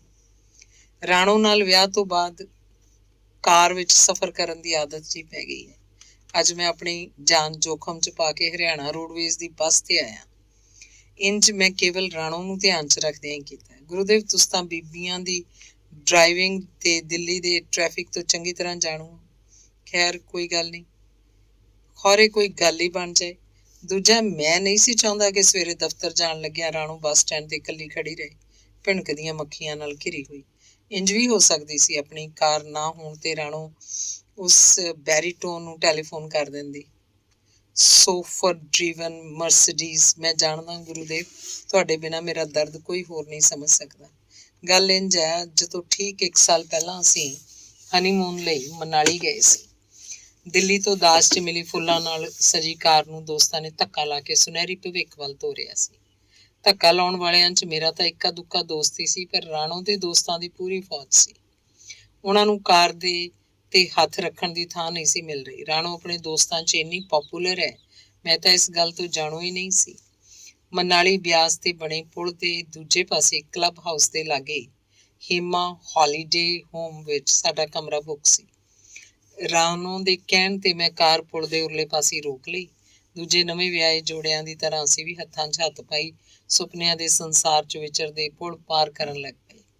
ਲਹਿਰਾਂ ਦੇ ਉਛਾਲ ਨਾਲ ਪੁਲ ਤੇ ਡਿੱਗਦੀ ਵਾਛੜ ਰਾਣੋ ਦੀ ਨਜ਼ਦੀਕੀ ਕਾਰਨ ਦਹਿਕਦੇ ਮੇਰੇ ਤਨ ਨੂੰ ਹੋਰ ਤਪਾਉਣ ਲੱਗ ਪਈ। ਮੇਰਾ ਦਿਲ ਕਰਨ ਲੱਗ ਪਿਆ ਮੈਂ ਇਹਦੇ ਚੈਰੀ ਰੰਗੇ ਫੁੱਲਾਂ ਨੂੰ ਉੱਥੇ ਚੁੰਮ ਲਵਾਂ। ਘੰਟੀ ਦੀ ਤੇਜ਼ ਕੰਨ ਪਾੜਵੀਂ ਆਵਾਜ਼ ਨਾਲ ਮੇਰੀ ਨੀਂਦ ਖੁੱਲ ਗਈ। ਮਨ ਝੁੰਝਲਾ ਉੱਠਿਆ। ਸਵੇਰੇ ਕੌਣ ਸਾਲਾ ਆਪਣੀ ਭੁੱਲ ਦਾ ਅਹਿਸਾਸ ਹੁੰਦੀ ਹੈ। ਮੈਂ ਜੀਭ ਦੰਦਾਂ ਹੇਠ ਦਬਾ ਕੇ ਰਾਣੋ ਵੱਲ ਤੱਕਿਆ, ਪਰ ਗੂੜੀ ਨੀਂਦ 'ਚ ਹੋਣ ਕਰਕੇ ਨਾ ਤਾਂ ਉਹਨੂੰ ਘੰਟੀ ਸੁਣੀ ਤੇ ਨਾ ਹੀ ਗਾਲ। ਨਹੀਂ ਤਾਂ ਮੈਂ ਉਹਦਾ ਬ੍ਰਹਮ ਵਾਕ, ਜਿਹੜਾ ਮੈਂ ਵਿਆਹ ਦੇ ਬਾਅਦ ਕਈ ਵਾਰ ਸੁਣ ਚੁੱਕਿਆ ਸੀ, ਫਿਰ ਸੁਣਨਾ ਪੈਂਦਾ। ਲੋਅਰ ਮਿਡਲ ਕਲਾਸ ਮਾਨਸਿਕਤਾ। ਮੈਂ ਜਾਣਦਾ, ਲੱਖ ਕੋਸ਼ਿਸ਼ਾਂ ਕਰਨ ਤੇ ਵੀ ਮੇਰੇ ਵਜੂਦ ਤੇ ਜੰਮੀ ਲੋਅਰ ਮਿਡਲ ਕਲਾਸ ਦੀ ਛਾਪ ਧੋਬੀ ਵੱਲੋਂ ਕੱਪੜਿਆਂ ਤੇ ਲਗਾਏ ਨਿਸ਼ਾਨ ਵਾਂਗ ਸਪਸ਼ਟ ਹੋ ਉੱਠਦੀ ਹੈ। ਉਂਝ ਵੀ ਵਿਆਹ ਹੁੰਦਿਆਂ ਹੀ ਕਈ ਰੇਸ਼ਮੀ ਪਰਦੇ ਡਿੱਗ ਪੈਂਦੇ ਨੇ ਤੇ ਨੰਗੀਆਂ ਹਕੀਕਤਾਂ ਸਾਫ਼ ਦਿਸਣ ਲੱਗ ਜਾਂਦੀਆਂ ਨੇ। ਗੁਰੂਦੇਵ, ਮੇਰੇ ਵਰਗੇ ਲੋਅਰ ਮਿਡਲ ਕਲਾਸ ਲੋਕਾਂ ਦੇ ਦਿਮਾਗਾਂ ਵਿੱਚ ਬਹੁਤ ਸਾਰੀਆਂ ਗ੍ਰੰਥੀਆਂ ਹੁੰਦੀਆਂ ਨੇ, ਜਿਨ੍ਹਾਂ ਦੇ ਬੀਜ ਬਚਪਨ ਵਿੱਚ ਹੀ ਬੀਜੇ ਜਾਂਦੇ ਨੇ। ਫਿਰ ਉਮਰ ਦੇ ਨਾਲ ਵੱਧਦੇ ਕੁੰਠਾਵਾਂ ਦੇ ਇਹਨਾਂ ਦਰਖਤਾਂ ਤੇ ਫੁੱਲ ਤੇ ਫਲ ਲੱਗਣ ਲੱਗ ਪੈਂਦੇ ਨੇ। ਰਾਣੋ ਦੀ ਬਾਰ ਕਹੀ ਉਹ ਗੱਲ ਮੇਰੇ ਮਨ ਦੇ ਕਿਸੇ ਕੋਨੇ 'ਚ ਟਸ ਕਰਦੀ ਸੀ। ਖੈਰ ਦਰਵਾਜ਼ੇ ਦੀ ਘੰਟੀ ਫੇਰ ਵੱਜੀ ਤਾਂ ਮੈਂ ਸਾਹਮਣੇ ਦੀਵਾਰ ਤੇ ਲੱਗੀ ਘੜੀ ਵੱਲ ਤੱਕਿਆ। ਦੁਪਹਿਰ ਹੋ ਚੁੱਕੀ ਸੀ। ਜਲਦੀ ਨਾਲ ਰਾਣੋ ਦਾ ਦਿੱਤਾ ਚੀਨੀ ਰੇਸ਼ਮ ਦਾ ਗਾਊਨ ਪਾ ਕੇ ਦਰਵਾਜ਼ਾ ਖੋਲ੍ਹਿਆ। ਸਾਹਮਣੇ ਮੂੰਹ ਤੇ ਨਕਲੀ ਭੋਲਾਪਨ ਲਈ ਵੇਟਰ ਖੜਾ ਸੀ, ਜਿਹਦੀਆਂ ਅੱਖਾਂ 'ਚ ਸਾਫ਼ ਲਿਖਿਆ ਸੀ, ਮੈਂ ਸਭ ਜਾਣਦਾ ਰਾਤ ਕਿਸ ਤਰ੍ਹਾਂ ਕੱਟੀ। ਸੌਰੀ ਸਰ, ਤੁਹਾਡੇ ਘਰੋਂ 4 ਵਾਰ ਟੈਲੀਫੋਨ ਆ ਚੁੱਕਿਆ। ਵੇਟਰ ਦੀ ਨਜ਼ਰ ਬੰਦ ਦਰਵਾਜ਼ੇ ਵੱਲ ਇੰਝ ਉੱਠ ਰਹੀ ਸੀ ਜਿਵੇਂ ਦਰਵਾਜ਼ਾ ਪਾਰਦਰਸ਼ੀ ਹੋਵੇ। ਠੀਕ ਹੈ ਚੱਲ ਤੂੰ, ਮੇਰੇ ਧੀਮੇ ਪਰ ਕਠੋਰ ਸੁਰ ਨੇ ਵੇਟਰ ਨੂੰ ਪੌੜੀਆਂ ਵੱਲ ਧੱਕ ਦਿੱਤਾ। ਰਾਤ ਮੌਸਮ ਠੀਕ ਨਾ ਹੋਣ ਕਰਕੇ ਟੈਲੀਫੋਨ ਤੇ ਗੱਲਬਾਤ ਨਹੀਂ ਹੋ ਰਹੀ ਸੀ। ਮਾਂ ਅੱਧੀ ਰਾਤ ਤੱਕ ਗੁਆਂਢੀਆਂ ਦੇ ਘਰ ਸਾਡੇ ਸਹੀ ਸਲਾਮਤ ਮਨਾਲੀ ਪੁੱਜਣ ਦੀ ਖਬਰ ਉਡੀਕਦੀ ਬੈਠੀ ਰਹੀ ਹੋਏਗੀ। ਜਦੋਂ ਫਿਕਰ ਨਾਲ ਉਹਦੇ ਢਿੱਡ 'ਚ ਮਰੋੜ ਉੱਠਣ ਲੱਗਿਆ ਹੋਏਗਾ ਤਾਂਹੀਓ ਉਹਨੇ ਸਵੇਰੇ ਫੋਨ ਕਰਾਇਆ ਹੋਣਾ। LMC। ਮਾਵਾਂ ਆਪਣੇ ਵਿਚਾਰਾਂ ਨੂੰ ਕੁੱਕੂਨ ਵਾਂਗ ਸੰਤਾਨ ਦੇ ਦੁਆਲੇ ਲਪੇਟੀ ਰੱਖਦੀਆਂ ਨੇ। ਮਰਨ ਤੋਂ ਬਾਅਦ ਵੀ ਧਰਮਰਾਜ ਨੂੰ ਪੁੱਛਣਗੀਆਂ, ਮਹਾਰਾਜ ਬੰਸੋ ਦੇ ਟੀਟੂ ਨੇ ਅਜੇ ਹਗਿਆ ਹੋਣਾ ਹੈ ਕਿ ਨਹੀਂ। ਰਾਣੋ ਦੀ ਨੀਂਦ ਨਾ ਖੁੱਲ ਜਾਏ ਇਸ ਲਈ ਮੈਂ ਥੱਲੇ ਜਾ ਕੇ ਲੌਬੀ 'ਚੋਂ ਗੁਆਂਢੀਆਂ ਦੇ ਘਰ ਟੈਲੀਫੋਨ ਕਰਕੇ ਕਹਿ ਦਿੱਤਾ ਕਿ ਮਾਂ ਨੂੰ ਸਾਡੇ ਠੀਕ ਠਾਕ ਮਨਾਲੀ ਪਹੁੰਚਣ ਬਾਰੇ ਦੱਸ ਦੇ। ਵਾਪਸ ਆ ਕੇ ਵੇਖਿਆ ਰਾਣੋ ਅਬੋਧ ਬੱਚੇ ਵਾਂਗ ਸੁੱਤੀ ਹੋਈ ਸੀ। ਉਹਦੇ ਖੁੱਲੇ ਸੰਘਣੇ ਕਾਲੇ ਵਾਲ ਰੇਸ਼ਮ ਦੇ ਢੇਰ ਜਿਹੇ ਸਿਰਹਾਣੇ ਤੇ ਖਿਲਰੇ ਹੋਏ ਸਨ। ਕੁਝ ਨੀਲੇ ਹੋ ਗਏ, ਭਰੇ ਭਰੇ ਬੁੱਲ ਖੁੱਲੇ ਸਨ। ਸੰਗ ਮਰਮਰੀ ਮੋਢਿਆਂ ਤੋਂ ਤਿਲਕ ਕੇ ਕੰਬਲ ਦਾ ਇੱਕ ਸਿਰਾ ਪਲੰਗ ਦੇ ਥੱਲੇ ਲਟਕ ਰਿਹਾ ਸੀ। ਉਹਦੇ ਲੈਅਬੱਧ ਸਾਹਾਂ ਦੇ ਨਾਲ ਨਾਲ ਕੰਬਲ 'ਚੋਂ ਝਾਤੀਆਂ ਮਾਰਦੇ 2 ਅੱਧੇ ਚੰਦਰਮਾ ਉੱਪਰ ਥੱਲੇ ਹੋ ਰਹੇ ਸਨ। ਕੰਬਲ 'ਚੋਂ ਬਾਹਰ ਨਿਕਲੀ ਗੋਰੀ ਪਿੰਜਣੀ, ਕੋਮਲ ਗੁਲਾਬੀ ਪੈਰਾਂ 'ਚ ਪਾਏ ਸ਼ਗਲੇ ਸਭ ਜਿਵੇਂ ਸੱਦਾ ਦੇ ਰਹੇ ਸਨ। ਗਰਦਨ ਦੇ ਕੋਲ ਖੱਬੇ ਪਾਸੇ ਕਲੇਵੀ ਕਲ ਦੇ ਉਭਾਰ ਦੇ ਥੱਲੇ ਗੋਰੇ ਮਾਸ ਤੇ ਉੱਭਰਿਆ ਨੀਲਾ ਦਾਗ ਵੇਖ ਕੇ ਮੈਨੂੰ ਆਪਣੀ ਗੁਸਤਾਖੀ ਤੇ ਗੁੱਸਾ ਆਇਆ, ਪਰ ਨਾਲ ਹੀ ਮੇਰਾ ਮਨ ਰੋਮਾਂਚਿਤ ਹੋ ਉੱਠਿਆ। ਸਰੀਰ 'ਚ ਗਰਮ ਖੂਨ ਲਾਵੇ ਵਾਂਗ ਵਗਣ ਲੱਗ ਗਿਆ। ਰਾਣੋ ਨੇ ਸੁੱਤਿਆਂ ਸੁੱਤਿਆਂ ਹੀ ਜਿਵੇਂ ਮੇਰੀ ਚੁਭਦੀ ਨਿਗਾਹ ਆਪਣੇ ਸਰੀਰ ਤੇ ਮਹਿਸੂਸ ਕੀਤੀ। ਇੱਕ ਭਰਪੂਰ ਅੰਗੜਾਈ ਲੈ ਕੇ ਨੀਂਦ ਨਾਲ ਬੋਝਲ ਅੱਖਾਂ ਨਾਲ ਮੇਰੇ ਵੱਲ ਤੱਕਿਆ।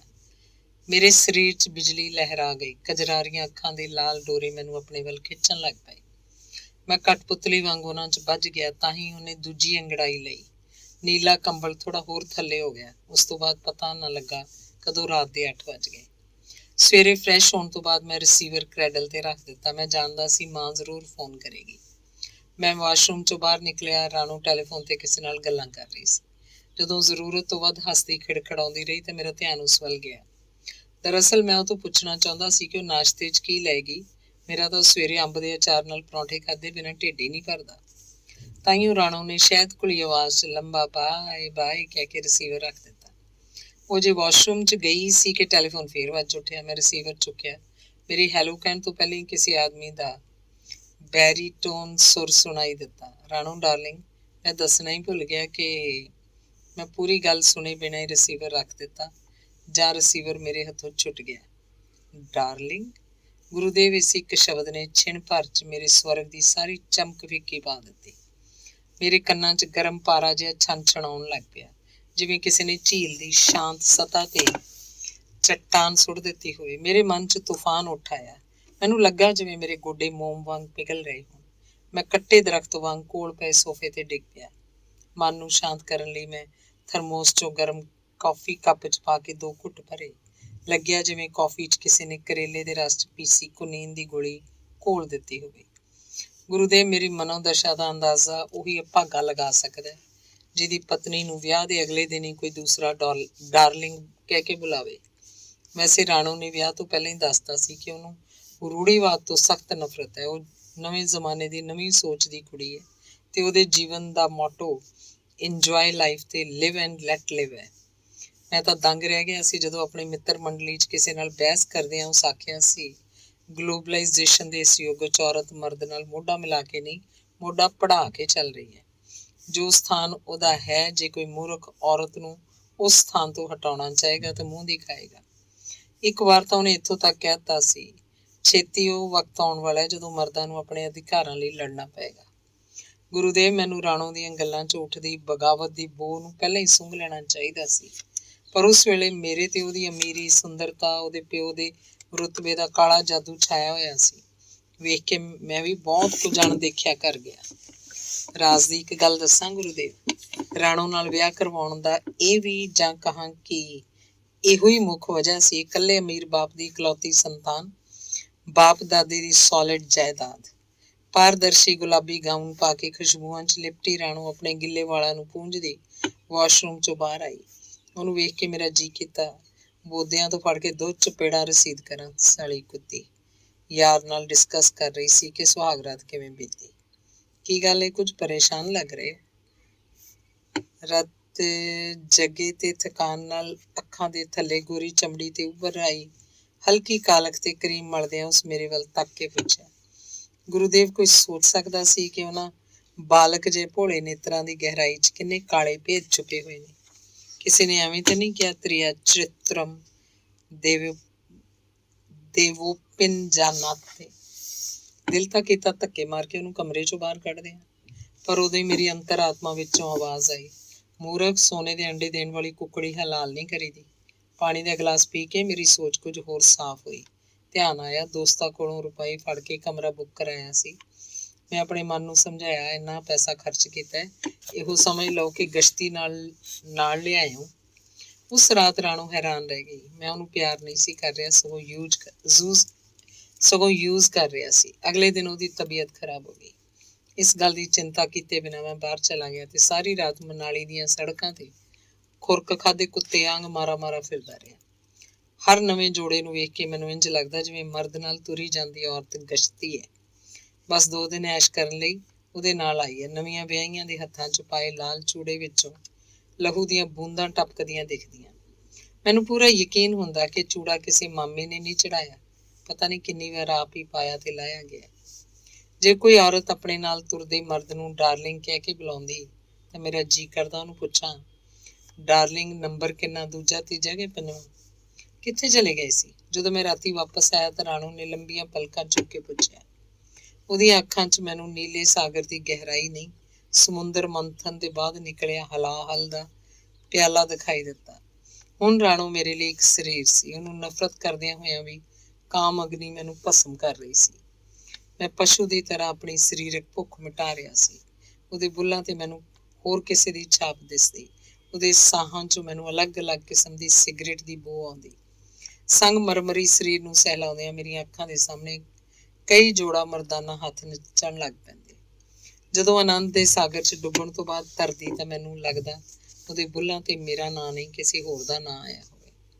ਖੈਰ, ਕਿਸੇ ਤਰ੍ਹਾਂ ਕੌੜਾ ਮੂਨ ਬਤਾ ਕੇ ਅਸੀਂ ਵਾਪਸ ਦਿੱਲੀ ਚਲੇ ਗਏ। ਮੇਰੀ ਹਾਲਤ ਸੱਪ ਦੇ ਮੂੰਹ 'ਚ ਕੋੜ ਕਿਰਲੀ ਵਰਗੀ ਸੀ। ਇੱਕ ਦਿਨ ਜਦੋਂ ਮੈਂ ਦਫ਼ਤਰੋਂ ਪਰਤਿਆ ਤਾਂ ਡਰਾਇੰਗ ਰੂਮ 'ਚ ਉੱਚਾ ਲੰਮਾ ਸੋਹਣਾ ਸੁਨੱਖਾ ਮਰਦ ਬੈਠਾ ਸੀ। ਰਸੋਈ 'ਚੋਂ ਚਾਹ ਦੇ 2 ਕੱਪ ਤੇ ਖਾਣ ਪੀਣ ਦਾ ਸਮਾਨ ਲਈ ਆਉਂਦੀ ਰਾਣੋ ਨੇ ਉਸ ਨਾਲ ਮੇਰਾ ਤੁਆਰਫ ਕਰਵਾਇਆ। ਇਹ ਮੇਰੇ ਪਤੀ ਦੇਵ ਨੇ। ਮੈਨੂੰ ਇੰਝ ਲੱਗਾ ਉਹਨੇ ਕਿਹਾ ਕਿ ਇਹ ਫਰਸ਼ ਪੂੰਝਣ ਵਾਲਾ ਪੋਚਾ ਹੈ। ਡਾਰਲਿੰਗ, ਇਹ ਨਰਿੰਦਰ ਕਪੂਰ ਨੇ, ਮੇਰੇ ਕਾਲਜ ਦੇ ਸਹਿਪਾਠੀ। ਨਰਿੰਦਰ ਯੂਨੀਵਰਸਿਟੀ 'ਚ ਬੈਡਮਿੰਟਨ ਦੇ ਨੰਬਰ 1 ਖਿਡਾਰੀ ਸਨ। ਅਸੀਂ ਮਿਕਸ ਡਬਲ ਦੀਆਂ ਕਈ ਪ੍ਰਤੀਯੋਗਤਾਵਾਂ ਜਿੱਤੀਆਂ ਸਨ। ਇਹ ਦੱਸਦਿਆਂ ਰਾਣੋ ਦੇ ਸੁਰ ਦੀ ਕੋਮਲਤਾ ਤੇ ਅੱਖਾਂ ਦੀ ਚਮਕ ਕਈ ਰਾਜ਼ ਖੋਲ੍ਹ ਰਹੀ ਸੀ। ਰਾਣੋ ਚਾਹ ਦਾ ਸਮਾਨ ਰੱਖ ਕੇ ਉਸ ਮਰਦੂਦ ਦੇ ਨਾਲ ਸੋਫੇ ਤੇ ਬੈਠ ਗਈ। ਨਰਿੰਦਰ ਕਹਿਲਾਏ ਜਾਣ ਵਾਲੇ ਆਦਮੀ ਨੇ ਤਪਾਕ ਨਾਲ ਉੱਠ ਕੇ ਮੇਰੇ ਵੱਲ ਹੱਥ ਵਧਾਇਆ। ਸੱਚ ਕਹਿਣਾ ਗੁਰੂਦੇਵ, ਮੇਰਾ ਜੀਅ ਕੀਤਾ ਕਿ ਉਹਨੂੰ ਧੋਬੀ ਪਟਕਾ ਦੇ ਕੇ ਉੱਥੇ ਹੀ ਚਿੱਤ ਕਰ ਦਿਆਂ। ਉਹਦੇ ਹੱਥ ਦੀ ਛੋਹ ਨਾਲ ਮੇਰੇ ਸਰੀਰ 'ਚ ਕੰਡੇ ਚੁਭਣ ਲੱਗ ਪਏ। ਵਿਦੇਸ਼ੀ ਮਹਿੰਗੇ ਆਫਟਰ ਸ਼ੇਵ ਦੀ ਗੰਧ ਮੈਨੂੰ ਮਰੇ ਚੂਹੇ ਦੀ ਬੋ ਵਰਗੀ ਲੱਗੀ। ਸਾਲੇ ਅਪਰ ਕਲਾਸ ਸੂਰ, ਅੰਗਰੇਜ਼ ਦੀ ਦੁਮ ਦੇ ਵਾਲ, ਕਾਲੇ ਧਨ ਦੇ ਢੇਰ ਤੇ ਕੁਰਬਲਾਂ ਦੇ ਕੀੜੇ। How do you do? ਲੱਗਾ ਉਹੀ ਬੈਰੀਟੋਨ ਆਵਾਜ਼। ਮੇਰਾ ਤਨ ਮਨ ਸੁਲਗਣ ਲੱਗ ਪਿਆ। ਸੁੱਖੀ ਜੀ ਹੈਲੋ ਕਹਿ ਕੇ ਮੈਂ ਆਪਣੀ ਗਲ ਘੋਟੂ ਟਾਈ ਦੀ ਗੰਢ ਖੋਲ੍ਹਦਾ ਆਪਣੇ ਕਮਰੇ ਵੱਲ ਚਲਾ ਗਿਆ। ਮਹਿੰਦੀ ਦਾ ਰੰਗ ਉਤਰਿਆ ਨਹੀਂ ਤੇ ਯਾਰ ਘਰ ਤੱਕ ਆਉਣ ਲੱਗ ਪਏ। ਮੇਰਾ ਜੀਅ ਕੀਤਾ ਉਸ ਚਾਲੂ ਔਰਤ ਨੂੰ ਉਹਦੇ ਯਾਰ ਦੇ ਸਾਹਮਣੇ ਹੀ ਗੁੱਤੋਂ ਫੜ ਕੇ ਘਰੋਂ ਬਾਹਰ ਕੱਢ ਦਿਆਂ। ਪਰ ਅਫਸੋਸ ਇਹ ਹੈ ਕਿ ਗੁਰੂਦੇਵ ਕੇ ਫਲੈਟ ਦੀ ਰਜਿਸਟਰੀ ਰਾਣੋ ਦੇ ਪਿਓ ਨੇ ਉਹਦੇ ਨਾਂ ਕਰਵਾਈ ਸੀ। ਏਅਰ ਕੰਡੀਸ਼ਨ ਕਮਰੇ 'ਚ ਮੇਰਾ ਸਾਹ ਘੁੱਟਣ ਲੱਗ ਪਿਆ। ਤਾਜ਼ੀ ਹਵਾ 'ਚ ਸਾਹ ਲੈਣ ਲਈ ਮੈਂ ਕਮਰੇ ਦੀ ਖਿੜਕੀ ਖੋਲ੍ਹ ਦਿੱਤੀ। ਬੋ ਨਾਲ ਸੜਿਆ ਹੋਇਆ ਭਬਾਕਾ ਕਮਰੇ ਦੇ ਅੰਦਰ ਵੜ ਆਇਆ। ਮੈਨੂੰ ਗੰਦੇ ਨਾਲੇ ਤੇ ਬਣਿਆ 2 ਕਮਰਿਆਂ ਦਾ ਆਪਣਾ ਘਰ ਯਾਦ ਆ ਗਿਆ, ਜਿਸ ਵਿੱਚ ਅਸੀਂ 8 ਜਣੇ ਇੰਝ ਧੂਸੇ ਰਹਿੰਦੇ ਸੀ ਜਿਵੇਂ ਖੁੱਡੇ 'ਚ ਕੁੱਕੜੀਆਂ। ਮੈਂ ਜਲਦੀ ਨਾਲ ਖਿੜਕੀ ਬੰਦ ਕਰਤੀ। ਕੱਪੜੇ ਬਦਲਣ ਤੋਂ ਪਹਿਲਾਂ ਬਿਸਤਰੇ ਨੂੰ ਧਿਆਨ ਨਾਲ ਦੇਖਿਆ, ਕਿਤੇ ਕੋਈ ਵੱਟ ਨਹੀਂ, ਸਿਰਹਾਣਿਆਂ ਉੱਤੇ ਸਿਰਾਂ ਦੇ ਨਿਸ਼ਾਨ ਨਹੀਂ, ਝੜਿਆ ਹੋਇਆ ਇੱਕ ਵਾਲ ਤੱਕ ਨਹੀਂ। ਮੇਰੇ ਆਉਣ ਤੋਂ ਪਹਿਲਾਂ ਸਾਰੇ ਨਿਸ਼ਾਨ ਬੜੀ ਸਫਾਈ ਨਾਲ ਮਿਟਾ ਦਿੱਤੇ ਗਏ ਸਨ। ਗੁਰੂਦੇਵ, ਔਰਤ ਤੇ ਮਰਦ 'ਚ ਕਿਹੀ ਦੋਸਤੀ ਕਿ ਮੈਂ ਨਹੀਂ ਜਾਣਦਾ? ਮਰਦ ਦਾ ਜਨਮਜ਼ਾਤ ਸੁਭਾਅ ਸੋਹਣੀਆਂ ਤੇ ਜਵਾਨ ਕੁੜੀਆਂ ਦੇ ਨਾਲ ਹੀ ਦੋਸਤੀ ਕਿਉਂ ਕਰਦਾ ਹੈ? ਮੇਰਾ ਖਿਆਲ ਹੈ ਆਦਮੀ 'ਚ 5 ਗਿਆਨ ਇੰਦਰੀਆਂ ਦੇ ਇਲਾਵਾ ਇੱਕ 6ਵਾਂ ਕੀੜਾ ਵੀ ਹੁੰਦਾ ਹੈ, ਜਿਹੜਾ ਸੋਹਣੀ ਔਰਤ ਨੂੰ ਵੇਖਦਿਆਂ ਹੀ ਕੁਰਬਲ ਕੁਰਬਲ ਕਰਨ ਲੱਗ ਪੈਂਦਾ। ਗੁਰੂਦੇਵ, ਇਸ ਸੱਚਾਈ ਤਾਂ ਤੁਸੀਂ ਵੀ ਜਾਣਦੇ ਹੋਗੇ। ਰਾਣੋ ਮੈਨੂੰ ਜਿੰਨਾ ਬੇਵਕੂਫ ਸਮਝਦੀ ਓਨਾ ਮੈਂ ਨਹੀਂ। ਹੁਣ ਮੈਂ ਉਹਦੀ ਹਰ ਹਰਕਤ ਤੇ ਨਜ਼ਰ ਰੱਖਦਾ। ਕਦੇ ਕਦੇ ਮੈਂ ਉਹਨੂੰ ਐਵੇਂ ਹੀ ਜੱਫੀ ਪਾ ਲੈਂਦਾ, ਬਸ ਇਹ ਜਾਣਨ ਲਈ ਕਿ ਉਹਦੇ ਜਿਸਮ 'ਚ ਬਗਾਨੇ ਮਰਦ ਦੀ ਗੰਧ ਤਾਂ ਨਹੀਂ ਆ ਰਹੀ। ਜਿਸ ਦਿਨ ਉਹ ਮੇਰੇ ਤੋਂ ਪਹਿਲਾਂ ਦਫ਼ਤਰੋਂ ਘਰ ਪਰਤ ਆਉਂਦੀ ਹੈ, ਉਸ ਰਾਤ ਬਿਨਾਂ ਬੱਤੀ ਬੁਝਾਏ ਮੈਂ ਉਹ ਨਿਸ਼ਾਨ ਲੱਭਣ ਦੀ ਕੋਸ਼ਿਸ਼ ਕਰਦਾ ਜਿਨ੍ਹਾਂ ਦਾ ਮੇਰੇ ਨਾਲ ਕੋਈ ਲੈਣਾ ਦੇਣਾ ਨਾ ਹੋਵੇ।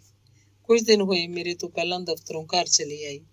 ਜਦੋਂ ਮੈਂ ਘਰ ਪੁੱਜਾ, ਸੌਣ ਵਾਲਾ ਕਮਰਾ ਨਵੇਂ ਰੂਮ ਸਪਰੇ ਦੀ ਖੁਸ਼ਬੂ ਨਾਲ ਮਹਿਕ ਰਿਹਾ ਸੀ।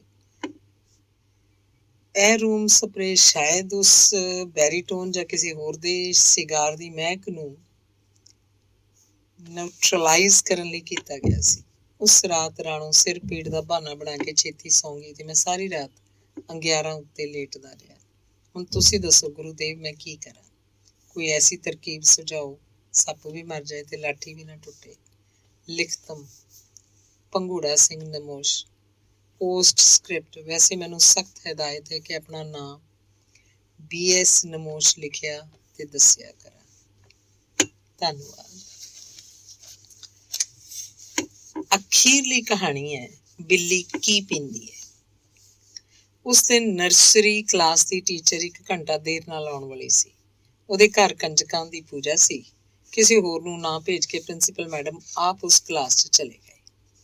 ਪ੍ਰੀ ਨਰਸਰੀ ਦੀ ਉਸ ਕਲਾਸ 'ਚ 2.5 ਤੋਂ ਲੈ ਕੇ 3 ਸਾਲ ਦੀ ਉਮਰ ਦੇ 20 ਬੱਚੇ ਨੇ।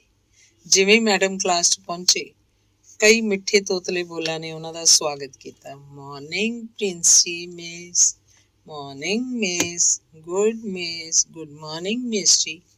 ਖਿੜੇ ਹੋਏ ਫੁੱਲਾਂ ਵਰਗੇ ਚਿਹਰੇ ਜਿਨ੍ਹਾਂ ਨੂੰ ਵੇਖ ਕੇ ਇਨਸਾਨ ਕੁਝ ਸਮੇਂ ਲਈ ਆਪਣੇ ਫਿਕਰ ਚਿੰਤਾਵਾਂ ਭੁੱਲ ਜਾਏ। ਬੱਚਿਆਂ ਦੇ ਮਿੱਠੇ ਅਭਿਵਾਦਨ ਦਾ ਉੱਤਰ ਦੇ ਕੇ ਮੈਡਮ ਕੁਰਸੀ ਤੇ ਬੈਠੇ ਹੀ ਸੀ ਕਿ ਕੁਝ ਬੱਚਿਆਂ ਨੇ ਉਹਨਾਂ ਦੁਆਲੇ ਘੇਰਾ ਪਾ ਲਿਆ। ਹਰ ਬੱਚਾ ਚਾਹ ਰਿਹਾ ਸੀ ਕਿ ਸਭ ਤੋਂ ਪਹਿਲਾਂ ਉਹਦੀ ਗੱਲ ਸੁਣ ਲਈ ਜਾਏ। ਅਜਿਹੇ ਉਤਸ਼ਾਹ 'ਚ ਸਾਰੇ ਬੱਚੇ ਇਕੱਠੇ ਬੋਲਣ ਲੱਗ ਪਏ। ਪ੍ਰਿੰਸੀ ਮਿਸ, ਮੈਂ ਅੱਜ ਪਰੌਂਠਾ ਹੀ ਲੈ ਆਇਆ। ਮਿਸ, ਮੇਰੀ ਫਰਾਕ ਵੇਖੋ, ਨਾਨੀ ਲਿਆਈ ਸੀ। ਮੇਰੇ ਬੂਟ ਵੀ ਮਿਸ ਜੀ ਚੂੰ ਚੂੰ ਕਰਦੇ ਨੇ ਜੀ। ਮਿਸ, ਮੈਂ ਨੂਡਲ। ਮੈਡਮ ਨੇ ਤੁਤਲਾਉਂਦੇ ਬੱਚੇ ਦਾ ਵਾਕ ਪੂਰਾ ਕੀਤਾ। ਹਾਂ ਜੀ, ਤੋਤਲੇ ਬੱਚੇ ਨੇ ਯੋਧੇ ਵਾਂਗ ਉੱਚੀ ਆਵਾਜ਼ 'ਚ ਲਮਕਾ ਕੇ ਕਿਹਾ। ਸਾਡੇ ਘਰ ਕੱਲ ਵਾਈਜਾ ਜਾਇਆ ਸੀ। ਮਿਸ ਜੂੰ ਜੂੰ ਜੂੰ। ਸੌਰਵ ਨੇ ਆਪਣੀਆਂ ਨਿੱਕੀਆਂ ਨਿੱਕੀਆਂ ਬਾਹਾਂ ਫੈਲਾ ਕੇ ਜਹਾਜ਼ ਬਣਾ ਕੇ ਕਲਾਸ 'ਚ ਚੱਕਰ ਕੱਢਣ ਲੱਗ ਪਿਆ। ਪ੍ਰਿੰਸੀ ਮਿਸ, ਕੱਲ ਮਾਮੂ ਸਾਡੇ ਘਰ ਆਏ ਸੀ, ਨਾਲ ਮੀਨੂ ਵੀ ਆਈ ਸੀ। ਕੋਮਲ ਤਿਵਾਰੀ ਮੈਡਮ ਦੀ ਬਾਂਹ ਹਿਲਾ ਕੇ ਉਹਨਾਂ ਦਾ ਧਿਆਨ ਆਪਣੇ ਵੱਲ ਕਰਨਾ ਚਾਹ ਰਹੀ ਸੀ। ਮੈਂ ਕੱਲ ਹੈਲੀਫੈਂਟ ਵੇਖਿਆ ਸੀ ਜੀ, ਇੰਨਾ ਵੱਡਾ। ਅਨੁਰਾਗ ਦੀਆਂ ਦੋਵੇਂ ਬਾਹਾਂ ਛੱਤ ਵੱਲ ਝੁਕੀਆਂ। ਹੈਲੀਫੈਂਟ ਨਹੀਂ ਜੀ, ਐਲੀਫੈਂਟ। ਗੁਰਮੀਤ ਨੇ ਆਪਣੀ ਵਿਦਵਤਾ ਤੇ ਸਹੀ ਉਚਾਰਨ ਦਾ ਪ੍ਰਦਰਸ਼ਨ ਕੀਤਾ। ਮਿਸ, ਅਸੀਂ ਸ਼ਾਦੀ ਤੇ ਗਏ ਸੀ, ਉੱਥੇ ਦਾਦੀ ਵੀ ਆਈ ਸੀ, ਚਾਚੂ ਵੀ। ਸੰਯੁਕਤ ਪਰਿਵਾਰ ਤੋਂ ਵਿਛੜੇ ਬੱਚੇ ਦੀਆਂ ਅੱਖਾਂ 'ਚ ਆਪਣਿਆਂ ਨਾਲ ਚਿਰਾਂ ਬਾਅਦ ਮਿਲਣ ਦੀ ਖੁਸ਼ੀ ਫੇਰ ਚਮਕੀ। ਲਾਹੁਲ ਨੇ ਮਿਲਾ ਲੁਮਾਨ ਲਿਆ। ਮਿਸ, ਕਿਸੇ ਬੱਚੀ ਦਾ ਕੋਮਲ ਜਿਹਾ ਸ਼ਿਕਾਇਤੀ ਸੁਰ ਇੱਕ ਪਾਸੋਂ ਉਭਰਿਆ। ਸਾਰਿਆਂ ਬੱਚਿਆਂ ਨੂੰ ਇੰਝ ਇਕੱਠਿਆਂ ਬੋਲਦਿਆਂ ਸੁਣਦੇ ਮੈਡਮ ਆਪਣੇ ਸਿਰ ਸੱਜੇ ਖੱਬੇ ਹਿਲਾਉਂਦੇ ਹੋਏ ਅੱਛਾ ਜੀ ਕਹਿ ਰਹੇ ਸਨ। ਨਾਲ ਹੀ ਉਹਨਾਂ ਦੇ ਮਨ 'ਚ 2 ਪੁਆਇੰਟ ਨੋਟ ਕੀਤੇ। ਪਹਿਲਾ, ਇਹਨਾਂ ਬੱਚਿਆਂ ਦਾ ਫ੍ਰੀ ਕਨਵਰਸੇਸ਼ਨ ਦਾ ਸਮਾਂ ਵਧਾਉਣਾ ਚਾਹੀਦਾ। ਦੂਜਾ, ਉਹਨਾਂ ਨੂੰ ਆਪ ਹਫ਼ਤੇ 'ਚ ਕਮ ਸੇ ਕਮ 2 ਵਾਰੀ ਇਸ ਕਲਾਸ 'ਚ ਆ ਕੇ ਬੱਚਿਆਂ ਦੀਆਂ ਗੱਲਾਂ ਸੁਣਨੀਆਂ ਚਾਹੀਦੀਆਂ। ਬੱਚਿਆਂ ਦੇ ਇੰਝ ਬੋਲਣ ਦੇ ਵਰਤਾਰੇ ਤੋਂ ਲੱਗ ਰਿਹਾ ਸੀ ਕਿ ਉਹਨਾਂ ਨੂੰ ਕਲਾਸ 'ਚ ਬੋਲਣ ਦਾ ਮੌਕਾ ਘੱਟ ਦਿੱਤਾ ਜਾਂਦਾ ਹੈ। ਤਾਂਹੀਓ ਕਿਸੇ ਬੱਚੀ ਨੇ ਬਾਂਸੁਰੀ ਦੇ ਸੁਰ ਵਰਗੀ ਮਿੱਠੀ ਆਵਾਜ਼ 'ਚ ਦੱਸਿਆ, ਮਿੱਛ ਸੁਰਿੰਦਰ ਨੇ ਨਿੱਕਲ ਵਿੱਚ ਛੂ ਕਰ ਦਿੱਤਾ। 2.5 ਸਾਲ ਦਾ ਸੁਰਿੰਦਰ ਕੁਝ ਦੂਰ ਅਪਰਾਧੀ ਜਿਹਾ ਖੜਾ ਮੈਡਮ ਵੱਲ ਦੇਖ ਰਿਹਾ ਸੀ। ਉਹਦੀਆਂ ਵੱਡੀਆਂ ਵੱਡੀਆਂ ਭੂਰੀਆਂ ਅੱਖਾਂ 'ਚ ਗੁੱਸਾ ਸੀ। ਚਿਹਰੇ ਦਾ ਭਾਵ ਜਿਵੇਂ ਕਹਿ ਰਿਹਾ ਸੀ, ਤੁਹਾਨੂੰ ਨਹੀਂ ਪਤਾ ਚੱਲਿਆ ਕਿ ਮੈਨੂੰ ਸੁਸੂ ਆਇਆ? ਮੇਰੀ ਮਿਸ ਨੂੰ ਤਾਂ ਆਪੇ ਪਤਾ ਲੱਗ ਜਾਂਦਾ। ਵਗਦਾ ਸੂਸੂ ਫਰਸ਼ ਤੱਕ ਲਟਕਦੇ ਮੈਡਮ ਦੀ ਸਾੜੀ ਦੇ ਪੱਲੇ ਨੂੰ ਛੋਹਣ ਹੀ ਵਾਲਾ ਸੀ ਜਦੋਂ ਤੱਕ ਉਹਨਾਂ ਨੇ ਘੰਟੀ ਵਜਾ ਕੇ ਰਾਮਰਤੀ ਨੂੰ ਬੁਲਾਇਆ। ਸੂਸੂ ਦੀ ਲੰਬੀ ਧਾਰ ਕੁਰਸੀ ਥੱਲੇ ਦੁਬਕ ਗਈ। ਘੰਟੀ ਦੀ ਤੇਜ਼ ਆਵਾਜ਼ ਨੇ ਬੱਚਿਆਂ ਦਾ ਧਿਆਨ ਖਿੱਚਿਆ। ਉਹ ਸਾਰੇ ਚੁੱਪ ਕਰ ਗਏ। ਮੈਡਮ ਨੇ ਇਸ ਚੁੱਪੀ ਦਾ ਫਾਇਦਾ ਉਠਾਇਆ। ਹੁਣ ਸਾਰੇ ਬੱਚੇ ਆਪੋ ਆਪਣੀ ਸੀਟ ਤੇ ਬੈਠਣਗੇ। ਉਹਨਾਂ ਨੇ ਆਪਣੀ ਕੁਰਸੀ ਇੱਕ ਪਾਸੇ ਕਰ ਲਈ। ਕੁਝ ਬੱਚੇ ਨੱਸਦੇ, ਕੁਝ ਤੁਰਦੇ ਹੋਏ ਛੋਟੇ ਛੋਟੇ ਡੈਸਕਾਂ ਵੱਲ ਵੱਧ ਗਏ। ਸੀਟਾਂ ਤੇ ਬੈਠ ਕੇ ਬੱਚੇ ਉਮੀਦ ਭਰੀਆਂ ਨਜ਼ਰਾਂ ਨਾਲ ਮੈਡਮ ਵੱਲ ਦੇਖਣ ਲੱਗ ਪਏ, ਜਿਵੇਂ ਪੁੱਛ ਰਹੇ ਹੁਣ ਕੀ ਕਰਨਾ ਹੈ। ਹੁਣ ਅਸੀਂ ਸਾਰੇ ਤਾੜੀਆਂ ਵਜਾਵਾਂਗੇ, ਮੈਡਮ ਨੇ ਤਾੜੀ ਵਜਾਉਂਦਿਆਂ ਆਖਿਆ। ਤਾੜੀਆਂ ਦੀ ਆਵਾਜ਼ 'ਚ ਇੱਧਰੋਂ ਉੱਧਰ ਕਿਲਕਾਰੀਆਂ ਵੀ ਸੁਣਾਈ ਦੇ ਰਹੀਆਂ ਸੀ। ਸੁਰਿੰਦਰ ਦੀ ਨਿੱਕਰ ਬਦਲਣ ਲਈ ਉਹਨੂੰ ਬਾਹਰ ਲੈ ਜਾਂਦੀ ਰਾਮਰਤੀ ਨੇ ਦਰਵਾਜ਼ੇ 'ਚ ਮੁੜ ਕੇ ਮੈਡਮ ਵੱਲ ਦੇਖਿਆ। ਕੀ ਬੱਚਿਆਂ ਵਰਗੀਆਂ ਹਰਕਤਾਂ ਕਰ ਰਹੇ ਇਸ ਉਮਰ 'ਚ? ਮੈਡਮ ਨੇ ਉਹਦੀਆਂ ਅੱਖਾਂ 'ਚ ਪੜ੍ਹਿਆ। ਤੂੰ ਨਹੀਂ ਜਾਣਦੀ ਰਾਮਰਤੀ, ਬੱਚਿਆਂ ਨਾਲ ਬੱਚਾ ਬਣ ਕੇ ਉਹਨਾਂ ਤੱਕ ਪਹੁੰਚਿਆ ਜਾ ਸਕਦਾ ਹੈ। ਅੰਬ ਦੇ ਅਚਾਰ ਦੀ ਸੁਗੰਧ ਸਾਰੀ ਕਲਾਸ 'ਚ ਫੈਲ ਗਈ। ਅੰਕਿਤ ਮਹਿਰਾ ਇੱਕ ਕੋਨੇ 'ਚ ਪਏ ਮੇਜ਼ ਤੇ ਆਪਣਾ ਡੱਬਾ ਰੱਖੀ ਆਰਾਮ ਨਾਲ ਭੋਜਨ ਕਰ ਰਿਹਾ ਸੀ। ਉਹਦੀ ਪਿੱਠ ਦੂਸਰੇ ਬੱਚਿਆਂ ਵੱਲ ਸੀ। ਵਿੱਚ ਉਹ ਵੀ ਤਾੜੀ ਵਜਾ ਲੈਂਦਾ ਸੀ। ਅੰਕਿਤ ਗੋਲ ਮਟੋਲ ਤੰਦਰੁਸਤ ਬੱਚਾ ਸੀ, ਜਿਹਨੂੰ ਹਮੇਸ਼ਾ ਭੁੱਖ ਲੱਗੀ ਰਹਿੰਦੀ ਸੀ। ਸ਼ੁਰੂ 'ਚ ਉਹ ਆਪਣਾ ਖਾਣਾ ਮੁਕਾ ਕੇ ਦੂਜਿਆਂ ਬੱਚਿਆਂ ਦੇ ਖਾਣੇ ਤੇ ਵੀ ਹੱਥ ਸਾਫ਼ ਕਰ ਜਾਂਦਾ ਸੀ। ਫਿਰ ਉਹਦੀ ਮਾਂ ਨੂੰ ਕਹਿ ਕੇ ਉਸ ਲਈ ਜ਼ਿਆਦਾ ਭੋਜਨ ਮੰਗਵਾਇਆ ਜਾਣ ਲੱਗਾ। ਅੰਕਿਤ ਦੀ ਢਿੱਲੀ ਨਿੱਕਰ ਥੱਲੇ ਖਿਸਕ ਰਹੀ ਸੀ। ਹੁਣ ਤੱਕ ਬਹੁਤ ਸਾਰੀਆਂ ਤਾੜੀਆਂ ਵੱਜਣੀਆਂ ਬੰਦ ਹੋ ਗਈਆਂ।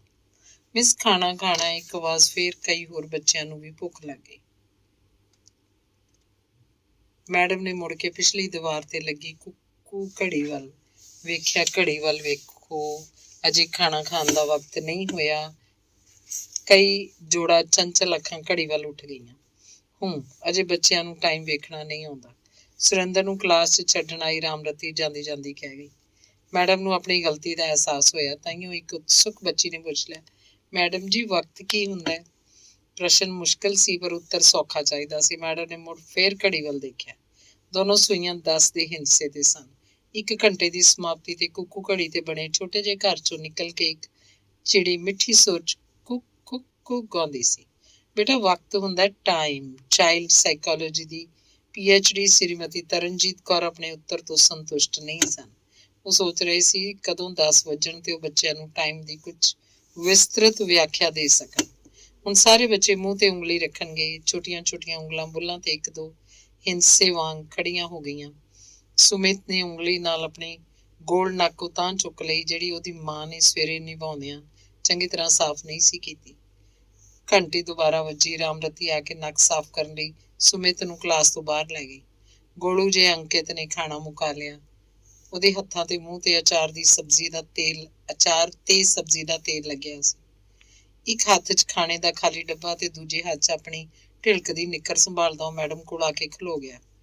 ਮੈਡਮ ਦਾ ਦਿਲ ਕੀਤਾ ਉਹ ਅੰਕਿਤ ਦੀ ਭਟੂਰੇ ਵਰਗੀ ਗੋਲ ਗੱਲ ਨੂੰ ਚੁੰਮ ਲੈਣ। ਭਰ ਪੇਟ ਭੋਜਨ ਕਰਨ ਦੇ ਬਾਅਦ ਅੰਕਿਤ ਨੇ ਤ੍ਰਿਪਤੀ ਦਾ ਲੰਮਾ ਸਾਹ ਲਿਆ। ਫਿਰ ਆਪਣੀ ਭਾਰੀ ਆਵਾਜ਼ 'ਚ ਮੈਡਮ ਤੇ ਰੋਹ ਪਾਇਆ, ਮਿਸ ਪਾਣੀ ਪੀਆਂਗਾ। ਅੱਛਾ ਜੀ, ਹੁਣੇ ਪਾਣੀ ਮੰਗਵਾਉਂਦੇ ਆ, ਕਹਿ ਕੇ ਮੈਡਮ ਨੇ ਸ਼ੈਲਫ ਤੇ ਰੱਖੇ ਪੇਪਰ ਨੈਪਕਿਨ ਦੇ ਪੈਕਟ 'ਚੋਂ ਇੱਕ ਨੈਪਕਿਨ ਕੱਢ ਕੇ ਅੰਕਿਤ ਦੇ ਮੂੰਹ ਹੱਥ ਪੂੰਝੇ। ਹੁਣ ਤੱਕ ਉਹਦੀ ਢਿੱਲੀ ਨਿੱਕਰ ਕੁਝ ਹੋਰ ਥੱਲੇ ਖਿਸਕ ਗਈ ਸੀ। ਉਹਨੂੰ ਦੇਖ ਕੇ ਸਾਰੇ ਬੱਚੇ ਹੱਸਣ ਲੱਗ ਪਏ। ਘੰਟੀਆਂ ਦੀ ਟਨਾਹਟ ਜਿਹਾ ਮਿੱਠਾ ਹਾਸਾ, ਜਿਵੇਂ ਬੱਚਿਆਂ ਦੇ ਹਾਸੇ ਦਾ ਸਾਥ ਦੇਣ ਲਈ ਘੜੀ 'ਚੋਂ ਨਿਕਲ ਕੇ ਛੋਟੀ ਰੰਗ ਬਿਰੰਗੀ ਚਿੜੀ ਕੁੱਕ ਕੁੱਕ ਗਾਉਣ ਲੱਗ ਪਈ। 10 ਵੱਜ ਗਏ ਸਨ। ਜਦੋਂ ਚਿੜੀ ਵਕਤ ਦੱਸ ਕੇ ਅੰਦਰ ਚਲੀ ਗਈ ਤਾਂ ਮੈਡਮ ਨੇ ਫਿਰ ਤੋਂ ਬੱਚਿਆਂ ਨੂੰ ਵਕਤ ਦੀ ਪਰਿਭਾਸ਼ਾ ਸਮਝਾਉਣ ਦੀ ਕੋਸ਼ਿਸ਼ ਕੀਤੀ। ਬੱਚੇ 10 ਵੱਜ ਗਏ ਨੇ, ਚਿੜੀ ਨੇ ਵਕਤ ਟਾਈਮ ਦੱਸਿਆ ਹੈ, ਕੁੱਕ ਕੁੱਕ ਕੁੱਕ ਕੁ। ਪਰ ਵਕਤ ਦੀ ਵਿਆਖਿਆ ਕਰਕੇ ਬੱਚਿਆਂ ਨੂੰ ਸਮਝਾਉਣਾ ਔਖਾ ਕੰਮ ਸੀ। ਮੈਡਮ ਆਪਣੇ ਉੱਤਰ ਤੋਂ ਸੰਤੁਸ਼ਟ ਨਹੀਂ ਸੀ। ਚੰਗਾ ਹੈ ਬੱਚਿਆਂ ਨੂੰ ਗਿਆਨੀ ਤੇ ਅਗਿਆਨੀ ਦਾ ਅਰਥ ਤੇ ਅੰਤਰ ਨਹੀਂ ਪਤਾ। ਪਰ ਮੈਡਮ ਦੀ ਗੱਲ ਸੁਣ ਕੇ ਬੱਚੇ ਖੁਸ਼ ਹੋ ਗਏ। ਮੈਂ ਮੰਮੀ ਨੂੰ ਦੱਸਾਂਗੀ ਮਿਸ, ਸਾਡੇ ਸਕੂਲ 'ਚ ਚਿੜੀ ਘੜੀ ਵਿੱਚੋਂ ਨਿਕਲਦੀ ਏ ਟਾਈਮ ਲੈ ਕੇ। ਇੱਕ ਬੱਚੀ ਨੇ ਖੜੇ ਹੋ ਕੇ ਆਪਣੀਆਂ ਵੱਡੀਆਂ ਅੱਖਾਂ ਮਟਕਾਉਂਦਿਆਂ ਕਿਹਾ, ਟਾਈਮ ਘੜੀ 'ਚੋਂ ਨਿਕਲਦਾ ਹੈ। ਬੱਚਿਆਂ ਨੇ ਟਾਈਮ ਦੀ ਵਿਆਖਿਆ ਆਪੇ ਕਰ ਲਈ। ਨਿਰਛਲ ਹਾਸਾ, ਮਿੱਠੀ ਮੁਸਕਾਨ, ਭੋਲੀਆਂ ਗੱਲਾਂ, ਗੂੰਜਦੀਆਂ ਕਿਲਕਾਰੀਆਂ। ਭੋਲਾ ਬਚਪਨ ਵੱਡੇ ਹੁੰਦਿਆਂ ਅਸੀਂ ਇਹਨਾਂ ਨੂੰ ਕੀ ਨਹੀਂ ਸਿਖਾ ਦਿੰਦੇ। ਵੈਰ ਵਿਰੋਧ, ਈਰਖਾ, ਦਵੈਕ, ਝੂਠ, ਚਲਾਕੀ, ਮੱਕਾਰੀ। ਹੁਣ ਤੱਕ ਉਹਨਾਂ ਬੱਚਿਆਂ ਦੇ ਇਲਾਵਾ ਜਿਨ੍ਹਾਂ ਦੀਆਂ ਮਾਵਾਂ ਉਹਨਾਂ ਨੂੰ ਇਸ ਛੋਟੀ ਉਮਰ 'ਚ ਹੀ ਅਨੁਸ਼ਾਸਨ ਸਿਖਾਉਣ ਤੇ ਦ੍ਰਿੜ ਨੇ, ਬਾਕੀ ਸਾਰੇ ਬੱਚਿਆਂ ਦੀਆਂ ਉਂਗਲਾਂ ਬੁੱਲਾਂ ਤੋਂ ਹਟ ਗਈਆਂ। ਹੁਣ ਅਸੀਂ ਕਾਪੀ 'ਚ ਰੰਗ ਭਰਾਂਗੇ। ਸਾਰੇ ਬੱਚਿਆਂ ਨੇ ਆਪਣੀ ਕਲਰ ਬੁੱਕ ਕੱਢ ਲਈ। ਵਾਰੀ-ਵਾਰੀ ਦੋ ਬੱਚੇ ਮੈਡਮ ਕੋਲ ਆ ਕੇ ਆਪਣੀ ਕਾਪੀ 'ਚ ਰੰਗ ਭਰਨ ਲੱਗ ਪਏ। ਵੱਡੇ ਬੱਚਿਆਂ ਵਾਂਗ ਇਹਨਾਂ ਛੋਟੇ ਬੱਚਿਆਂ ਨੂੰ ਪੂਰਾ ਵਕਤ ਸੀਟਾਂ ਤੇ ਨਹੀਂ ਬਿਠਾਇਆ ਜਾਂਦਾ। ਜਦੋਂ ਟੀਚਰ ਇਕੱਲੇ ਬੱਚੇ ਨੂੰ ਕੋਈ ਕੰਮ ਕਰਵਾਉਂਦੀ ਹੈ ਤਾਂ ਬਾਕੀ ਬੱਚੇ ਖੇਡਦੇ ਰਹਿੰਦੇ ਆ। ਉਹਨਾਂ ਦੇ ਖੇਡਣ ਵਾਸਤੇ ਕਲਾਸ 'ਚ ਕਈ ਤਰ੍ਹਾਂ ਦੇ ਬਲਾਕ, ਖਿਡੌਣੇ ਆਦਿ ਪਏ ਹੁੰਦੇ ਹਨ। ਕੁਝ ਬੱਚੇ ਆਪਣੀ ਕਾਪੀ 'ਚ ਰੰਗ ਭਰ ਰਹੇ ਸਨ ਤੇ ਕੁਝ ਬਲਾਕਸ ਨਾਲ ਖੇਡ ਰਹੇ ਸਨ। ਤਾਈਓ ਮੈਡਮ ਦੇ ਪਿੱਛੇ ਖੇਡਦੇ ਬੱਚਿਆਂ ਦੀਆਂ ਕਿਲਕਾਰੀਆਂ 'ਚ ਦਬੀ ਊਂ ਦੀ ਆਵਾਜ਼ ਸੁਣਾਈ ਦਿੱਤੀ। ਮੈਡਮ ਨੇ ਮੁੜ ਕੇ ਵੇਖਿਆ, ਛੋਟੀ ਜਿਹੀ ਕੁਰਸੀ ਤੇ ਬੈਠੀ ਛੋਟੀ ਰੇਸ਼ਮੀ ਨਈਅਰ ਦੀਆਂ ਗੋਲ ਦੁੱਧ ਵਰਗੀਆਂ ਸਫੈਦ ਲੱਤਾਂ ਉੱਤੇ ਅਜੀਤ ਬਵੇਜਾ ਚੁੰਡੀਆਂ ਵੱਢ ਰਿਹਾ ਸੀ। ਵੇਖੋ ਮਿਸ ਗੁੱਡੀ ਚੂੰ ਕਰਦੀ ਏ। ਹੇ ਵਾਹਿਗੁਰੂ! ਲਪਕ ਕੇ ਮੈਡਮ ਨੇ ਰੇਸ਼ਮੀ ਨੂੰ ਗੋਦੀ 'ਚ ਚੁੱਕ ਲਿਆ। ਝਾਲਰਦਾਰ ਚਿੱਟੀ ਲੇਸ ਦੀ ਫਰਾਕ, ਲਾਲ ਬੂਟ ਤੇ ਲਾਲ ਜੁਰਾਬਾਂ ਪਾਈ, ਸੁਨਹਿਰੇ ਵਾਲਾਂ ਤੇ ਨੀਲੀਆਂ ਅੱਖਾਂ ਵਾਲੀ ਰੇਸ਼ਮੀ ਗੁੱਡੀ ਹੀ ਲੱਗ ਰਹੀ ਸੀ। ਉਹਦੀਆਂ ਲੱਤਾਂ ਤੇ 2-3 ਲਾਲ ਨਿਸ਼ਾਨ ਪੈ ਗਏ ਸੀ। ਅਜੀਤ ਬੇਟਾ, ਇਹ ਗੁੱਡੀ ਨਹੀਂ, ਛੋਟੀ ਜੀ ਦੀਦੀ ਏ। ਦਰਅਸਲ ਕਲਾਸ 'ਚ ਸਭ ਤੋਂ ਛੋਟੀ ਹੋਣ ਕਰਕੇ ਕੁਝ ਬੱਚੇ ਉਹਨੂੰ ਗੁੱਡੀ ਸਮਝੀ ਬੈਠੇ ਸੀ। ਬੱਚੀ ਮੈਡਮ ਨਾਲ ਚਿੰਬੜ ਗਈ ਸੀ। ਪਿਆਰ ਨਾਲ ਪੁਚਕਾਰ ਕੇ ਉਹਨਾਂ ਨੇ ਉਹਨੂੰ ਆਪਣੇ ਕੋਲ ਕੁਰਸੀ ਤੇ ਬਿਠਾ ਲਿਆ। ਅੱਛਾ ਜੀ, ਹੁਣ ਸਾਰੇ ਬੱਚੇ ਆਪਣੀਆਂ ਕੁਰਸੀਆਂ ਤੇ ਬੈਠਣਗੇ। ਮੈਡਮ ਦੇ ਕਹਿੰਦਿਆਂ ਹੀ ਸਾਰੀਆਂ ਕੁਰਸੀਆਂ ਭਰ ਗਈਆਂ। ਹੁਣ ਤੁਸੀਂ ਮੈਨੂੰ ਦੱਸੋ, ਚਿੜੀ ਕਿਵੇਂ ਬੋਲਦੀ ਹੈ? ਪੂਰੀ ਕਲਾਸ ਚੂੰ ਕਰਨ ਲੱਗ ਪਈ। ਕਾਂ ਕਿਵੇਂ ਬੋਲਦਾ ਹੈ? ਕਾਂ। ਕੁੱਤਾ ਭੌਂ ਭੌਂ। ਬਿੱਲੀ ਮਿਆਉਂ ਮਿਆਉਂ। ਮਿਸ ਰਵੀ ਕਹਿੰਦਾ ਹੈ ਬਿੱਲੀ ਭੌਂ ਕਰਦੀ ਹੈ, ਸਿਆਣੀ ਦਿਵਿਆ ਨੇ ਮੈਡਮ ਨੂੰ ਦੱਸਣਾ ਚਾਹਿਆ। ਬੇਸ਼ੱਕ ਪਸ਼ੂ ਪੰਛੀ ਦੀਆਂ ਆਵਾਜ਼ਾਂ ਕੱਢਣ ਨਾਲ ਬੱਚਿਆਂ ਦਾ ਉਚਾਰਨ ਸੁਧਰਦਾ ਹੈ। ਕਲਾਸ ਦੀ ਇੱਕ ਦੀਵਾਰ ਤੇ ਬਿੱਲੀ ਦਾ ਵੱਡਾ ਪੋਸਟਰ ਟੰਗਿਆ ਹੋਇਆ ਸੀ। ਉਸ ਵੱਲ ਇਸ਼ਾਰਾ ਕਰਕੇ ਮੈਡਮ ਨੇ ਪੁੱਛਿਆ, ਇਹ ਕੀ ਹੈ ਬੱਚਿਓ?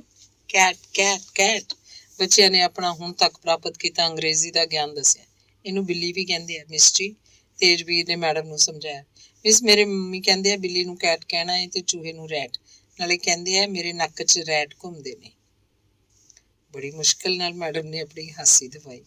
ਦੁਨੀਆ ਦੇ ਸਾਰੇ ਦੇਸ਼ ਆਪੋ ਆਪਣੀ ਭਾਸ਼ਾ ਬੋਲਦੇ ਨੇ, ਪਰ ਸਾਡੇ ਦਿਮਾਗਾਂ ਤੋਂ ਅਜੇ ਤੱਕ ਗੁਲਾਮੀ ਦਾ ਜੰਗਾਲ ਨਹੀਂ ਉਤਰਿਆ। ਕੁਝ ਮਾਵਾਂ ਦਾ ਵੱਸ ਚਲੇ ਤਾਂ ਆਪਣੇ ਬੱਚਿਆਂ ਨੂੰ ਗੁੜਤੀ ਵੀ ਕਿਸੇ ਅੰਗਰੇਜ਼ ਕੋਲੋਂ ਹੀ ਦਵਾਉਣ। ਹੁਣ ਦੱਸੋ ਬਿੱਲੀ ਕੀ ਪੀਂਦੀ ਹੈ? ਮੈਡਮ ਦੇ ਪੁੱਛਣ ਤੇ ਚਾਰੇ ਪਾਸਿਓਂ ਆਵਾਜ਼ ਆਈ, ਦੁੱਧ। ਨਹੀਂ ਮਿਸ, ਬਿੱਲੀ ਦੁੱਧ ਨਹੀਂ ਪੀਂਦੀ, ਕਿਸੇ ਬੱਚੇ ਨੇ ਉੱਚੀ ਆਵਾਜ਼ 'ਚ ਕਿਹਾ। ਫਿਰ ਕੀ ਪੀਂਦੀ ਹੈ ਬੇਟਾ? ਮੈਡਮ ਨੇ ਬੱਚੇ ਦੇ ਕੋਲ ਜਾ ਕੇ ਪੁੱਛਿਆ। ਬਿੱਲੀ ਸ਼ਰਾਬ ਪੀਂਦੀ ਹੈ ਮਿਸ। ਬੱਚੇ ਦੇ ਮੂੰਹ ਤੋਂ ਸ਼ਰਾਬ ਸ਼ਬਦ ਸੁਣ ਕੇ ਮੈਡਮ ਅਵਾਕ ਰਹਿ ਗਈ। ਤੁਹਾਨੂੰ ਕਿਹਨੇ ਕਿਹਾ ਬਿੱਲੀ ਸ਼ਰਾਬ ਪੀਂਦੀ ਹੈ? ਮੈਡਮ ਦਾ ਬੋਲ ਬੁਝਿਆ ਹੋਇਆ ਸੀ।